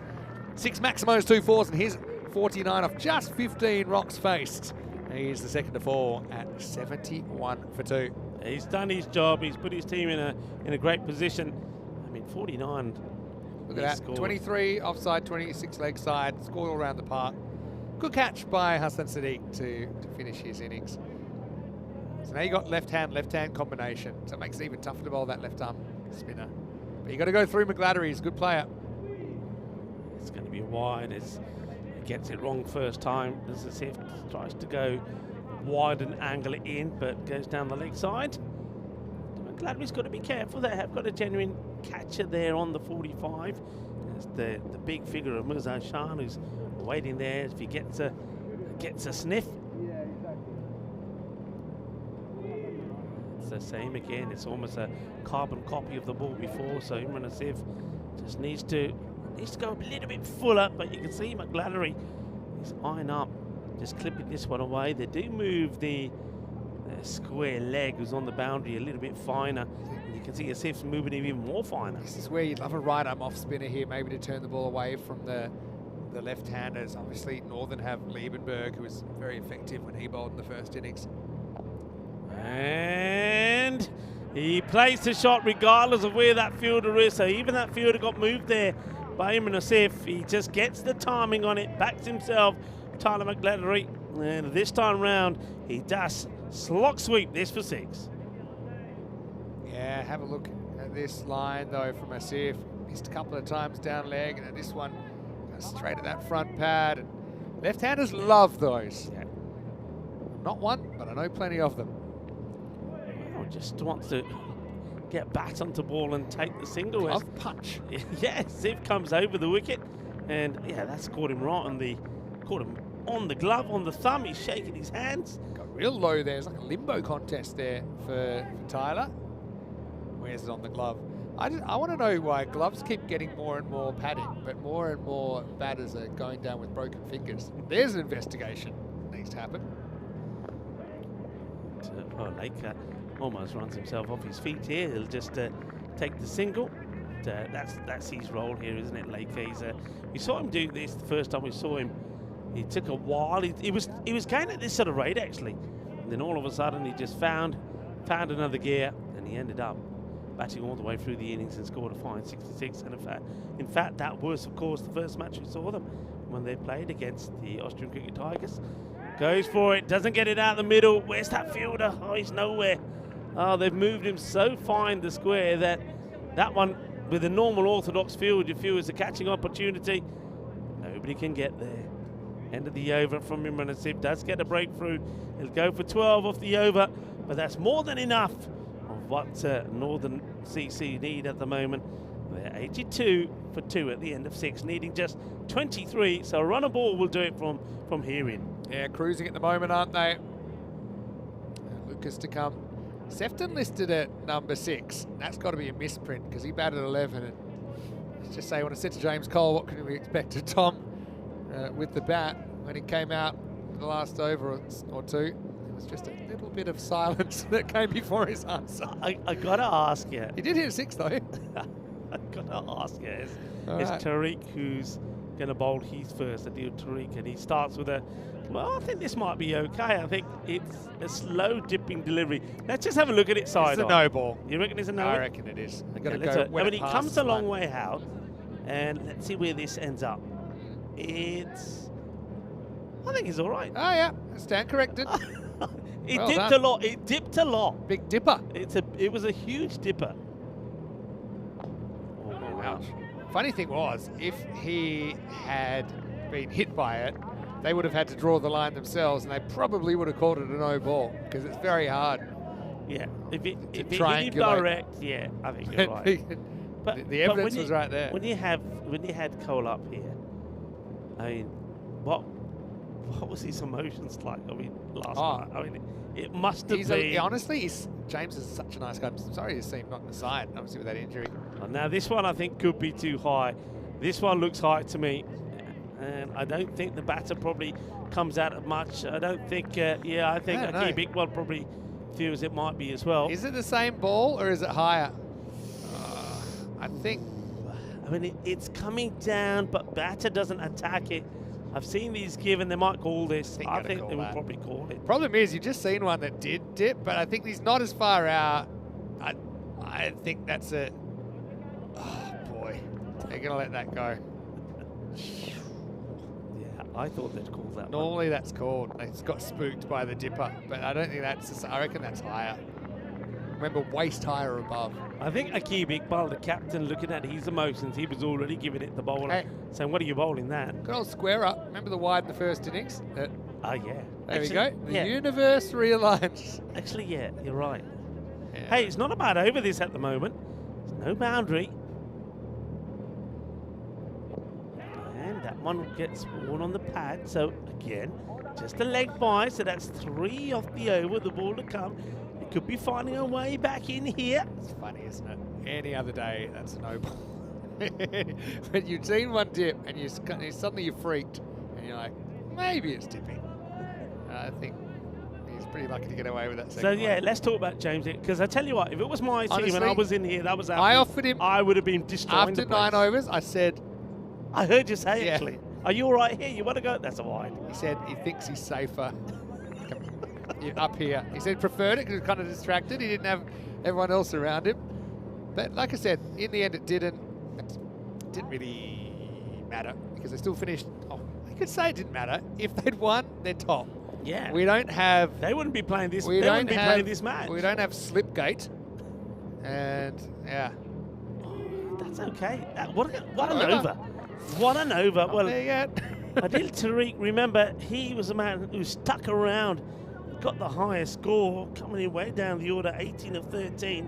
How crucial those runs were. Now he's just bowled an over, where just 4 have come from, and it's, it's not made too big a difference. I mean, it's still about run a ball, but it makes a big difference. Hey, it's the start of another group tomorrow. Group C, I know Skanderberg, they arrived a little bit early, so we'll see them tomorrow. Christiana we'll see them. We'll see Grange as well, the Sofia Stars from Bulgaria, and of course the Royal Strikers. They're from Malta. So welcome to all the teams that have probably already arrived. Asif's got to sort these wides out. They go back to him. He went 15, did he? In his first, no, 13.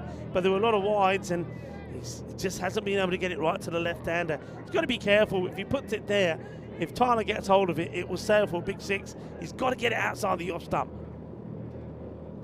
Asif needs a good over here. Nah, he just can't get it right. He can't get it right. Whether he comes around the wicket or over the wicket, he keeps bowling wides down the leg side. That's the thing. I know he got the wicket, but to the lefty, he just wasn't able to get it right. And now he's got 2 left-handers to bowl at, not just the one. Yeah. So a couple of wides, 2 valuable runs for nothing. And it's the same again. He's got to do so. I mean, he was coming around the wicket, and he was bowling down the leg side. Then he come over the wicket. It's bowled 3 now. So maybe he's better off from around the wicket. I think he might do that. Yeah, he's going to come around the wicket here. It should suit him better. Let's see, under pressure, and it's whipped away. Strace, and oh, well, that could have been nasty. Now, where's that hit? Where is that hit? I think this could be... You reckon we got a concussion test from off the field? This could be on the nod. I know he's got the cap and the hoodie on, but this could be dangerous. Oh, dear. Let's have a look at this. I reckon this is... Who's that out there? I think one of the ball retrievers has got one on the head. Let's have a look. That's on. That's through the hands. I think on the head. I can see Ouch. Hassan Sadiq's over there with him. I think we have to get. It's a long one for the medics. Ouch. It's a long one. It's got him just above the eye. I think. Oh, Well done to Hassan Sadiq for being on the scene. I mean, you couldn't be further away from the. Yeah. Well, yeah, that's great, Hassan. Yeah. Yeah, good on him. He's the first on the scene. He's one of the longer trots here at the Cardamom Oval as well. Yeah. I do say, you know, I think if it hit him where I think it's hit him, it's not pleasant, but at least it, hasn't hit him in the teeth or even the cheekbone. Hey, who are you looking forward to while we just wait for that situation to be resolved? Hey, tomorrow, yeah, gonna be a big one, of course, with Grange here for the first time, Royal Strikers here for the first time, Christiania here for the first time. Yeah. Scandenborg have been here, and I think they're the only team. Oh no, sorry, yeah, they're the only team. Oh, Sophia Stars are new, but they're not that new. So is Robocop coming? I guess we will find out. Listen, Scandenborg, I think they'll be keen to prove a point. They're a team that I think probably have the ability to perhaps go all the way. But look, Sophia Stars, they're another team. I'd put them in the same sort of category as maybe ACT play a lot of this format. I think they'll be good. But Royal Strikers, remember, they didn't play in the European Cricket Series when I was there in Malta. But I saw them plenty of times coming for training in the evenings. I think Priyam Pushpajan is really put his team through the paces. They were fit, they're training hard. And yeah, keep an eye on them. That should be really interesting. That course starts tomorrow, same time as our regular start time. 9:30 a.m. GMT, 10:30 in Central Europe, and 3 p.m. in India as really Northern CC closing in now. That's 6 and a 4. And I think he might still be doing his job out there, the ball retriever, so good on him. He does not pass the test. Well, the medic is still there. Take him away from there. Let him sit down. Give him a hot chocolate. Let him sit down, hot chocolate, because he shouldn't still be out there. And Imran Asif, well, I don't think he should be out there either. He's just bowling runs after bowling 3 wides on the spin. Is now 3 boundaries on the spin. ACT, I have to admit, Vinny, I'm a little disappointed. I think they've got bowlers there. They could have tried different things when they had runs to play with, and they haven't. And I think that's cost them this match because it's all but done now, just a couple needed. Yeah, he's not wearing glasses as well as you hate to see it. Anyway, just 2 to win now. All right, could be a wicket here towards the end. Arslan Arif doesn't normally drop them, and he won't drop this. So Tyler McLattery looking to finish it with the boundary. He's going to depart, but you can see there is no celebration at all out there from ACT. They know they're beaten. It's going to be the pain of missing out on a final. They're going to go down here, and it could have been so different. I think on several occasions, remember that first time they played this fixture, they were cruising to victory, chasing 138, but fell short by 15. A couple of wickets falling at the wrong time as Tyler McLattery makes his way up there, 23 of 11. But good enough. They just bowled badly to him. I mean, you think of where he played, all his shots were all on the leg side. Oh, the old James Bond comes out, 007, will hold the 00. Nice catch by Arif, but yeah, after the horse has bolted. Quick bit of housekeeping. Ian's asking, is Jack Jarvis back for Grange? Yes, he is in the squad, ... saying love from Bulgaria. Love back to you. Look forward to seeing you tomorrow. Yep. Hopefully Prakash brings some ingredients because he's a great cook. Yeah, well, remember, I've already said that Bulgaria today are celebrating. Celebrating Baba Marta, where they tie the interwoven red and white strings. You see them when they tie them to the trees, yeah, and it's all about a day. It's all to do about love, respect, and of course, I know that Romania also Mati Saw being celebrated today, and that is it. And another celebration today is at Northern CC. They had to do it the hard way. They had to play against ACT, but they will go down here as a very expensive and disappointing over comes to an end from Imran Asif. He'll go for 23 in that one. And literally, though we did pick up a wicket, it's done and dusted. And they will do it with 12 balls to go. So Northern CC have booked their spot in the final. And it's a final that a lot of people, even before the start of the group, were predicting. The two English teams will do battle. Hornchurch taking on Northern CC in the final. They've had 2 games. Theoretically, they played each other. One had 0 balls and one had 7. So I hope we have a few more than that in the final. I do know that there's a rain in the area. It's missing us at the moment. And let's just all hope we can get a 10 over a side uninterrupted. But like I said, AI is pretty amazing, but we can't control the weather just yet. For ACT, you got to feel for them. I just think it was a 50-50 contest at the start of the game. I just think they got outplayed by Northern. I think Northern fielded really well. They held the catches. They were able to use more types of bowlers effectively. I think at the end of the day, you saw that you had 6 Tigers get to double figures. No one could get more than 18. Yeah. Here, you had Vincent not only make a start, but make 49. You had McGladdery with 23. The openers made double figures anyway, and Lucas finishes it off. So it's always tough to say goodbye to teams. Australian Cricket Tigers have certainly conducted themselves wonderfully well. We're here in 2022. They're here in 2025. Hopefully we see them on the network one way or another soon. And I know they'll be trying really hard to requalify for ECL 26. So this is where we're at. Hornchurch versus Northern CC. The rematch that I think everyone wants to see. We're about an hour and a half away from joining you for that. Save a bit of time with one national anthem.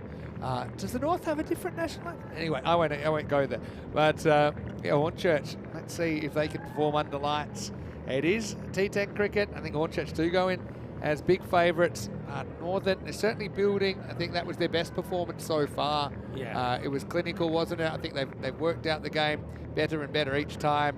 Second time they've beaten the Tigers. So, yeah, toss will come up in probably around about 15-20 minutes. Stay tuned to the screen if you want to see that. But, yeah, we know that Darmstadt CC are already there. Hornchurch or Northern CC will be there as well. But let's reflect on this. And look, 105 was certainly not an intimidating target, I think. But I think with Northern, I think they paced it well. They weren't too conservative, but they played pretty risk-free cricket, but were willing to open their shoulders when they felt the ball was in their zone. A couple of close calls here. That one almost was grasped at mid-off, but their next ball was one to remember. Arsene Youssef, well, not only did he jump perfectly, not only does he pull it down, he throws it into the crowd. I don't see that very often. They couldn't believe it. Hey, that's ECN cricket. This is the European Cricket League, and it's action like you've never seen in your life. Yeah, well, Arsene Youssef, he'll have a moment to remember, but that guy out there, that was Afzal. He also will have one not to remember. He puts the catch down when Laker was on 3. In fairness to him, though, it wasn't Laker that went ballistic and won this match for Northern CC. The captain will score a less than runnable 10 of 11, but he would be the not-out batter. It's almost like he learned from yesterday and thought, I'm staying here no matter what. And the other batters would go out there and hit the runs. Gray went for 13, but Alex Vincent, a marvellous knock from him. He was batting superbly well. And he lay into that second over of Aqib Iqbal when that went 23. But then it was a good comeback with Tariq bowling a very good over. We saw good overs, good work there. I mean, Tariq, he kept it simple and they weren't able to get him away. There was a wicket that came there. That was the end of him for 49. So good knock there from Vincent, 49 on 14. But it was done and dusted really, wasn't it? And then, well, I've got to say that Imran Asif just couldn't get the ball in the right areas to the left-handers. He was just bowling runs after starting with 3 wides, and you just got the feeling that it was going to be done and dusted pretty quickly. And Arsenal Riff, well, he will hold on to a catch, but then that was a great way to finish, wasn't it? The Nick batter came out, and that was Stephen Lucas. Steps right across and just plays it away beautifully. Lovely shot. Yeah, so the Jelly Beans will be out at night. First chance of night cricket as well for them. That was kind of half and half, wasn't it? Yeah. As the sun went behind the clouds during that match. But like we said, it'll be in 1.5 hours' time that we will have the Group B final. Looking at the scorecard, difference is they had a couple of players go on with it. Vincent in a serious way, 49 of 15. Out of those 15 balls, 6 went for 6, 2 went for 4. He eventually was caught by Sadiq for 49, but deserved a 50, didn't he? 23 for McGladdery, the left-hander, off just 11 balls. Openers got to double figures. Laker played the kind of anchor role, didn't he? 10 off 11, but he didn't have to do much. He just kept things on course. Lucas did finish with a Maximo and a strike rate of 600. Bowling-wise, 2 wickets for Imran Asif, but also they came at a significant cost, didn't they? Couldn't quite get it right, I think, line-wise to the left-hander. The other wicket came at the hands of Aqib Iqbal. Again, maybe they shouldn't have bowled him out. It's easy to say in hindsight, yeah, but we never see either of the two left-arm spinners, and I just thought maybe it was worth trying at some point. We'll take a break then. Like I said, we're looking forward to joining you for the Group B final tonight. Hopefully the weather holds. If it doesn't, well, you'll be the first to know, and we'll keep you up to date in the comments section, and also you can check out our website, europeancricket.com, or of course, down the bottom of the screen if there's any changes to that start time. You can see the clock is ticking down. It will be England for a spot in Championship Week. Vinny Sander here, Mr. Maximo, with Rico Full. We'll take a dinner break and then back with the exciting conclusion of this group live from Spain. This is the European Cricket League.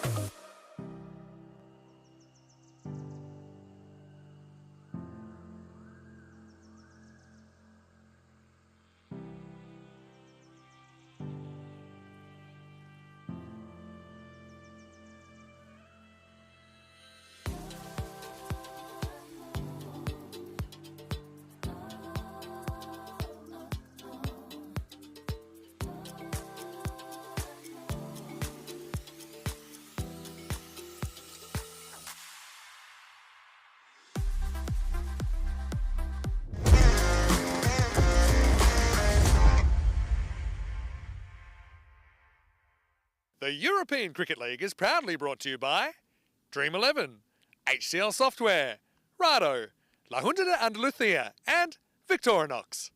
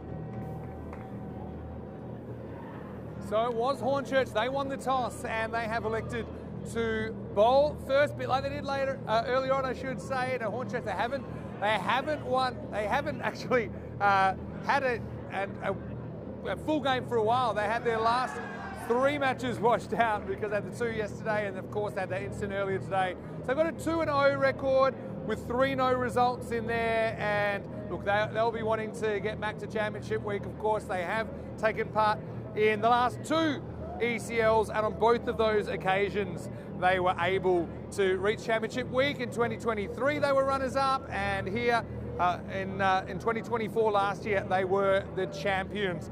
Obviously lots of players to watch out for, but I think that Ian Cobain, great chance for him to go big. I think he'll open the batting, I'm sure, in the second half of this game. But the big bird, someone needs to try and tame him. It's a really difficult thing to do.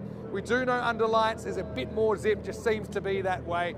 So Hornchurch, obviously pretty desperate to get back to Championship Week, and could they be the first ever club to win back-to-back ECLs? Let's talk a bit about Northern though. One thing about Northern that I've really liked is they've used variety in their attack, and they've got left arm finger spin, they've got right arm finger spin, they've got left arm paces, they've got right arm paces. They took the pace off really well to Austrian Cricket Tigers in the last game. And so, yeah, I think obviously Northern, there's the bit of the disbenefit of them that they haven't played as much in the format, but they can go out there, really don't have too much to lose, and I'm sure that they're pretty keen to get out there. So just while we're here, I want to say big thanks to everyone in this group. I know it's a bit tough. I've got Byron behind me from Greece, who were very, very unlucky not to be able to play their games yesterday, and so they went out in 5th place. Al Fatah in 4th, of course. They'll always have that big upset over Northern yesterday before the rain came. And of course the Tigers behind me as well from Austria. I think that they always play an exciting brand of cricket that we love to see. So I think it's almost time that the players will be coming onto the field, and of course we will have the opening ceremony. First time we've had 2 teams from the same country come and play in a group final. So this should be really, really good. Let's get ready. It's almost time for this Group B final. Hornchurch are the home team, you'll toss the coin. Northern is the away team, you're going to call here. There you go. European cricket. It's been called European cricket. It's come down, it's come down Dream 11. So you've won the toss. Okay, toss won by Hornchurch. We're going to bowl first. Okay guys, thank you. Let's...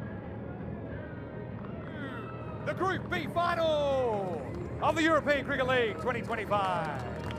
leading the players onto the field out to standing umpire. Kevin Gooch of Estonia, Shub Navjot Anand of Hungary, followed by the two teams, Hornchurch CC of England and Northern CC of England.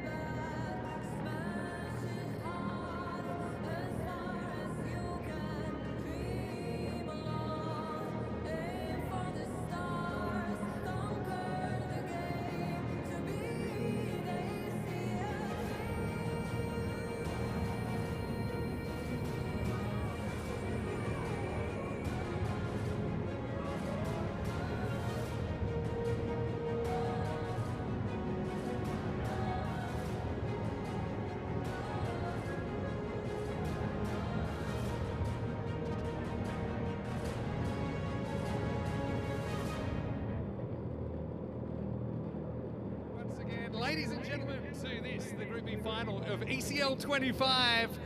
And for the first time, we have two teams from the same country doing battle in a group final. So please, could you stand if you're able for the national anthem of England?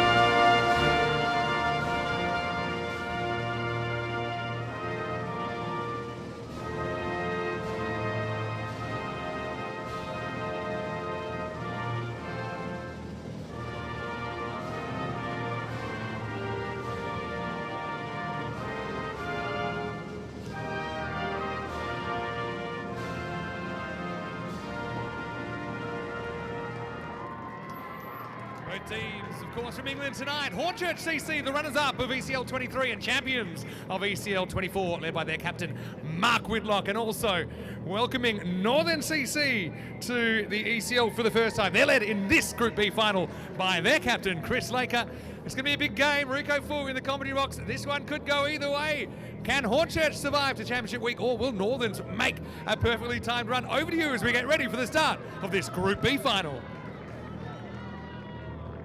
Hello viewers, wherever you're tuning in from around the world. Well, lovely scenes there from the players of Northern CC and also Hornchurch, both representing England in the final. The first time we've seen two English teams in the final. And, well, that's a good shot there of the captain, Mark Whitlock. Yeah, I wonder what is going through his mind at the moment. He knows what it's like to be in this group final. Of course, win the final, and then you book your place in Championship Week starting here on the 17th of March, remember. And then they'll be looking to defend their crown. They've played good cricket, though they haven't played a lot of cricket, and that's definitely worth remembering with only those two matches that they played on day one, 189 to 135 against Byron, and then in the night final they got the 116 they needed against Fatah. They did it with 24 balls to go.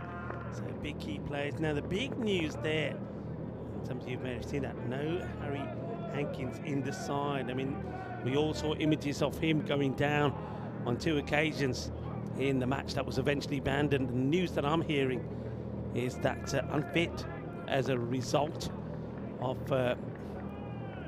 those, and picked up an injury. I hear it might be a groin. So we wish him a speedy recovery. But this guy, Mohamed Ifran, he's the one that you've got to try and get through. He's a dangerous player.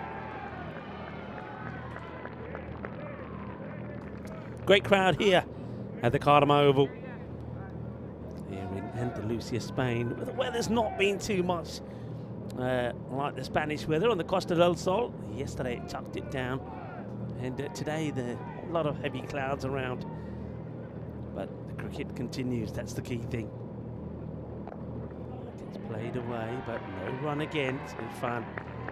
Keeping it nice and tidy. Chris Laker, interesting, Laker likes to open up, but I think he's probably one of the top 3-4 batters that has found it difficult early on. I mean, when he gets going, we've seen that. He looks to try and bat through the innings. And if he does the same thing he did against ACT first time we saw him, and he bats through and gets a half century to his name, he'll be happy with that. But he gets tucked up with this one as well. That will probably be maybe the one for the over. Bowls that good heavy delivery. Just let's have a look at this one again from side on and get the feeling. Ooh, it's a close one, isn't it? You can see the umpire. That's Stephen Gooch there at square. He's quite happy that that one is okay. So Stephen up there with Shubnam Singh. It's another horrible looking shot. Just joining the dots here at the moment. Chris Laker can't get anything on the ball. I mean, he's got to be getting some sort of bat on this. This is not a good start. He's putting his team under pressure straight away.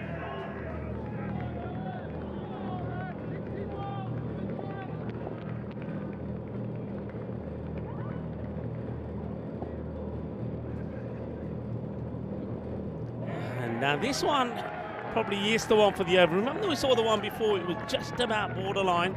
This one gets signalled, but still, what a start this is. We could be starting here with a maiden in the final. And that's why this guy, he's such a stellar player. Mohamed Irfan in the side mainly because of his bowling, but hey, his all-round ability with the bat, he's been sensational. He's been supersonic. And this is now right at, and that's hurt him. Oh, that's hurt him. I don't know where this has caught him, but that has hurt him. I think it's gone through into the body, actually. Let's see where this catches him. Seems to be maybe under the armpit, on the chest. That's gone straight into him. So the medic's going to come out here, but, well, nobody likes to see anybody get hurt. Let's hope that the Captain Laker is okay, but he gets that. Oh, that's got him right in the chest. That's going to hurt now. Yeah, look at that. Now, you gotta take some caution here. There'd be a little bit of shock there. He's walking to the other end, but I like the medic still to see him. I don't like this. The medic's gone out there, but I think the medic does need to go over to him. That's a hefty blow in the chest. I'd like to see the umpires take a bit more control here and say, hey, look, we'd like you to see the medic. Yeah, get the medic back. I mean, I don't like to see this. That ball has hit him. He could be in a bit of shock here. I mean, he's got a smile on his face, wearing the unlucky number 13, the captain, Chris Laker. And that's, by the way, that is a maiden. There's nada off the first. Irfan, perfect over from him. That heavy length, they just can't deal with it. And well, I think Chris Laker's put his team on the back foot straight away. They're going to have to come back flying now in the next over. He's out there with Liam Gray. But this is how the teams book their spot in the final. Mr. Maximo, Vinny Sandu joins me in the commentary box. Vinny, when's the last time we saw a maiden in the final, the very first over? Not usual. We saw actually one bowled two maidens the other night. Wait, Abdul, that was in qualifier 2, though. See how these teams got here.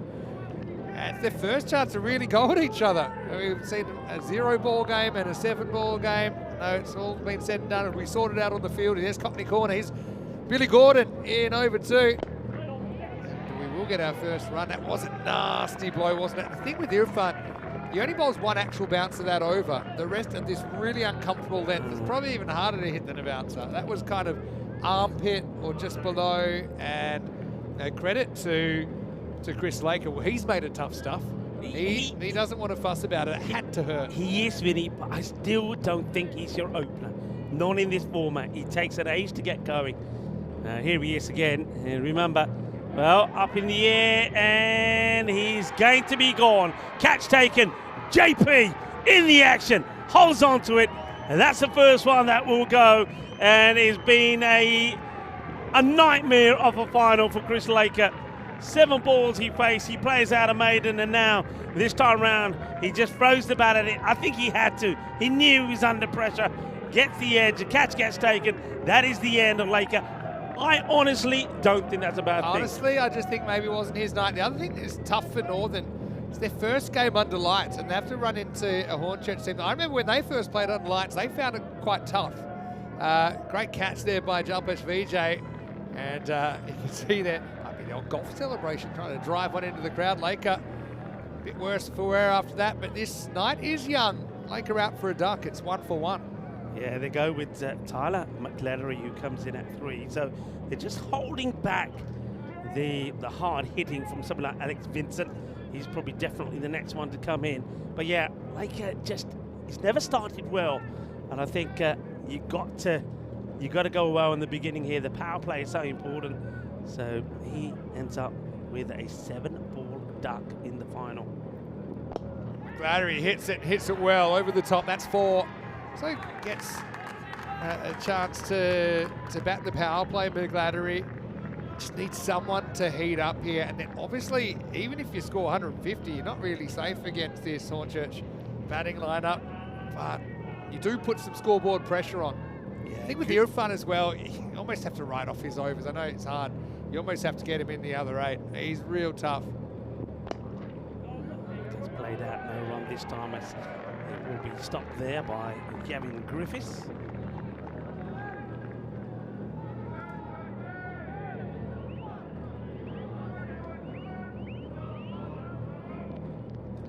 Billy Gordon. It's a great story, Billy. He's been with this club since he was very young, and his parents are always here. Who are cheering him on, but they won't be cheering this on because McGlattery goes large, and Maximo! We have our first of the Group B final. Yeah, can you see the difference though? This is a length that Irfan just doesn't bowl. He doesn't give you the option to hit down the ground. Billy Gordon is trying to go across the left-hander, but he's over pitching. It ends up being a nice half volley, and Tyler McLattery gets onto it. They needed to get started in this over. That's why, I know it sounds cruel. That's why I think the wicket there off the captain Laker is probably a good thing. To be fair, he goes for a 7-ball duck, 6 from the big bird, which under lights, is tough at the best of times. And now you're having to adjust to unfamiliar conditions. And Big Bird did pretty much get it right, didn't he, in that first over. Gordon, though, he has the right of reply here. McGlattery has gone 4 and 6 in this over. He misses on this one, tries the leg side. And nothing but fresh air. That'll be the end of the second. So, by definition, a better one for Northern CC. It's 11 for 1. Yeah, well, 11 runs coming off the over. But was that wicket, of course, of their captain, Chris Laker? I hope he's okay. I mean, I was worried about that blow. It's not nice to take one in the chest. Let's have a look at this.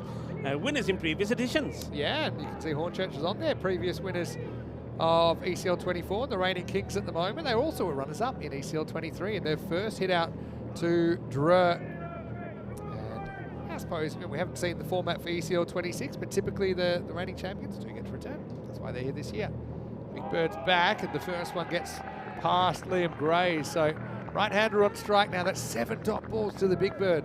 Yeah, I mean, I think here he's probably thought, you're expecting it short, but I will pitch this one up. And Liam Gray, I don't think he does expect it. He doesn't bowl many balls that hit the stumps here at Fun. That doesn't mean it's easy. It's definitely not easy to go down as one of the ECL toughest bowlers we've ever seen. This is what I mean. You can pretty much give your stumps up. That's not a bad idea. If you get bat on that, it's probably flying for 6. Yeah. You got to make up your mind. You can't just stand there because you wear it. You've either got to back away and try and cut, or you get across and get really across and try and kind of lap it or hook it. But then, of course, what if he does put one of the stumps? Then you're in big trouble. That's right. And Irfan, you saw what he did with Laker in the last one. He can also follow you. Now, he knows that that's what the batters are trying to do. He's tightening up the offside, but you probably find he might even follow Gray here. He does go at the stumps this time, but he's ready for it. Long chase. And Hankins able to slide in and stop the boundary. Good fielding. Yeah, well fielded. It's perfect conditions and the perfect turf to get the slide and stop it. A nice nicely done. So single gets taken, so Gray gets to the other end and hands the strike back to Tyler McGladdery. So something a little bit different here for Irfan to have to do with the left-hander. Let's see how Tyler goes. Good contest this. Oh, it's quick. It's really quick. I don't know if that's a one for the over. I don't think it is. I think he bowls this. Oh, it's been given. Let's have a look again. I thought it was. Yeah, look, that is. Tight. If he's Well, upright. goes past his ear. I mean, it's a fair call. You're not going to argue with it. But if it wasn't given, you wouldn't mind. He had one like that in his first over. True. I think that's bouncer. I mean, by definition, that's a bouncer. Now he has to pitch up a little bit. McGladdery. Yeah, I think this. You just eat this ball. You just tip your hat and you say, well, you're certainly a different kind of character, Mohamed Irfan. We just don't want to throw away a wicket going for a glory shot here. We've got 7 overs to try and to put a decent score on the board. Maybe you can get after 1 or 2 of the other bowlers. Problem is, you don't get too many weak bowlers or any weak bowlers when you're playing Hornchurch. Last ball, the power play. Yeah, it pretty much does. Keeps it out. Irfan, expensive over by his standards. He goes for 2 this time. None for 2 in the final. What a good effort that is from the big bird, and Northern CC 13 for 1. Yeah, you see that delivery there. I mean, it's onto you quick. He knows that the batter might try and give himself a little bit of room, so he tucks him up right into the body. No run, great bowling. Mohamed Irfan, you can see just why he is such a class and stellar player. I know this is crazy, but I would even consider sending out my 7 and 8 and just go, look, swing, let's try and mix it up, because you give up your stumps, let's just throw the bat, maybe you'll top edge 1 for 6. Almost like a night watch. Yeah, I would have said someone like Stephen Lucas, who came out and smashed one ball for 6. Try it. I think when they're casting for volunteers, I don't think really it was a particularly noisy room. I don't know. I just think, how do you counter that? Because obviously it's a bit of a killer, power play killer. 13 for 1 off 3. Can't tell you it's 13 more than the lowest power play ever though, which was 0 set last year by the Turkish side. Anyway, here we go. With Billy Gordon bowling out. Interesting, they are bowling out. Both openers here. Onto McGladdery. And that's hit, but not very well. Griffiths takes the catch. Likes to do that, gets down on his knees. Keeps the fingers pointing up. McGladdery just doesn't time that. Gordon has his 2nd wicket now. It's almost like Irfan's building the pressure, and Billy the Kid is cashing in. It's 13 for 2. Well, I don't know about the celebration here. I don't know if he got it from Billy Gordon, but yeah, I think he was doing a little impersonation of a chicken here. And that's a big wicket to get. McGladdery, we know, was looking to go big, going down the ground again, but they set the trap, 2 men straight, and it goes straight to the fielder. So it doesn't quite get it, but I think we'll see the celebration also here from Billy Gordon. Well, he's doing the old chicken dance. Yeah, he's a good-looking chicken, Billy the Kid. But you can see it was just a bit above the middle, wasn't it, McGladdery? Good hitter, but he has to go for 11. It's 13 for 2. Another one goes. So now in all sorts of trouble. Alex Vincent, though, comes out. It's a guy who does and has scored runs. We saw him score runs in the last match. Just coming off 49. Yeah, got to 49. What a good time. Just need 1 player to really go big and 1 player to support here, or ideally 2 to go big. But who's it going to be?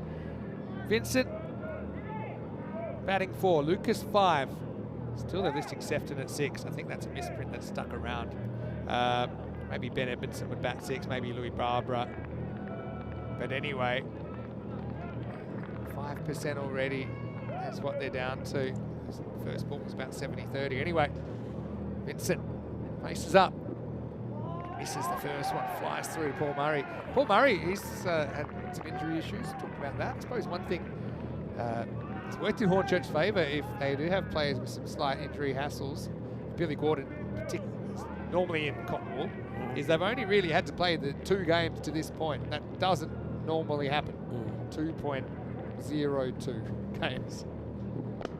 Takes this on and gets it. Good shot from Vincent. Maybe that can get him going. Maybe that can get Northern's going. Maximal, 6 runs. Yeah, it's a good shot. He doesn't have a lot of, I mean, it wasn't not drivable. He had to sort of almost play these off the back foot, but he hits it on the up, gets the power. Now they have got a player back there, we know that, but this has cleared everybody. 6 runs, good hit. That kind of middle length again. Sets himself. He knew straight away that was out of the ground. Good batting.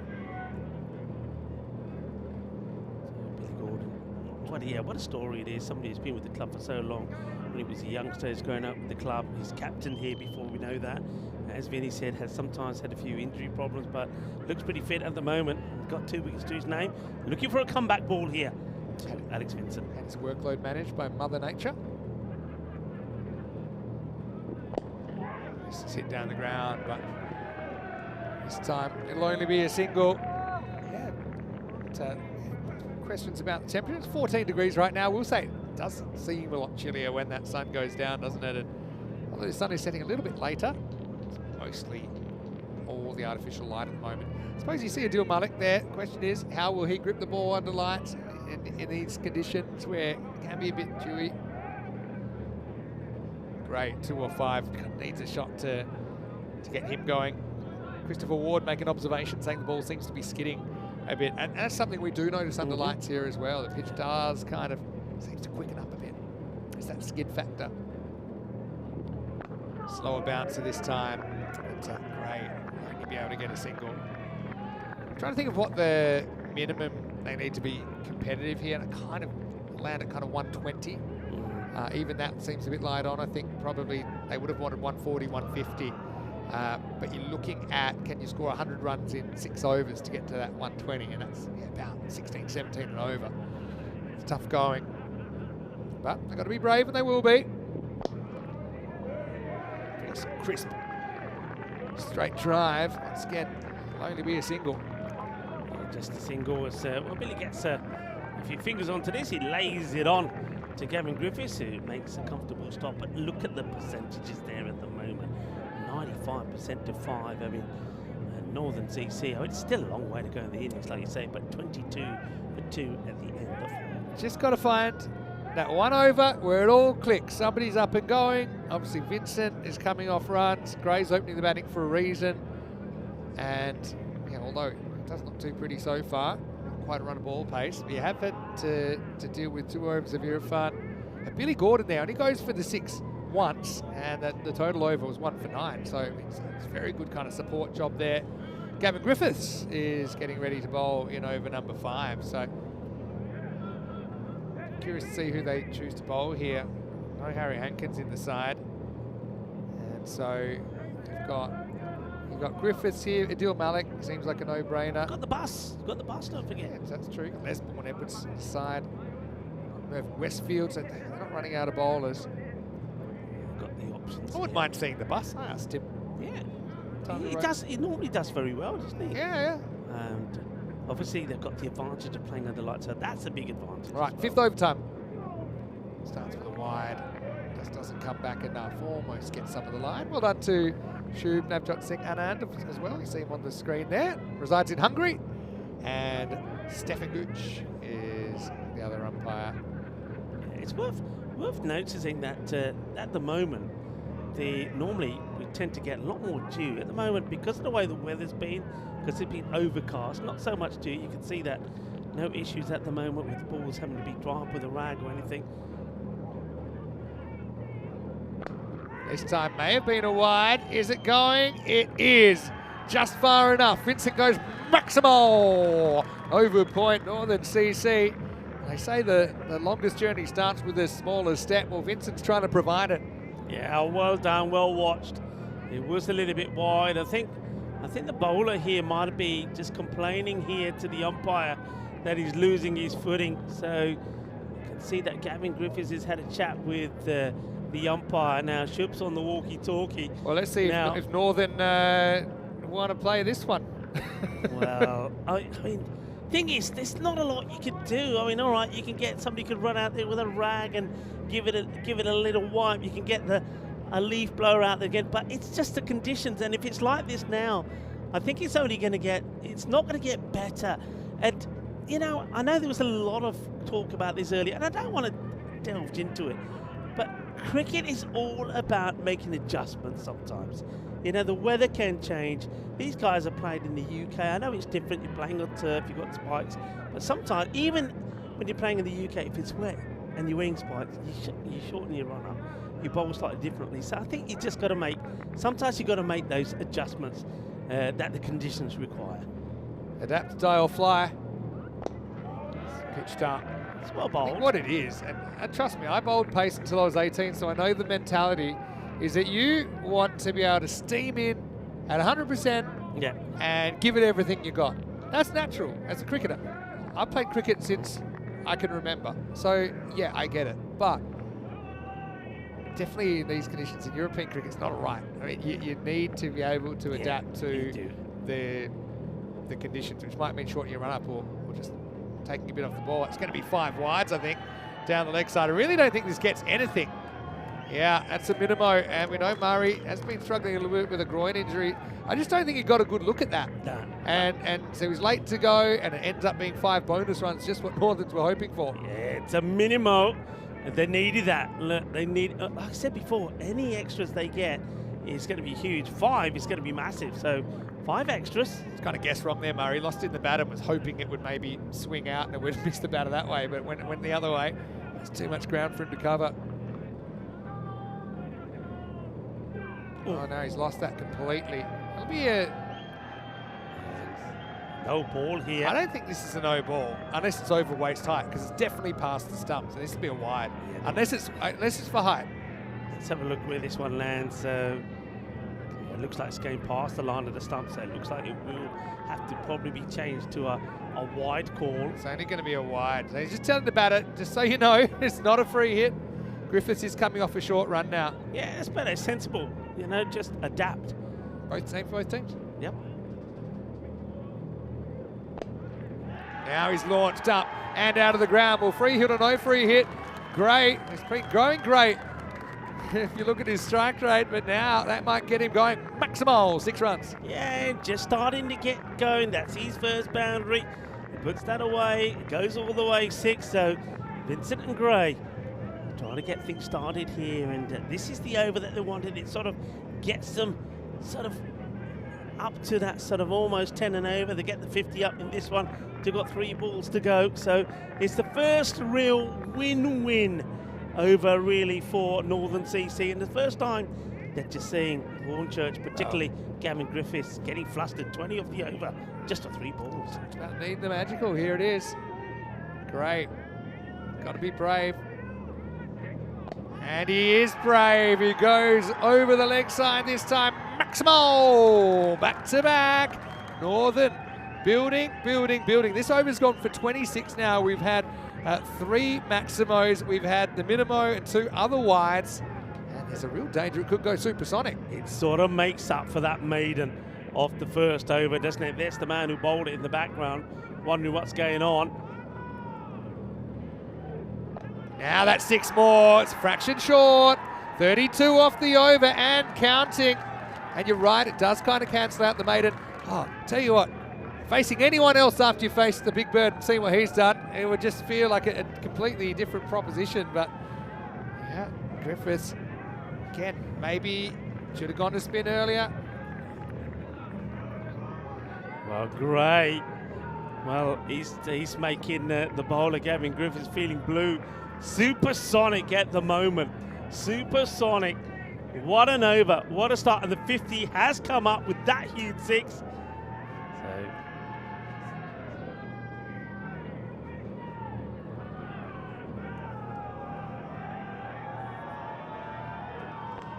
And he gets the swivel on there. Sirfan will make the stop. But the good news is that Gray will get himself on strike. Well, the crowd is buzzing. It's heating up here in the Group B final. Northern CC have recovered. They've taken themselves to 55 for 2 at the halfway point. It's time to welcome you into a night full of atmosphere and maybe drama. Yeah, look, it's a recovery of sorts. I mean, Hornchurch know as well as anyone that when you play group finals, when you play the championship week final and the big dance, then it's in these conditions.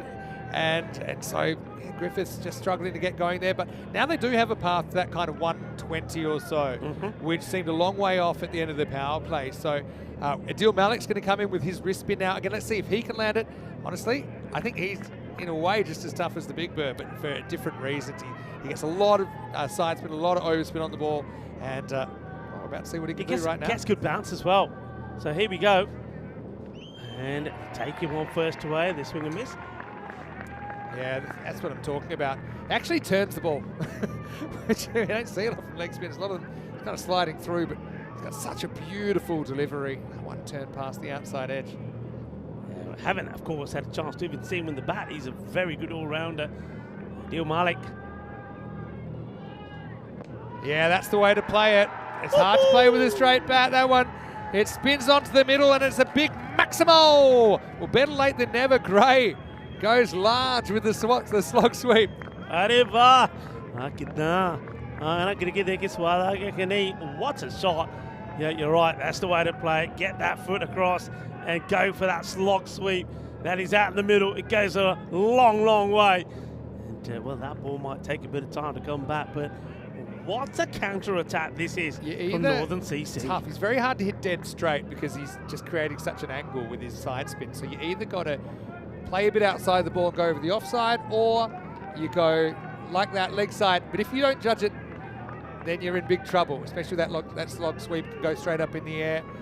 But if you do get it right, it goes a long way because it's basically spinning straight onto the middle of the bat. All right, Malik. Dotting a 6 to start. Good contest this. Wants to go again, and he'll get the result. Maximo! Little by little. Oh, it's catch in the crowd. Well, how about that? And I'm guessing that's the... Oh, no, that's Adil Tariq that's taken it. Tariq. I was going to say the Northern supporters, but he's certainly a darling of the Northern supporters. Adil. Well, put that with his ECN stats. What a great catch in the crowd. Nicely taken. Well, they're enjoying it out there at the moment. Hello to the boys from Byron, Al-Fatah and from ACT. I think they play a good part in this as well. Slightly shorter. Yeah, good delivery. Very good delivery. Very crafty from Adil Malik, because his brother, Shoaib Malik, played a lot of international cricket, high-level cricket for Pakistan, in Pakistan.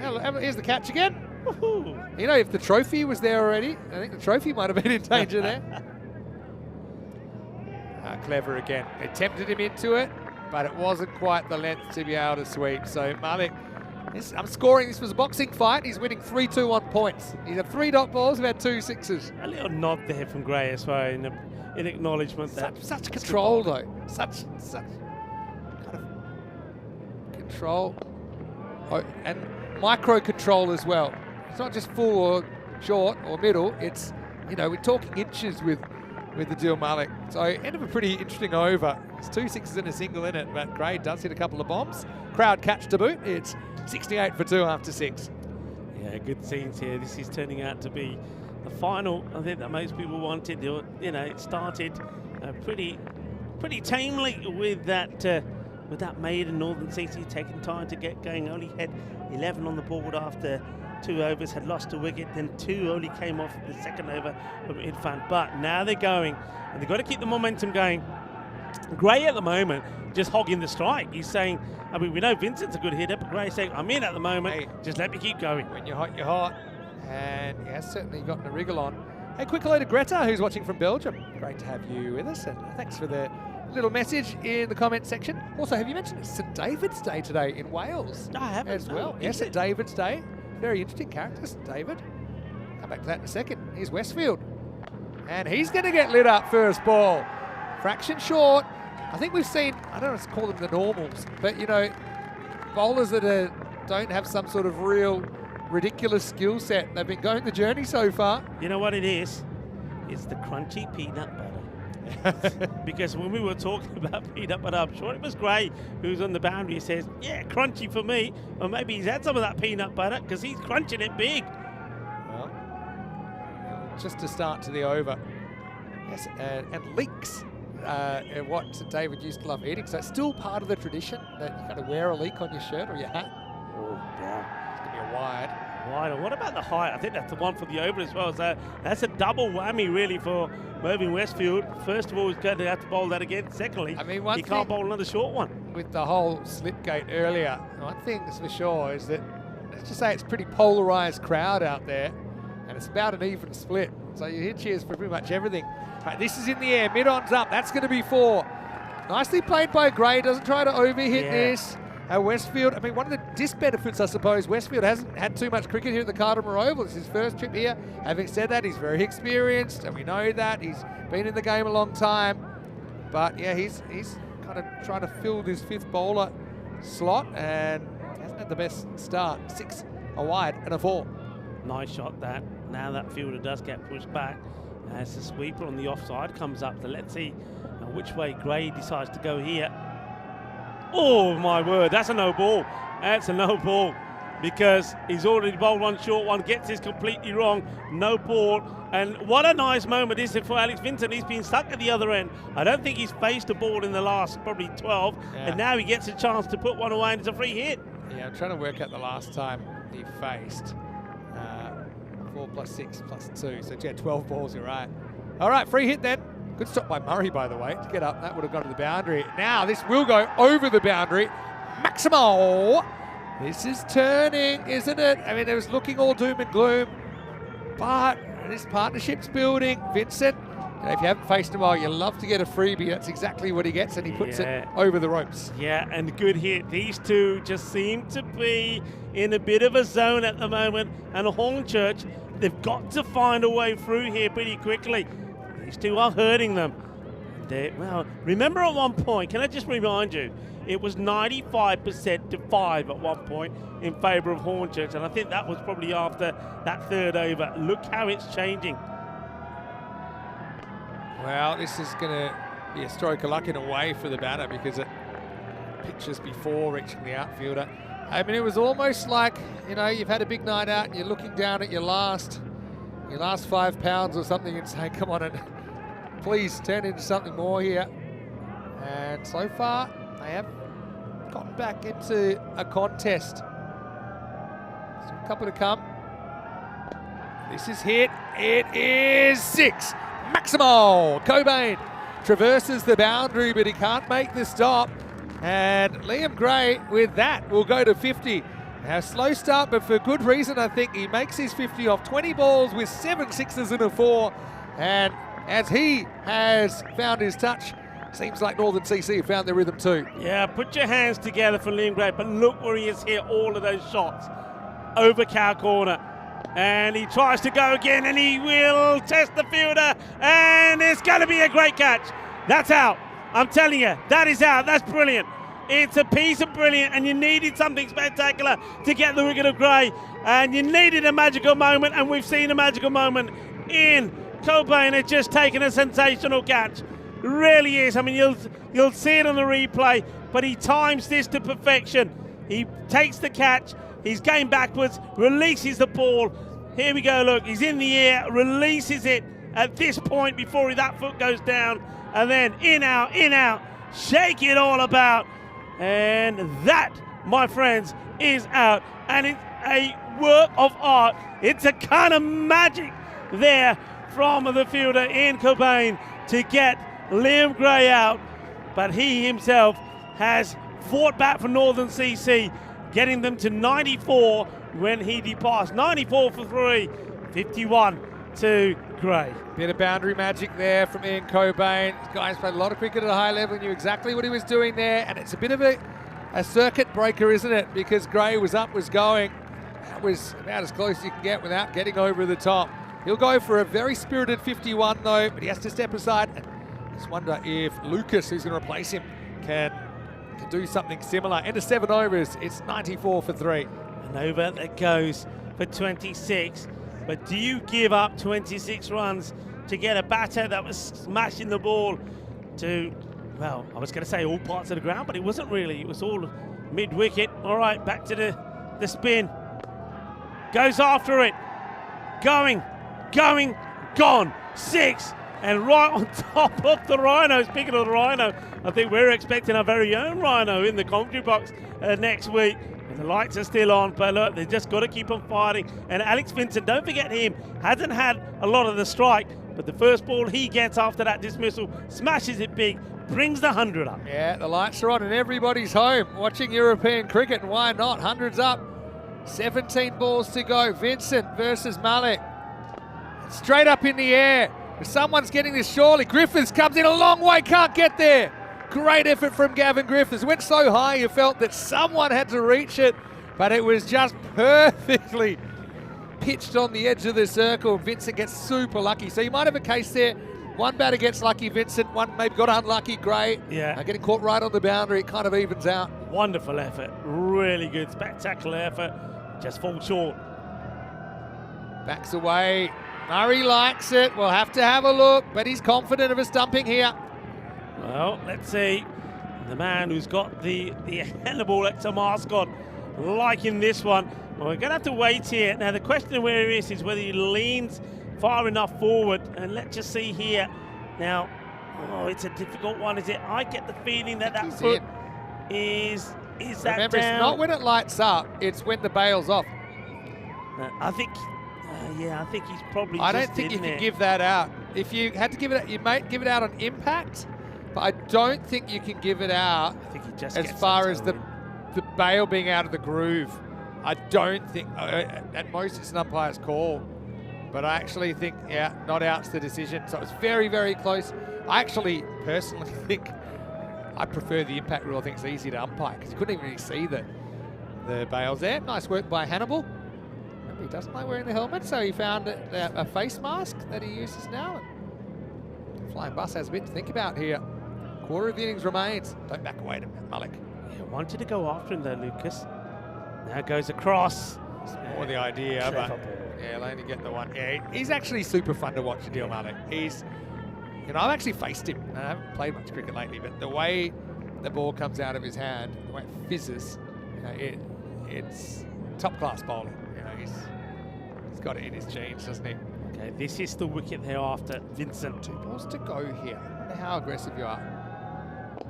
Pretty aggressive. I just think I don't want to lose Vincent right now. Maybe I'm happy he's not facing this ball because he can really, he's going to get seam in the last 2 overs. You're going to get, well, who's he going to get? Griffiths has gone for 33. Westfield went for 25. I don't Do think they we'll see go Griffiths back. Flying Bus? Do they go Esborn, Esborn maybe? Edwards? Yeah. Let's see. Get this either. So Malik, pretty good effort from him.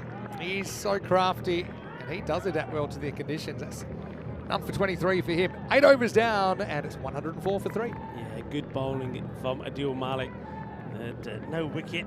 He's been a little bit unlucky, but only the 23 come with these 2 overs. Northern CC, 104 for 3 at the end of 8. So, I mean, ideally, you want to go at 15s here. That takes you to around about that 135. I always said right at the beginning, 135 to 145 you're looking for. It is the night match. We know that sometimes it's a little bit harder to score those runs, but they're going to have to be top draw when it comes to the bowling. And you've got to ask the question whether the spinners will do the trick. No spin, though, coming on here for Hornchurch. They are going to go to, looks like it's going to be Les Bond. Yes, Edwards is coming on. And then you've still got to work out who you're going to bowl the last.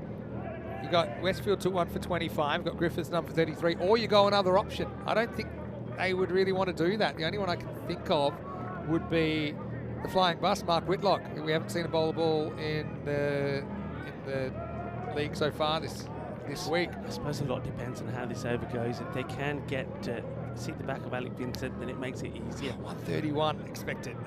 They would have dreamed of 131 after that power play. Anyway, here we go, over number 9. First one's mistimed, and Lucas will have to stay on the rack. Good start from Lesbon Edwards. We know that he sometimes has a few difficulties getting the ball in the right areas, but look at that. You can see Adil Malik is the first one who congratulates him and said, yeah, that's where you want to be. Remember, he bowled a lot of wides in one of their matches and actually gave away the opportunity of taking 4 points. That's all, of course, irrelevant, but he wants to be tidy here. At least a 1 here. Hopefully more. He won't need to because he's missed it. And it'll be called a wide. He mentioned that. He's had the odd issue with control. I mean, it is early season in England. I do think, though, the English players, they should be pretty used to a bit of chill early in the season. Didn't it snow in one of the county games last year? Compared to English conditions, this is mild. I can guarantee that for you. Orthodox drive. So Vincent, he'll come back on strike. He's got 4 balls left in the over. Guy that is Tasmanian, actually. So hello to all of our viewers in Australia. The time in Tasmania right now, I make it 5:39 in the morning. So buenos dias. You've got to be very keen if you watch They love their cricket in But you Tasmania. don't I've got a wanna lot miss of friends this. from there. All right, here we go. All happens in the 9th. Wide. This is where he missed a few when he bowled I think it was the 10th over, wasn't it? And let's be honest, Hornchurch, by their own admission, they were asking me, Vinny, how many wides did we bowl that game? How many extras? They weren't too happy when I gave them the answer. It's one thing if you miss by a little bit, maybe trying to hit that wide, but not quite a wide. Puts his hand up saying, don't worry. Got it all under control. Vincent, 22 yards away. Another wide. Clock seems okay. They've got over 3 minutes. Got to say well done to all the fielding teams. We haven't had a clock violation yet in this ECL. You've got to finish this over before that clock runs I out. just wonder if Edwards is just rushing. He gets back to the mark quickly. Probably he's thinking, all right, I'm bowling wides and time is a problem. He's going to try around the wicket now. Change of angle to see if this changes things. Vincent. It's well bowled. It's good area, good length as well. So Vincent can only squeeze it out for a single. Good comeback. And that's worked well. The only thing I would say is, remember Lucas came in for one ball in that last match and he smashed a big 6 when it was on his pad. So he won't mind a bowler coming around the wickets to him. It might suit him. Well, adios Pelota. That's out of here. Lucas, we know he's got power. Well, no one's catching that because it's over the roof. Maximo 6 carreras. Yeah, well, they love it. Look at them. They're up and about. And to full toss on the legs. I don't think there's an issue with the height. We'll take a look at it again. But I said before that with Lucas that he likes going for this shot. And I just think coming around the wicket to him and giving him the option to play on that area is probably a bit of a mistake. So 115 comes up as Lesmond Edwards has gone for 11, but he's still got 2 balls to go in the over. Does. Well, hopefully it's only 2. Oh, that's an edge, that's flying, and that's going to be for the pocket de suerte for Lucas. Swings hard, third. I think there's Big Bird down there. He was fairly square, so he couldn't move to his left quick enough, and that's 4 more to Northern. 4 more runs. We got a game on here, folks. We got a final hit for you now. As the 119 comes up, there's still 7 balls to go in the innings. How many can they end up with? Minute left on the clock. Wide, so I have to bowl that again.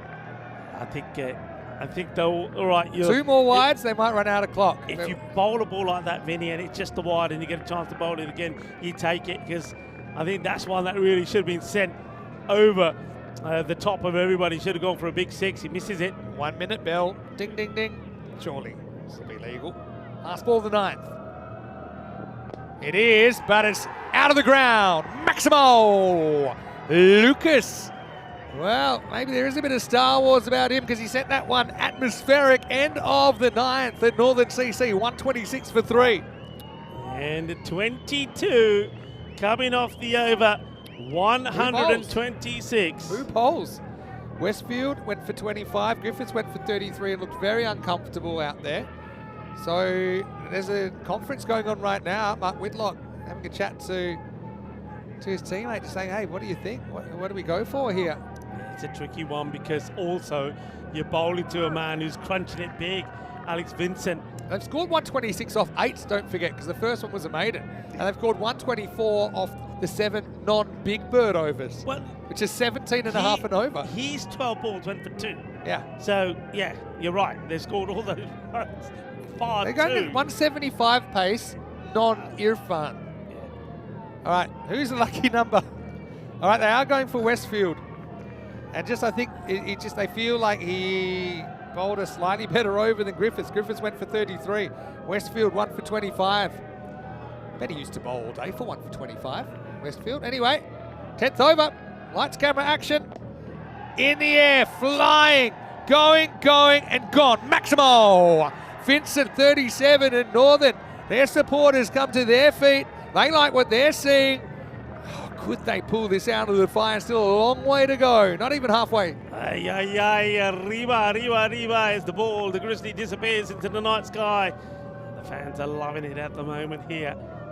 So 130 is on the board. Good Yorker. Probably wants 2 here, but I just don't see it happening. Griffiths will field it cleanly. And they'll settle for one. I suppose you got the double click happening really with Vincent and Lucas both striking the ball well, so it doesn't really matter who's facing out of those two at the moment.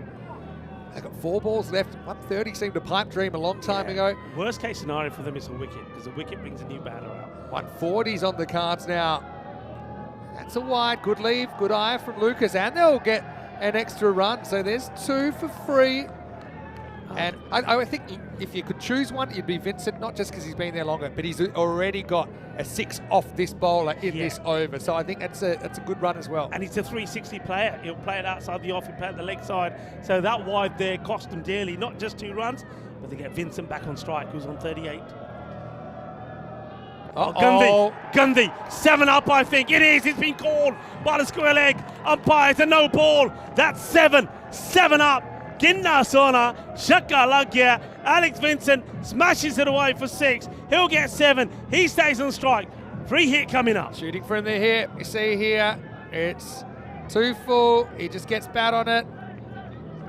And 7 carreras. Back to live action here. Free hit, don't forget. Vincent on 44. Goes to 45 now. So 143 now. I mean, 150 would be out of sight. Now it's the computer's saying 50-50 game. Let's not forget the batting Hornchurch have. Northern still have to bowl and field well, and even then it might not be enough. Lucas, a lot of bottom hand. Is it going? It is. Maximo. Now we are talking 150 chase. And what a dramatic first innings this has been. Feels like every group final is an ECN Classic at the moment. What a turnaround. What a turnaround. It started with a maiden. And then Irfan second only went for 2. Oh, it's been an onslaught. Still 2 to come. It's the most perfectly timed run ever, maybe. Now Chips. This will actually plug, so I'll get 1. Vincent will get the last ball. The 150 comes up, and for the first time, Northern, what were they earlier? Was it 3%, 6%? I saw it at 5%. At 5. They're favourites. At only just though 54%. Vincent to finish things off. Westfield comes in. And that's hit down the ground, and I think that's gone for 6. It has, yeah. Maximo to finish. So it'll be a 20. No, in fact, it's a 30 run over. It's a supersonic finish. They go from 126 to 156. Vincent brings up his 50 with that last ball. The man for the occasion. Look at where he's hit those boundaries as well. Pretty much everything pumped straight down the ground. And Northern with all the momentum going into the second half. But think of the batting we're going to see. We're going to see Hankins. We're going to see the big bird, Muhammad Irfan Jr. We're going to see in Cobain. Guys played a lot of professional cricket, but for the Northern fans, they believe. And the more they play, the better they've got, probably with one exception, Northern. But a day's a long time in ECN cricket. They walk off with 156 off 10 overs. Oh, well, this is quite incredible. I mean, what an onslaught. There was 2 supersonic overs in there. The last one goes for 30. And, well, there's all sorts of talk going on here at the moment. And, well, I think, the tempers can be a little bit afraid. You can see, I mean, it's look, this is it. There's a lot to play for. There's a lot of tension. You've got some supporters supporting one of the English teams, one is supporting the other English team, so things could be said. There's a bit of cheering, there's a little bit of booing. Some can take it, some can't take it. That's the way it goes. But at the moment, Hornchurch, they're going to have to get 157 for a victory here. And Merlin Westfield goes for 55 in 2 overs. Yeah, I mean, the thing is, it's amateur cricket, but in a professional cricket environment, and the clash is real. I mean, no one likes getting it from the crowd. I remember the odd time that people bothered to turn up and watch me play. I remember it's a bit uncomfortable at times. And you just got to deal with it. You just got to get on with it. You got to do your job. I think the Hornchurch, they feel they've got the batting to do this. That's why they have gone for bats as well with Cobain. And Irfan has just been in incredible form so far. But remember, the last time he batted under lights, he gave a chance straight away. Northern CC have caught very well. They'll need to catch well again if they're going to pull this off. But by no means do I think this is a done deal. I've got this pretty much a toss of the coin at the halfway mark. It's I suppose one disbenefit for Hornchurch, they haven't had a hit since day one. And look, they batted very, very well when they did bat. But how about this this innings. We saw Laker have to eat a maiden, and then I don't even know if he'd be able to field after that blow. I imagine he would, because he's going to soldier on, but yeah, great. It took a while to get going. He finished with 51. The same score for Alex Vincent. They lost McGladdery for 11. Lucas came out and played his role perfectly as well with 3 over the fence and a 4. How about that, though, from Cobain? All the experience and skill there to pull off a dramatic boundary catch. But, hey, it's finals time. You can't spell ECN finals without DRAMA, and this Group B finals bringing it. Yeah, he's definitely bringing it. I just got to say, those 2 knocks, actually, those 2 half centuries, the first from Liam Gray and the second from Alex Vincent, I just think they were world class. They really were. They both knew exactly how to play it. Liam Gray took control early on. He took over from Vincent and got his half century. He went to that wonderful catch on the boundary, by the way, from Cobain. And then Alex Vincent took over. But don't forget the role that Stephen Lucas played as well. He was the guy I was saying that maybe you could gamble with him in the power play. But he comes in and he scores 26 for 10. Great partnership. We have got a stunning final coming up. And I tell you what, if you spread the word, if there's a few people that are not tuning in, well, give them a bell, knock on the door, tell them to get tuned in, because I reckon we're going to see an ECN classic in this Group B final. Oh, game's on a knife edge. 17 extras, once again, a problem for Hornchurch. 51 for Gray, 51 not out to Alex Vincent. 26, you're right about Lucas, good cameo from him. I know you can look at Laker and you're quick to criticise, but I'd love to know anyone that would want to walk out in his shoes. And so it didn't hurt him too much in the end. Hey, the 8 non-Irfan overs go at 192 pace. So that's the pace they were going. So, look, if Hornchurch do get over the line, they can thank Irfan already, but they're going to have to bat very well. He bowled none for 2, including a first over maiden. Billy Gordon with 2 wickets, also pretty cheap. Malik likewise. But it's that the other 2 bowlers, if you like, the other 4 overs. I'm going to count them up, but I might need my calculator. The other 4 overs that weren't Irfan, Billy Gordon, or Malik, they went for 110. Yeah. So 6 overs for 110. Well, the split is 55 of the first 5, 101 of the second 5. That was just amazing. But, of course, it was that over number 5. From Gavin Griffiths that went for 33 that started it. Let me just clarify. So, yeah, so the 4 overs, which is the 4th and 5th bowler, went for 110. So that's 27 and a half and over from the bowlers that you don't see that aren't Irfan, Gordon or Malik. We will take a break. It won't be too long. We'll be back. And, well, I know that there's not many people on the fence here, but whoever you are, wherever you are, we hope you can come back, because it'll be 157 for Hornchurch to stay live in the European Cricket League when we return to the Khartoum Oval for more of this Group B final.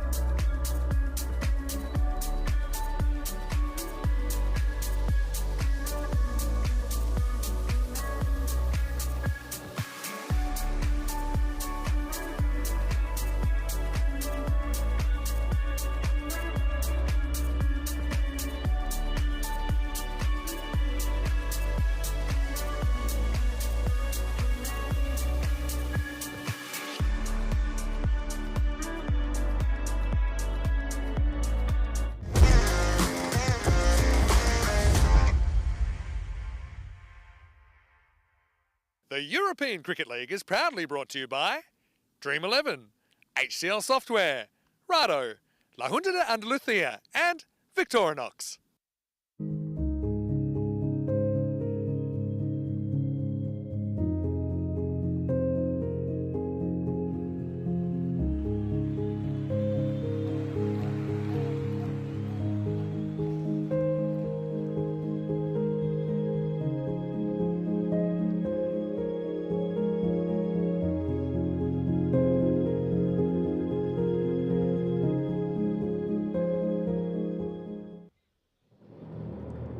Viewers, and welcome back to the magnificent scenes of the Cardamom Oval.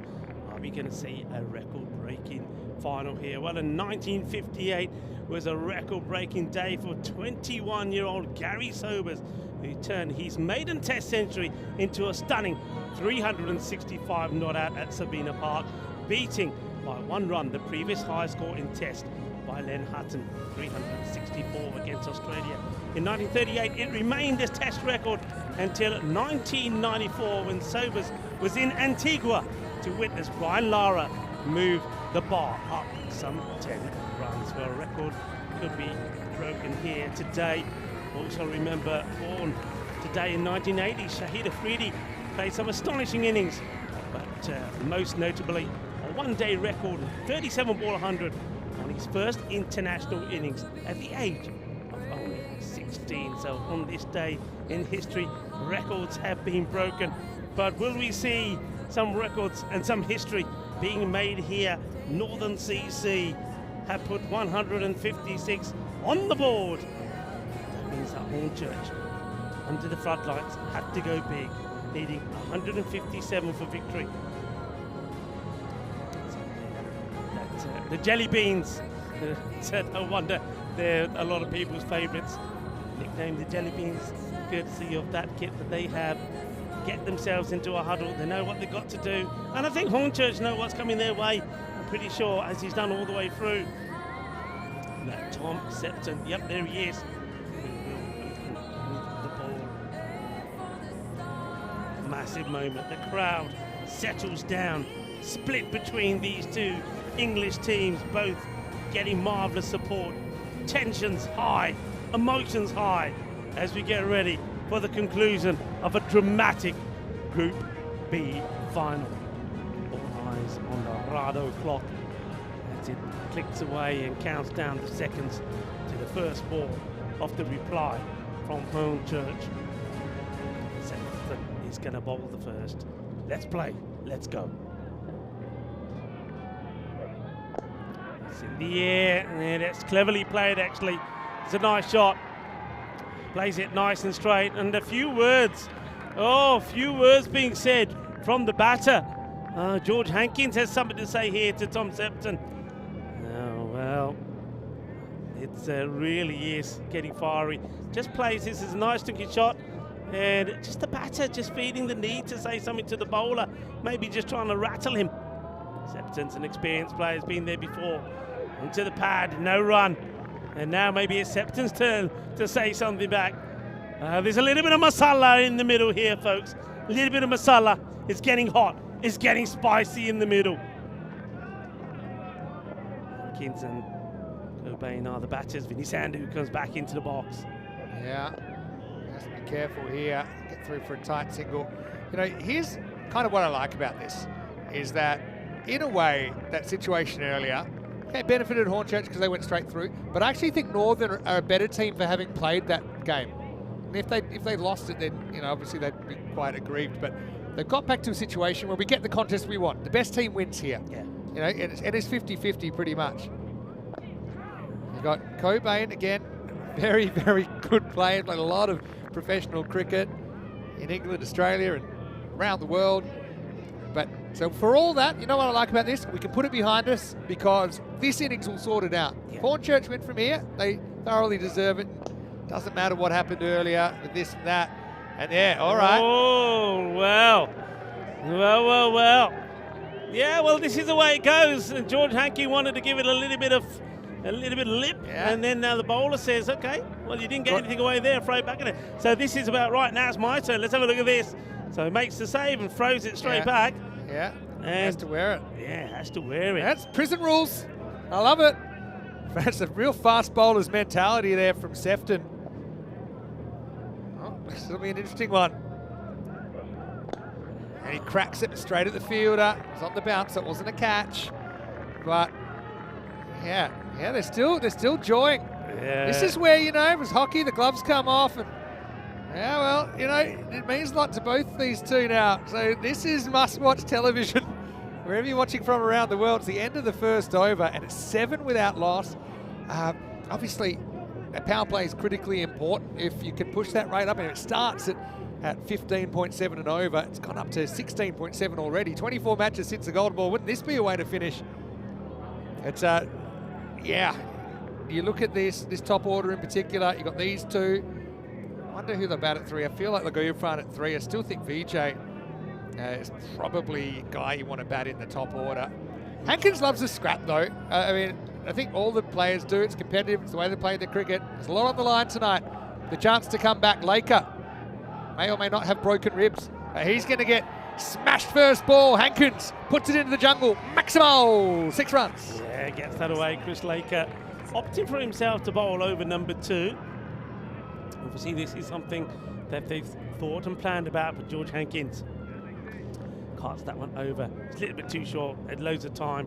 Gets under it. Cracks it away. 6 runs. I had a question. Is this the final of the competition or just the group final? Well, it's the group final, but who knows? Maybe who wins this goes on and wins the whole thing. Now, one thing's for sure. In 9 overs time or so, whichever team's on the losing side, their ECL is over. It's a long road to get back in England. I think England, well, by definition, has the most clubs you have to be better than to get here. Laker with a comeback ball. Waits on it. Really good shot from Hankins. Rolling cutter. Maximo. 6 carreras. Back to back. Hankins is the man, isn't he? He's normally the ice man, the cool man, cool head. And how many times have we been here at the Cardamom Oval and Hornchurch been in a sticky situation? George Hankins steps up and gets them through it, and they're relying on him to go good here. So just giving a little bit of width outside the off at the moment. They haven't got anybody back there either, so I think he really does need to change his line here. Yeah, pace off has worked pretty well for them. Hankins very smart, waits on that. It's all about creating and taking chances for Northern tonight. If they can do that, they can defend this. Slower ball, slight miss hit, and he's gone. Hankins out. There's a rolling leg cutter and Laker with the ultimate reply. Hankins has to go for 18. And a very good catch taken under immense pressure. Hornchurch 19 for 1. Oh boy, I can't imagine what the fielder's thinking there. Goes through the fingers at 6. Oh, Hankins goes. Look how pumped they are, by the way. And look at them. Well, they're pumped as well. I mean, everybody went quiet around the ground when this was hit. Everybody goes quiet. The catch is taken. Then look at the bowler here. Look at the captain. Look at Laker. Laker was there. He was up for it. Celebrations on. Look at him. Look at him. Tell him. Tell him and tell them it don't matter. That's what it means to him. That is a huge wicket. Hankins goes. Hornchurch 19 for 1. Yeah, Hankins again. Still got something to say. I mean, it's great from a spectator's point of view, but I know that you've got to make sure it doesn't go more than a certain point. I'm surprised with Lakers' freedom of movement on the celebration. Anyway, here's the big bird, big moment. And he's going to start with 6. Well, he gets the ascendancy back straight away. Maximal, 6 carreras. It's a different ball game when he's out there. I mean, I've said this before. People have heard me talking when he's batting before. He hardly hits it. It's all bottom hand. I reckon for him, I'm just interested to see how he goes to spin. I'm pretty sure that Tom Septon will come on to bowl the second. But any bit of pace, he's so quick onto it. Can you get him 30 or less? Oh, that's chopped and almost goes onto the stumps. You know, the luck factor's a real factor as well. It's kind of 80%, but 20% luck, which comes in. And that time the luck was on Hornchurch's side. Yeah, I mean, that was close. But again, pace off. So that maybe is the plan. Pace off works. Yeah, it was a tactic earlier. Have fun. Standing tall. Well, it's a little poke, but he's going to get away with it. It just pops over the infield and goes for 4. Irfan likes it. Why wouldn't he? End of the second over. And they're pretty much on the pace after 2. 29 for 1. Yeah, that over in the end with that boundary will go for 22. And yeah, they're more or less where they need to be. They had to go around 15s, and Mohamed Irfan, he's got Ian Cobain out there with him. So that's what they're fighting for. One of these two teams will have their name up in lights. The winners of Group B, Darmstadt, have done it for Group A. And what a final that was. Yeah. And, well, this is a sizzler. You're right. Yeah, makes it easy to find the old ECN classics. Okay, Sefton needs to find a new enemy now. It's Cobain at the other end. Well bowled. First one gets under the bat. 51% Hornchurch here. Keep an eye on those win percentages. Cobain's a big fish to get though as well. He could win the game for Hornchurch. That's up in the air though. Can it be reached? Oh, no one put a name on it there. It was Laker to his left. He didn't want to commit to the dive because he saw it was another fielder in the immediate area, and it falls safely. Cobain survives. Yeah, I think it's one of those which one fielder's ready to dive and decided he wouldn't because he would get in the way of the other. In the end, it drops in between the two of them. I honestly just think they didn't know whose catch it was. They both left it for each other. Now full toss, and that's going to get hit. 1 bounce 4. So, yeah, Irfan, he cashes that one in. It wasn't a good delivery from Sefton, and it rattles the fence. Nice that at least the keeper there, Tyler McGladdery and Mohamed Irfan, they can share a little bit of a laugh with each other. But yeah, that was a full toss, not a good delivery. I think it's one that he was trying to jam it in, Yorker length, goes a little bit wrong.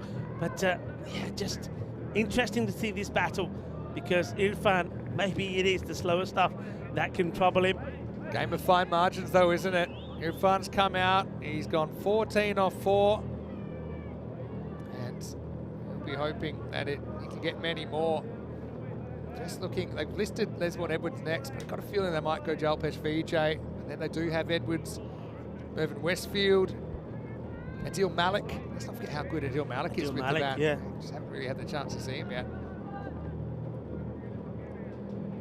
Sefton gets hit flat, but straight in the field. And any time it's a single, it's a big win for Northern. Next best thing to your wicket, obviously apart from a dot.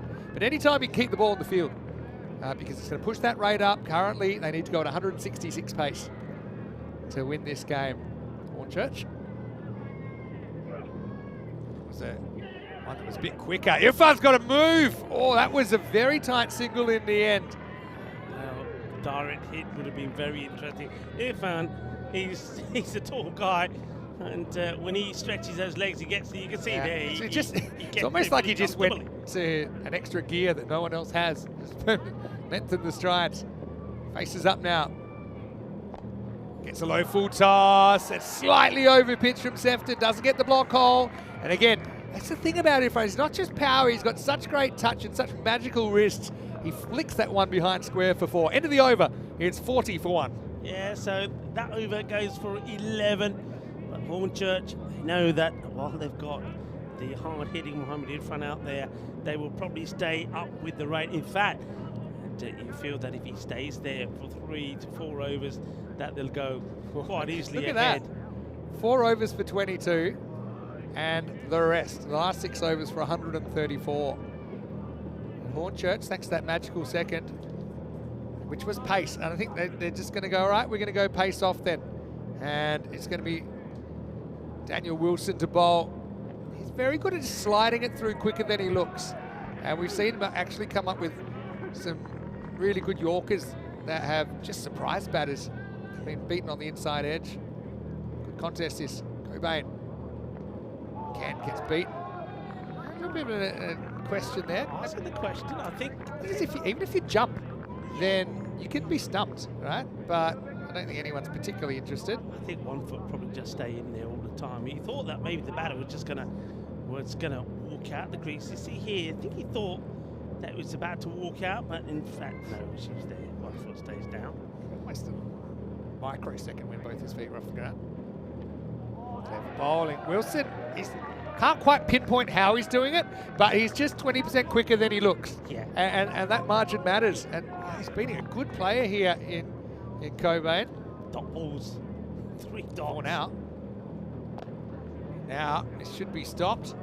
Will be stopped. This is where Northern CC's fielding, I think, really comes into focus. Because, again, can't really afford to leak boundaries on the ground. There's any even half chances. You want to see them swallowed if you're going to get through. Big Bird face up to Wilson. It's a beautiful shot though. It was pace on again. It's just that magical flick from the Big Bird who flies out of the ground. Maximal 6 runs. Different ball game, isn't it, when he's on strike?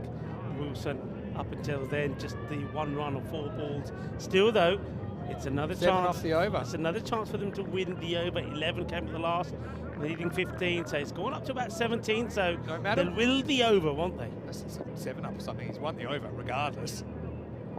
This is hit. Clipped really nicely into the gap. That's going to be 4. So you're fun.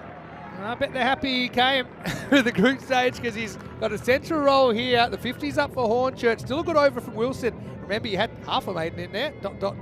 1, 6, 4, and after 4, it's 51 for 1.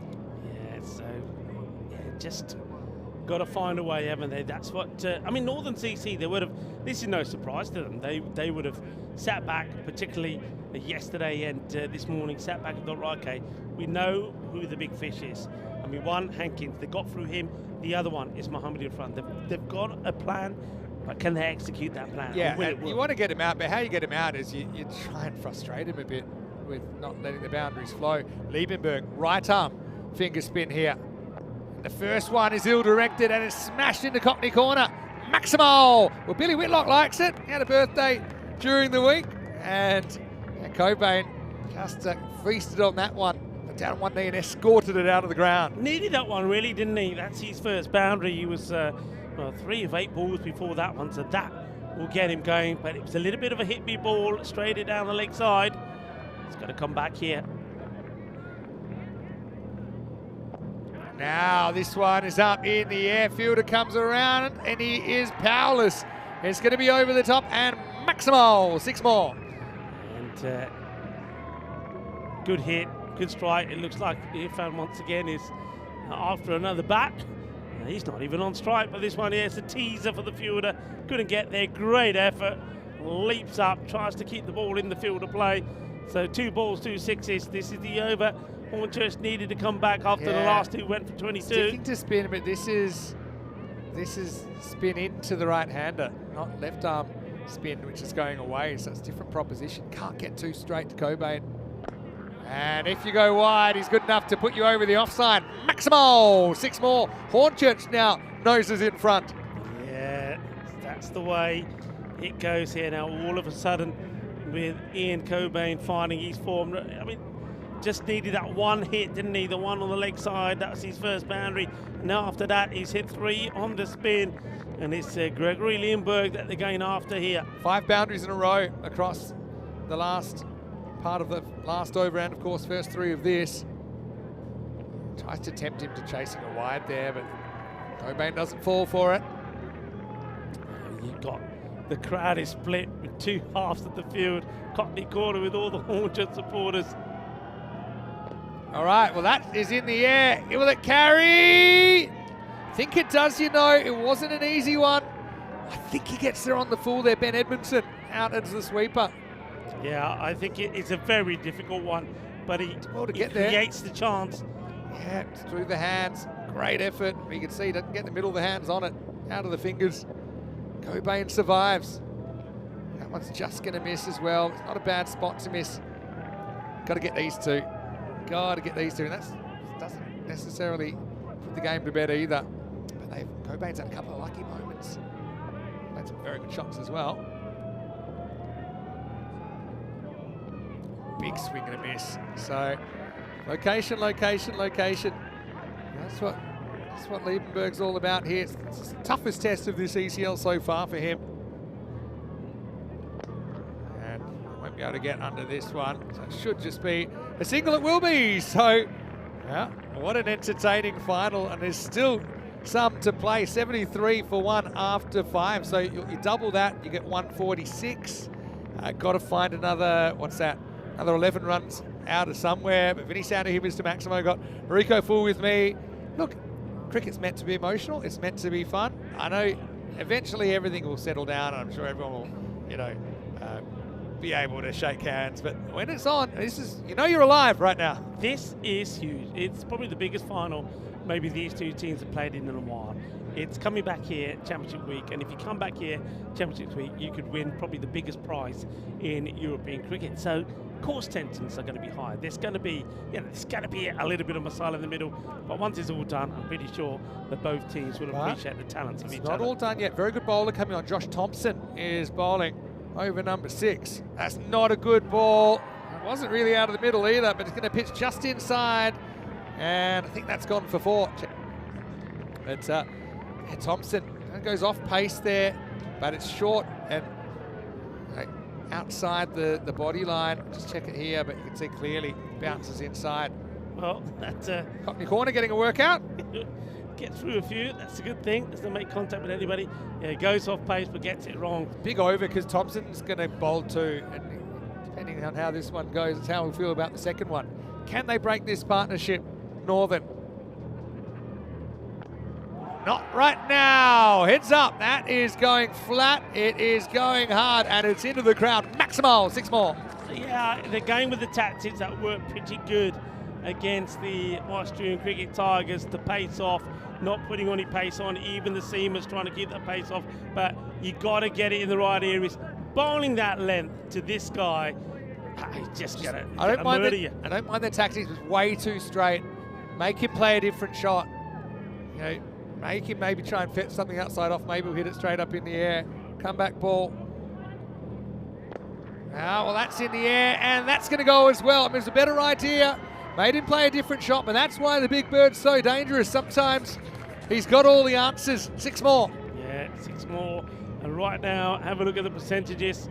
61% to 32. We've gone outside the Goldilocks zone now. It's at Hornchurch all the way, saying the win predictor. But 2 wickets. 2 wickets change everything. We saw what happened in the first innings. One partnership got Northern CC past that 150 mark. 2 wickets is what they're after. 1 miscue, 1 bad shot. Everything can change. One ball could change this game. Can Thompson provide it? 46 for Irfan. And make that 52. Just a short arm jab. That one flies into the night. Maximo. A half century for the big bird off 14 balls. He's different gravy, isn't he? There's only one way to describe it. And the thing is, he's such a lovely guy as well. I bumped into him yesterday at the Sunset Beach Club, had a little chat with him. He is very humble. He's a real gentleman. But when he plays his cricket, boy, is he a danger, is he a threat? And at the moment, he's gone for 4, 6, 6, 6 in this over. 22 come from it, and he's taking the match away from Northern CC. About that last 6 balls. Looses this. Great take down the leg side by McGladdery. He's a part-time keeper, but he looks like a full-timer to me. That's an excellent stop to save a boundary. Problem here for Northern CC as well. If this over's going like this, I mean, you've got to find another bowler from somewhere. Who's it going to be? I mean, Wilson. I have to say you've got to go back to Wilson straight away. Yeah, you've got to. 14 and over required from here. Wide again. Will have to be re-bowled. You can see Thompson just hasn't got the line right, has he? I think also when you look at the way that Irfan plays, it wouldn't be a bad idea for him to try coming around the wicket. It really wouldn't. Just change the angle slightly. Irfan just like to help the ball along on that. It's like try to go round the wicket and go wider of the crease too. If you can bowl cutters, maybe roll your fingers and angle in, cut away maybe. But you just got to stay away from his body. He's just so good at flicking. Look how deep in the crease he is, Mohamed Irfan Jr. That's better. That's better. I mean, it's the same ball you hit for 6 earlier, but you've got a chance there, don't you? And if he really wants to play his favourite flick, it's a lot more difficult to do it to that line. So 25 off this over. Still a ball to go. Let's see. The last over, remember, from Liebenberg went for 22. This one's gone magical as well. So Church well ahead now, 82% to 18. Slow ball, flat batted down the ground. Got a feeling that's going to be 4. They're going to take it on. No, they won't. But we'll have to check this one. I think it's 4 runs, you know. I think the foot hits the rope while he's in contact with the ball. You know, I think this is 4. I think he knows it too, because I don't think the ball had gone by the time there. In fact, it's already touching the rope. So it's going to be 4 runs. Great effort though. That really skated across the turf. So it will be the 100 up. That over goes for 29 in the end, and Hornchurch 102 for 1. 4 overs remain. Look, talking about this like it's a done deal, but there's still 55 required, so they need 13.75 and over from here on in. Still game on, I think. Yeah, and they're doing, I think, the right thing. Daniel Wilson will bowl this over, but it's trying to get the wicket. It's not getting through the over. It's getting the wicket they need. And, okay, that's just a dot ball. That's a good start. And even if, okay, let's say you don't get a wicket, maybe with a good over from Wilson, you can still push that rate up. But, I mean, really, you need to break this partnership sooner rather than later if you're Northern. Oh, that's going to hurt. That's going to be 5 wide. It's kind of counters the one in the first half. Tough one for McGladdery. Gets yorked as well. That takes Hornchurch 5 closer. Oh, dear. Well, you get a dot ball in and then you give 5 away. And that's just not good. And Tyler McGladdery, you got to feel for him. He couldn't do anything about it. Wilson strays on the legs. Shows you what fine margins it is, though, doesn't it? When, you know, if he gets that on the stumps, it's really difficult balls. Wicket-taking ball, really. Wilson will just have to shake it off. Can he break this partnership? Well bowled. That's the one he was hoping for. So, I mean, still, what's that, 5 off 2? Not a bad start to the over. It's a sort of delivery. We haven't seen a lot of them, have we? Yorker length delivery. I mean, no matter who you are, you'll have to do well to get that away. Bowls it well. Right, in the air. And 6 runs. There's that power from Irfan again. He certainly didn't get all of it, but he gets enough. Maximal, 6 runs. Yeah, and that's the example of where you just don't get it right. So he goes to execute the same ball again, but he's able to get underneath it. And that's the thing, he can get underneath it better than what a lot of batters can, because of that bottom hand comes into play. And to just teases the fielder as he gets it about 52 metres for 6. That's out of here as well. Maximal! They are coasting away with this right now, Hornchurch. It's not a good delivery. Wilson has that habit every so often, going over pitch. It's a full toss on the pads. Irfan says, thank you very much. What a knock this is. Remember, on day 1, we saw him smash the ball all over the place when he scored an 88 not out against Byron. He's in form, and he is just deadly. He really is. He's deadly with bat or with ball. What a player. What a big in to have in your side. And you can see, I know it's a team game, but a player like that can make all the difference. All right, this one will be only a single.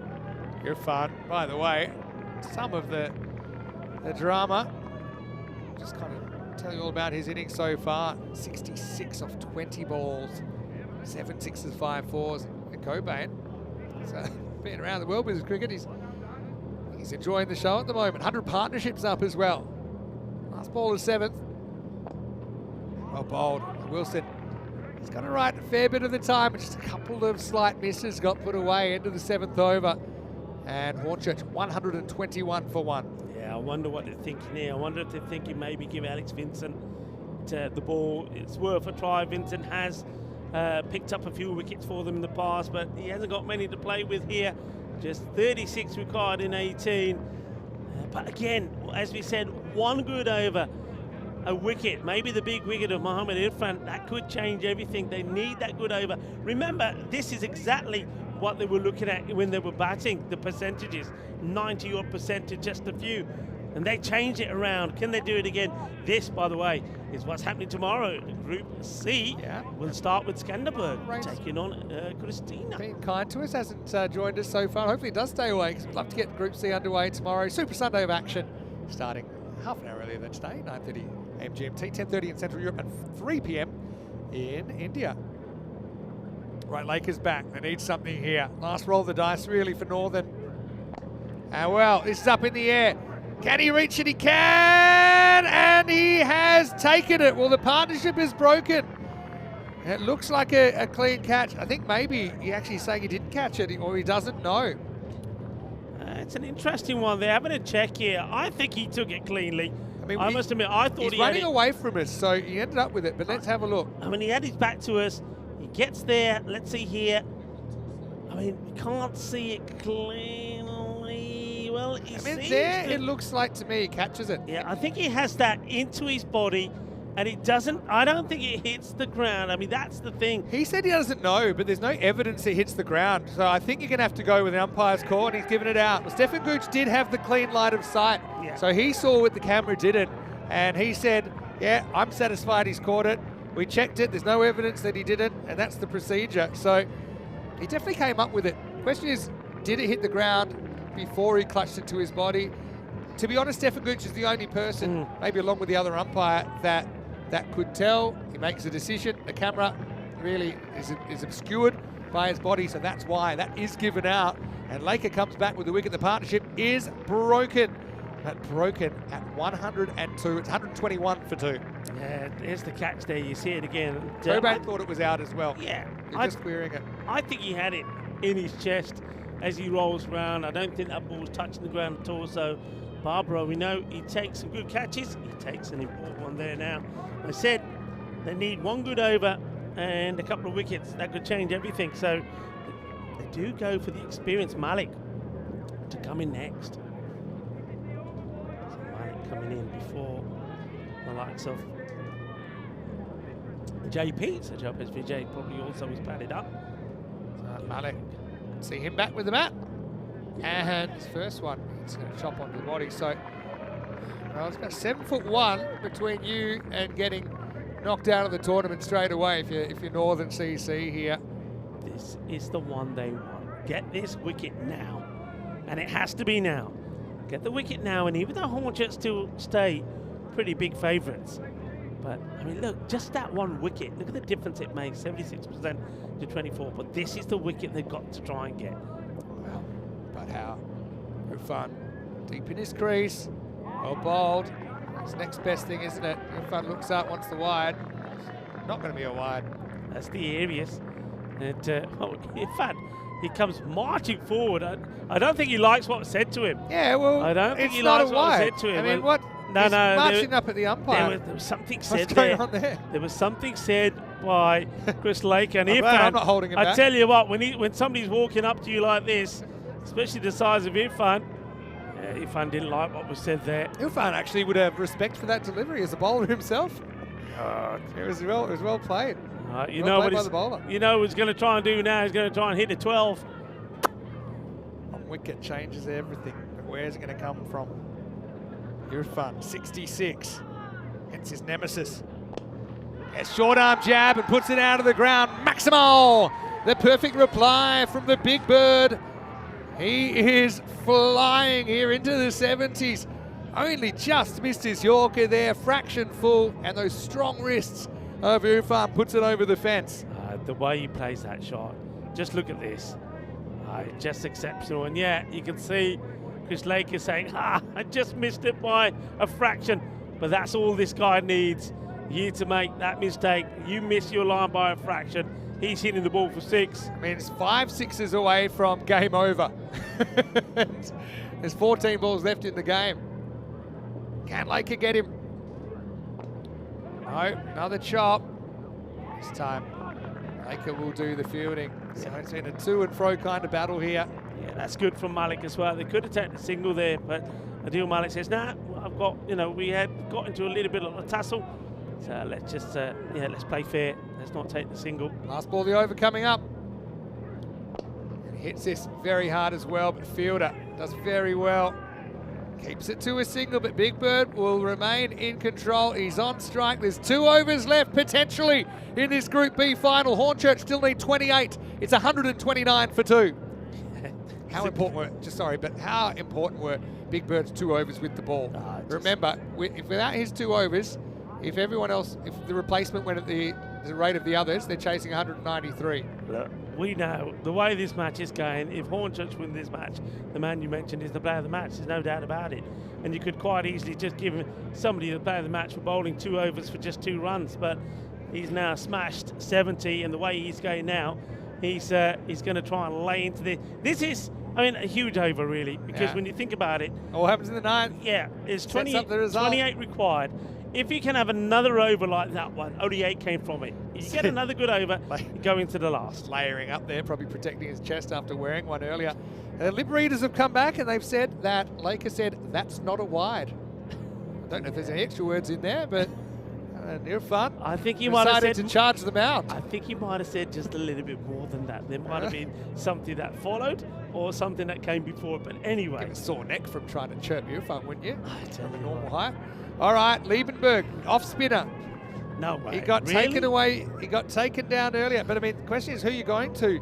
We saw Thompson go for 29. Liebenberg got to get it right. Yeah, 28 to win. First one, 6. Maximo. Irfan, 79. What kind of form is this guy in? He didn't really show as much with the bat as we're seeing this year, but he definitely had it in him when Hornchurch won in 2024. If he scores all the runs, by the way, just leaving that out there for a moment, considering what he's on, mathematically, if he times it to perfection. Well, yeah. He's just got to get him out, and it's got to happen in this over, because otherwise the game could be won in this over. Flew him halfway around the world for this situation. Hornchurch, Liebenberg, comeback ball.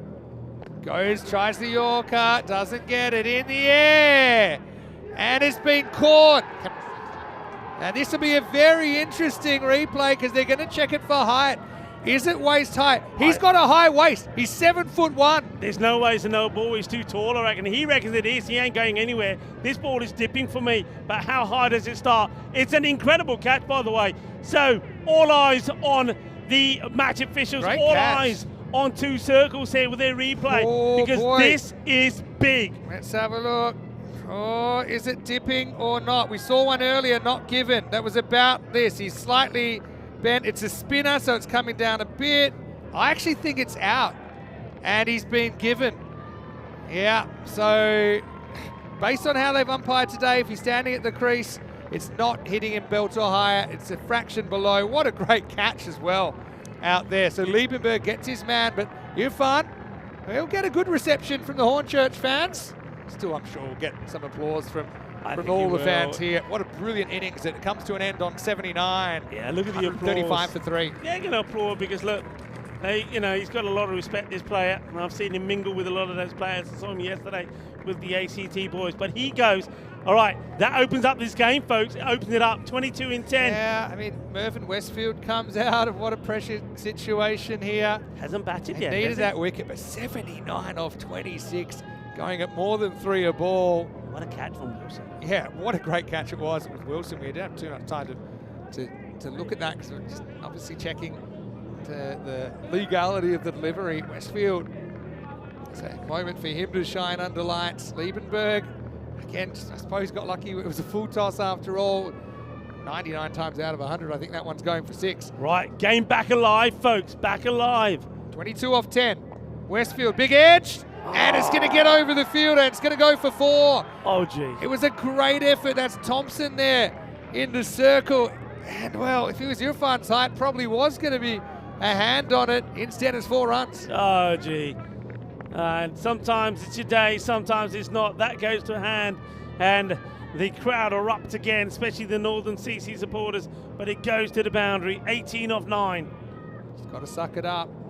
Keep that gap between runs and balls. Trying to keep it on the ballpark here, Liebenberg. He does what he wants there.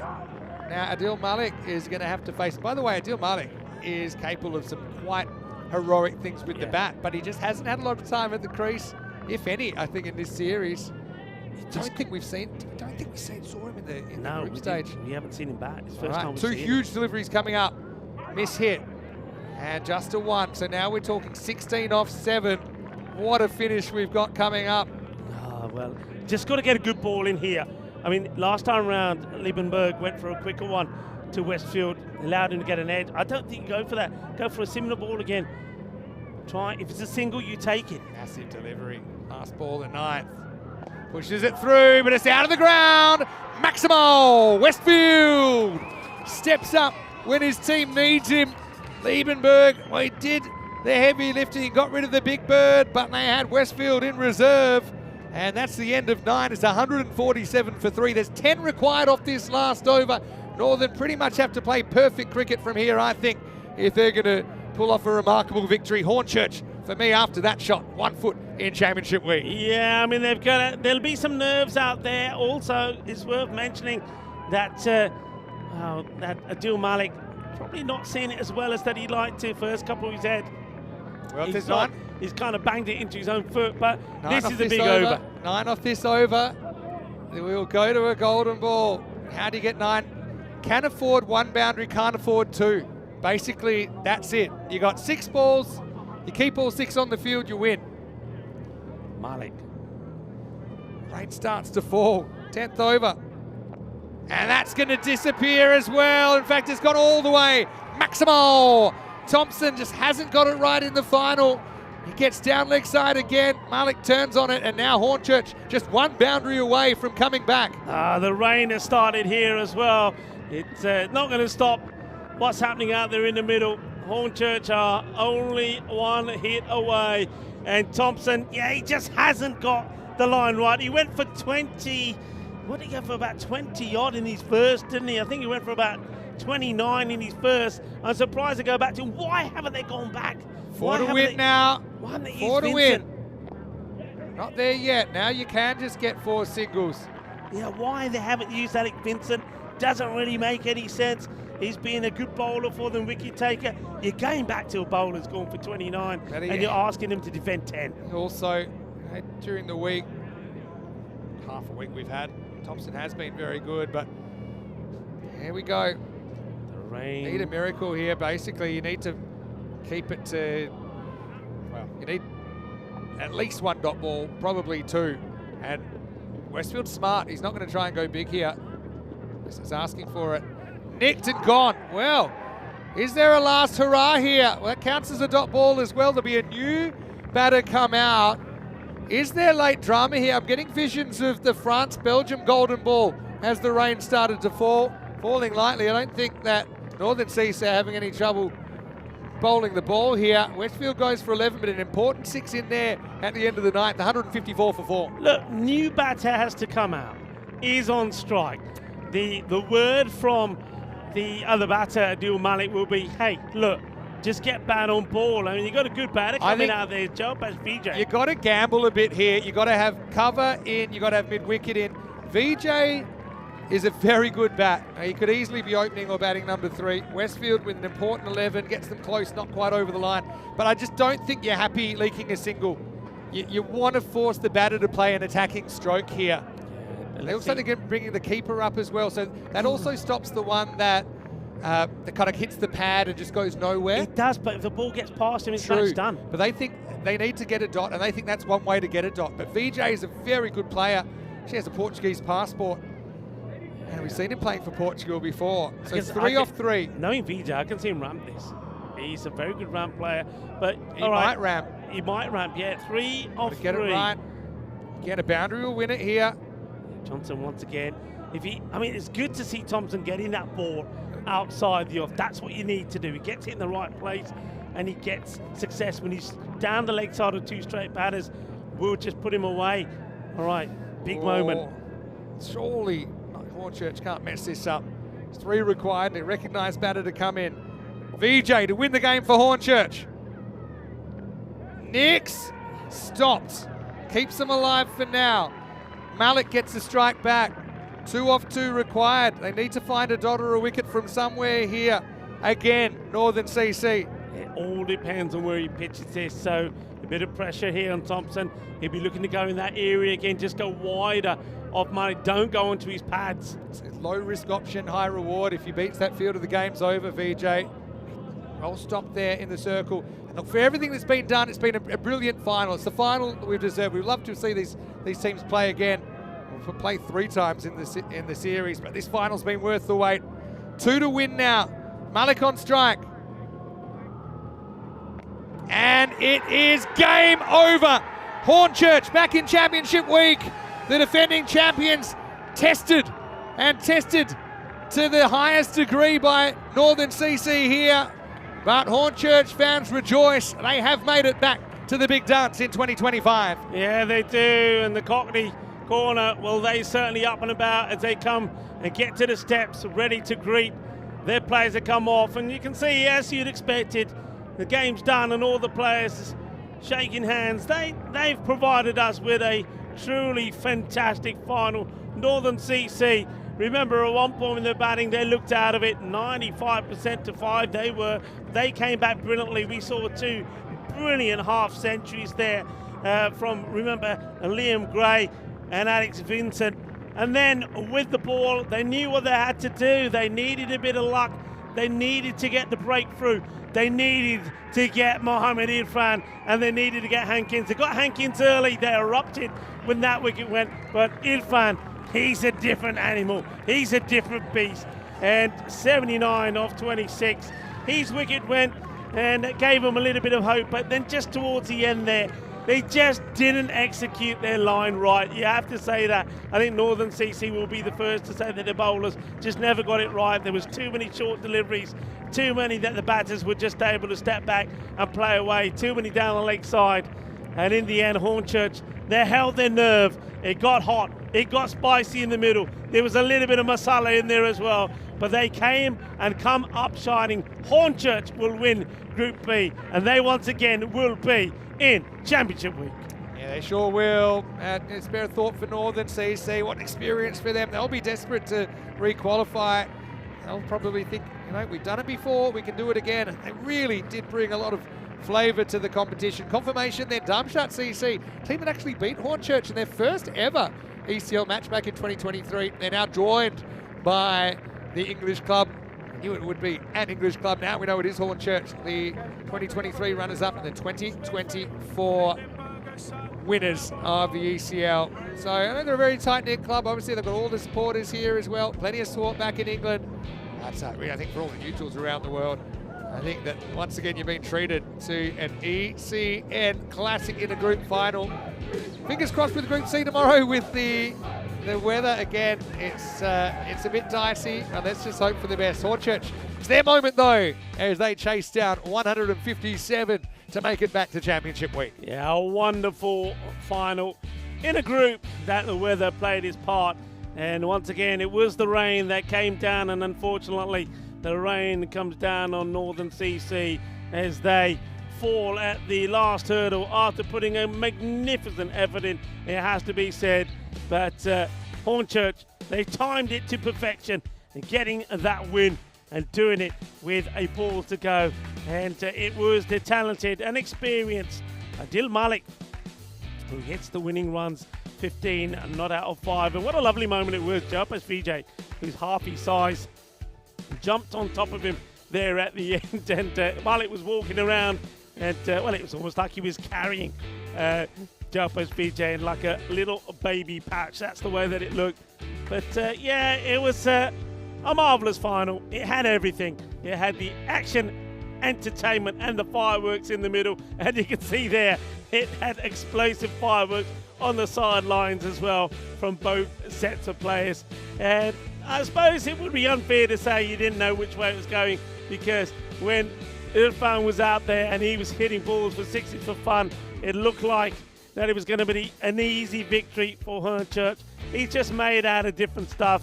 The way he plays, the way he gets these balls over the boundary, wherever you put it, he's just a marvellous talent. He really is. And I know he was good here last year when he came for Championship Week and he was the MVP. But this time he's here for, the few matches that were played because of the weather. And he showed us what he really is about. If you thought he was good, well, we get a chance to look at him this time. We can see just how good he is. He's just an amazing player. Yeah, a fantastic player. I mean, when you take a team that were runners-up and went very, very close to winning the trophy in 2023, and you add someone like Mohammed Irfan Jr., who ended up being the MVP last year. If you had to have stop the voting now, he's the MVP this year as well. Yeah, he comes in, he's, I won't say impossible to hit, but almost, and then he's almost impossible to get out. And he just had a bit of a party there, didn't he? Had the occasional bit of luck. He was out of luck though, that one. I think the right call was made. It wasn't quite waist high, and a good catch taken out there. But look, when push came to shove, Northern, despite their amazing comeback in the first half to post 156. Wasn't quite enough. That was an important one. Westfield hit the last ball the 9th away. They went back to Thompson. This one disappeared, and then really it was Hornchurch's to lose. They fired up, and so was Cockney Corner. That was a late wicket, bit of late drama. Westfield going. VJ came out, got to the other end.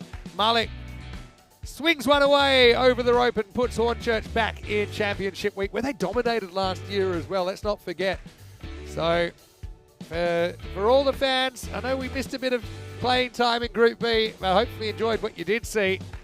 I know that Hornchurch, they like what they're seeing with their ticket to Championship Week, booked again in 2025. Yeah, to the delight of the younger Hornchurch supporters, young and old alike, enjoyed that final. What a final it was. The atmosphere was absolutely sensational.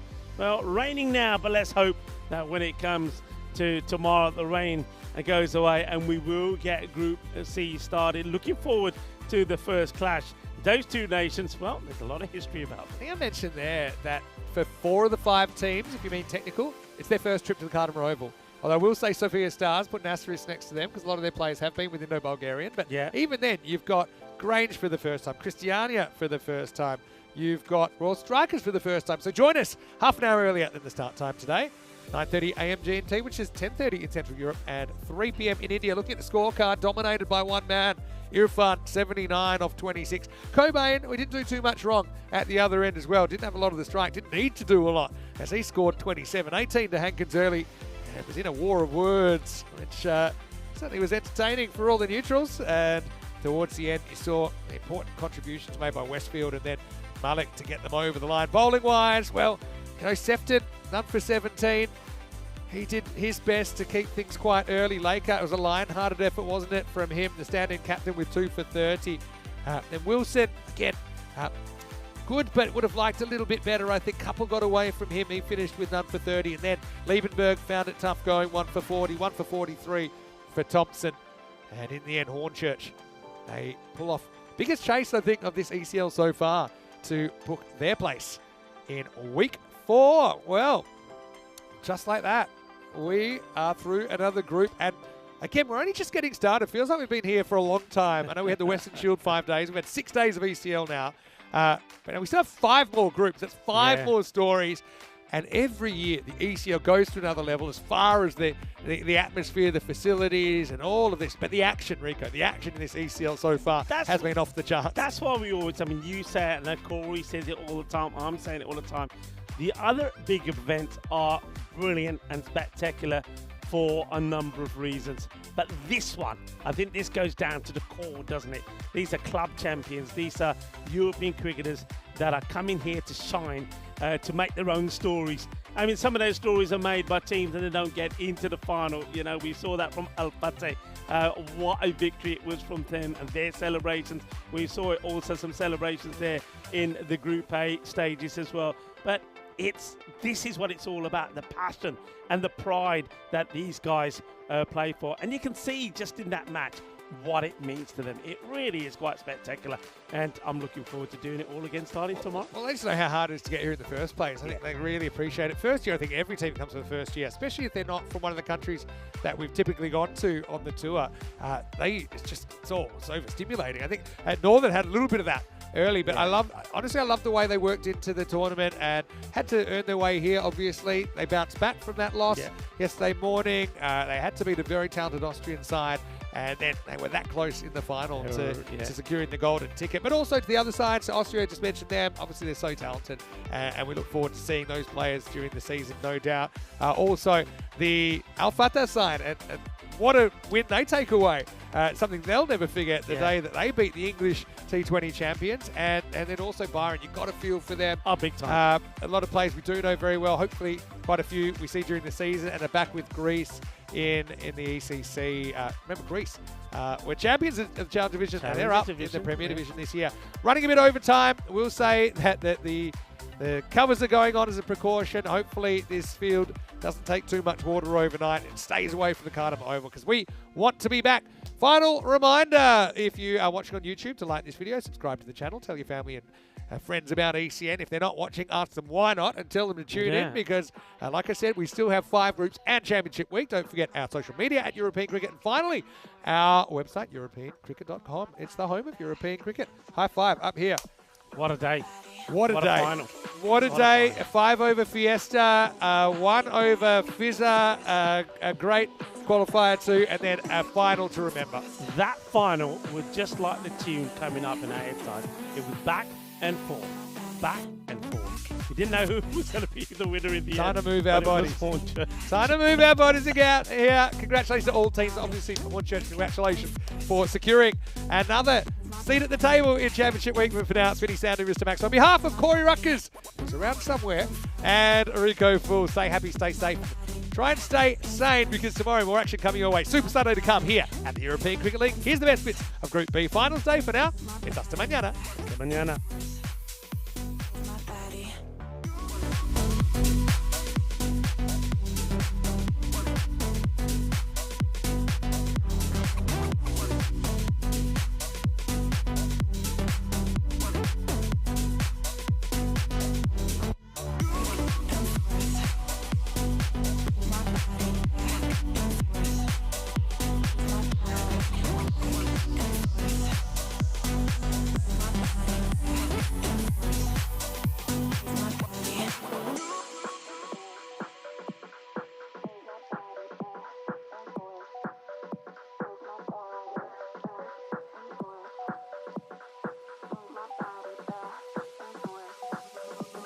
my body.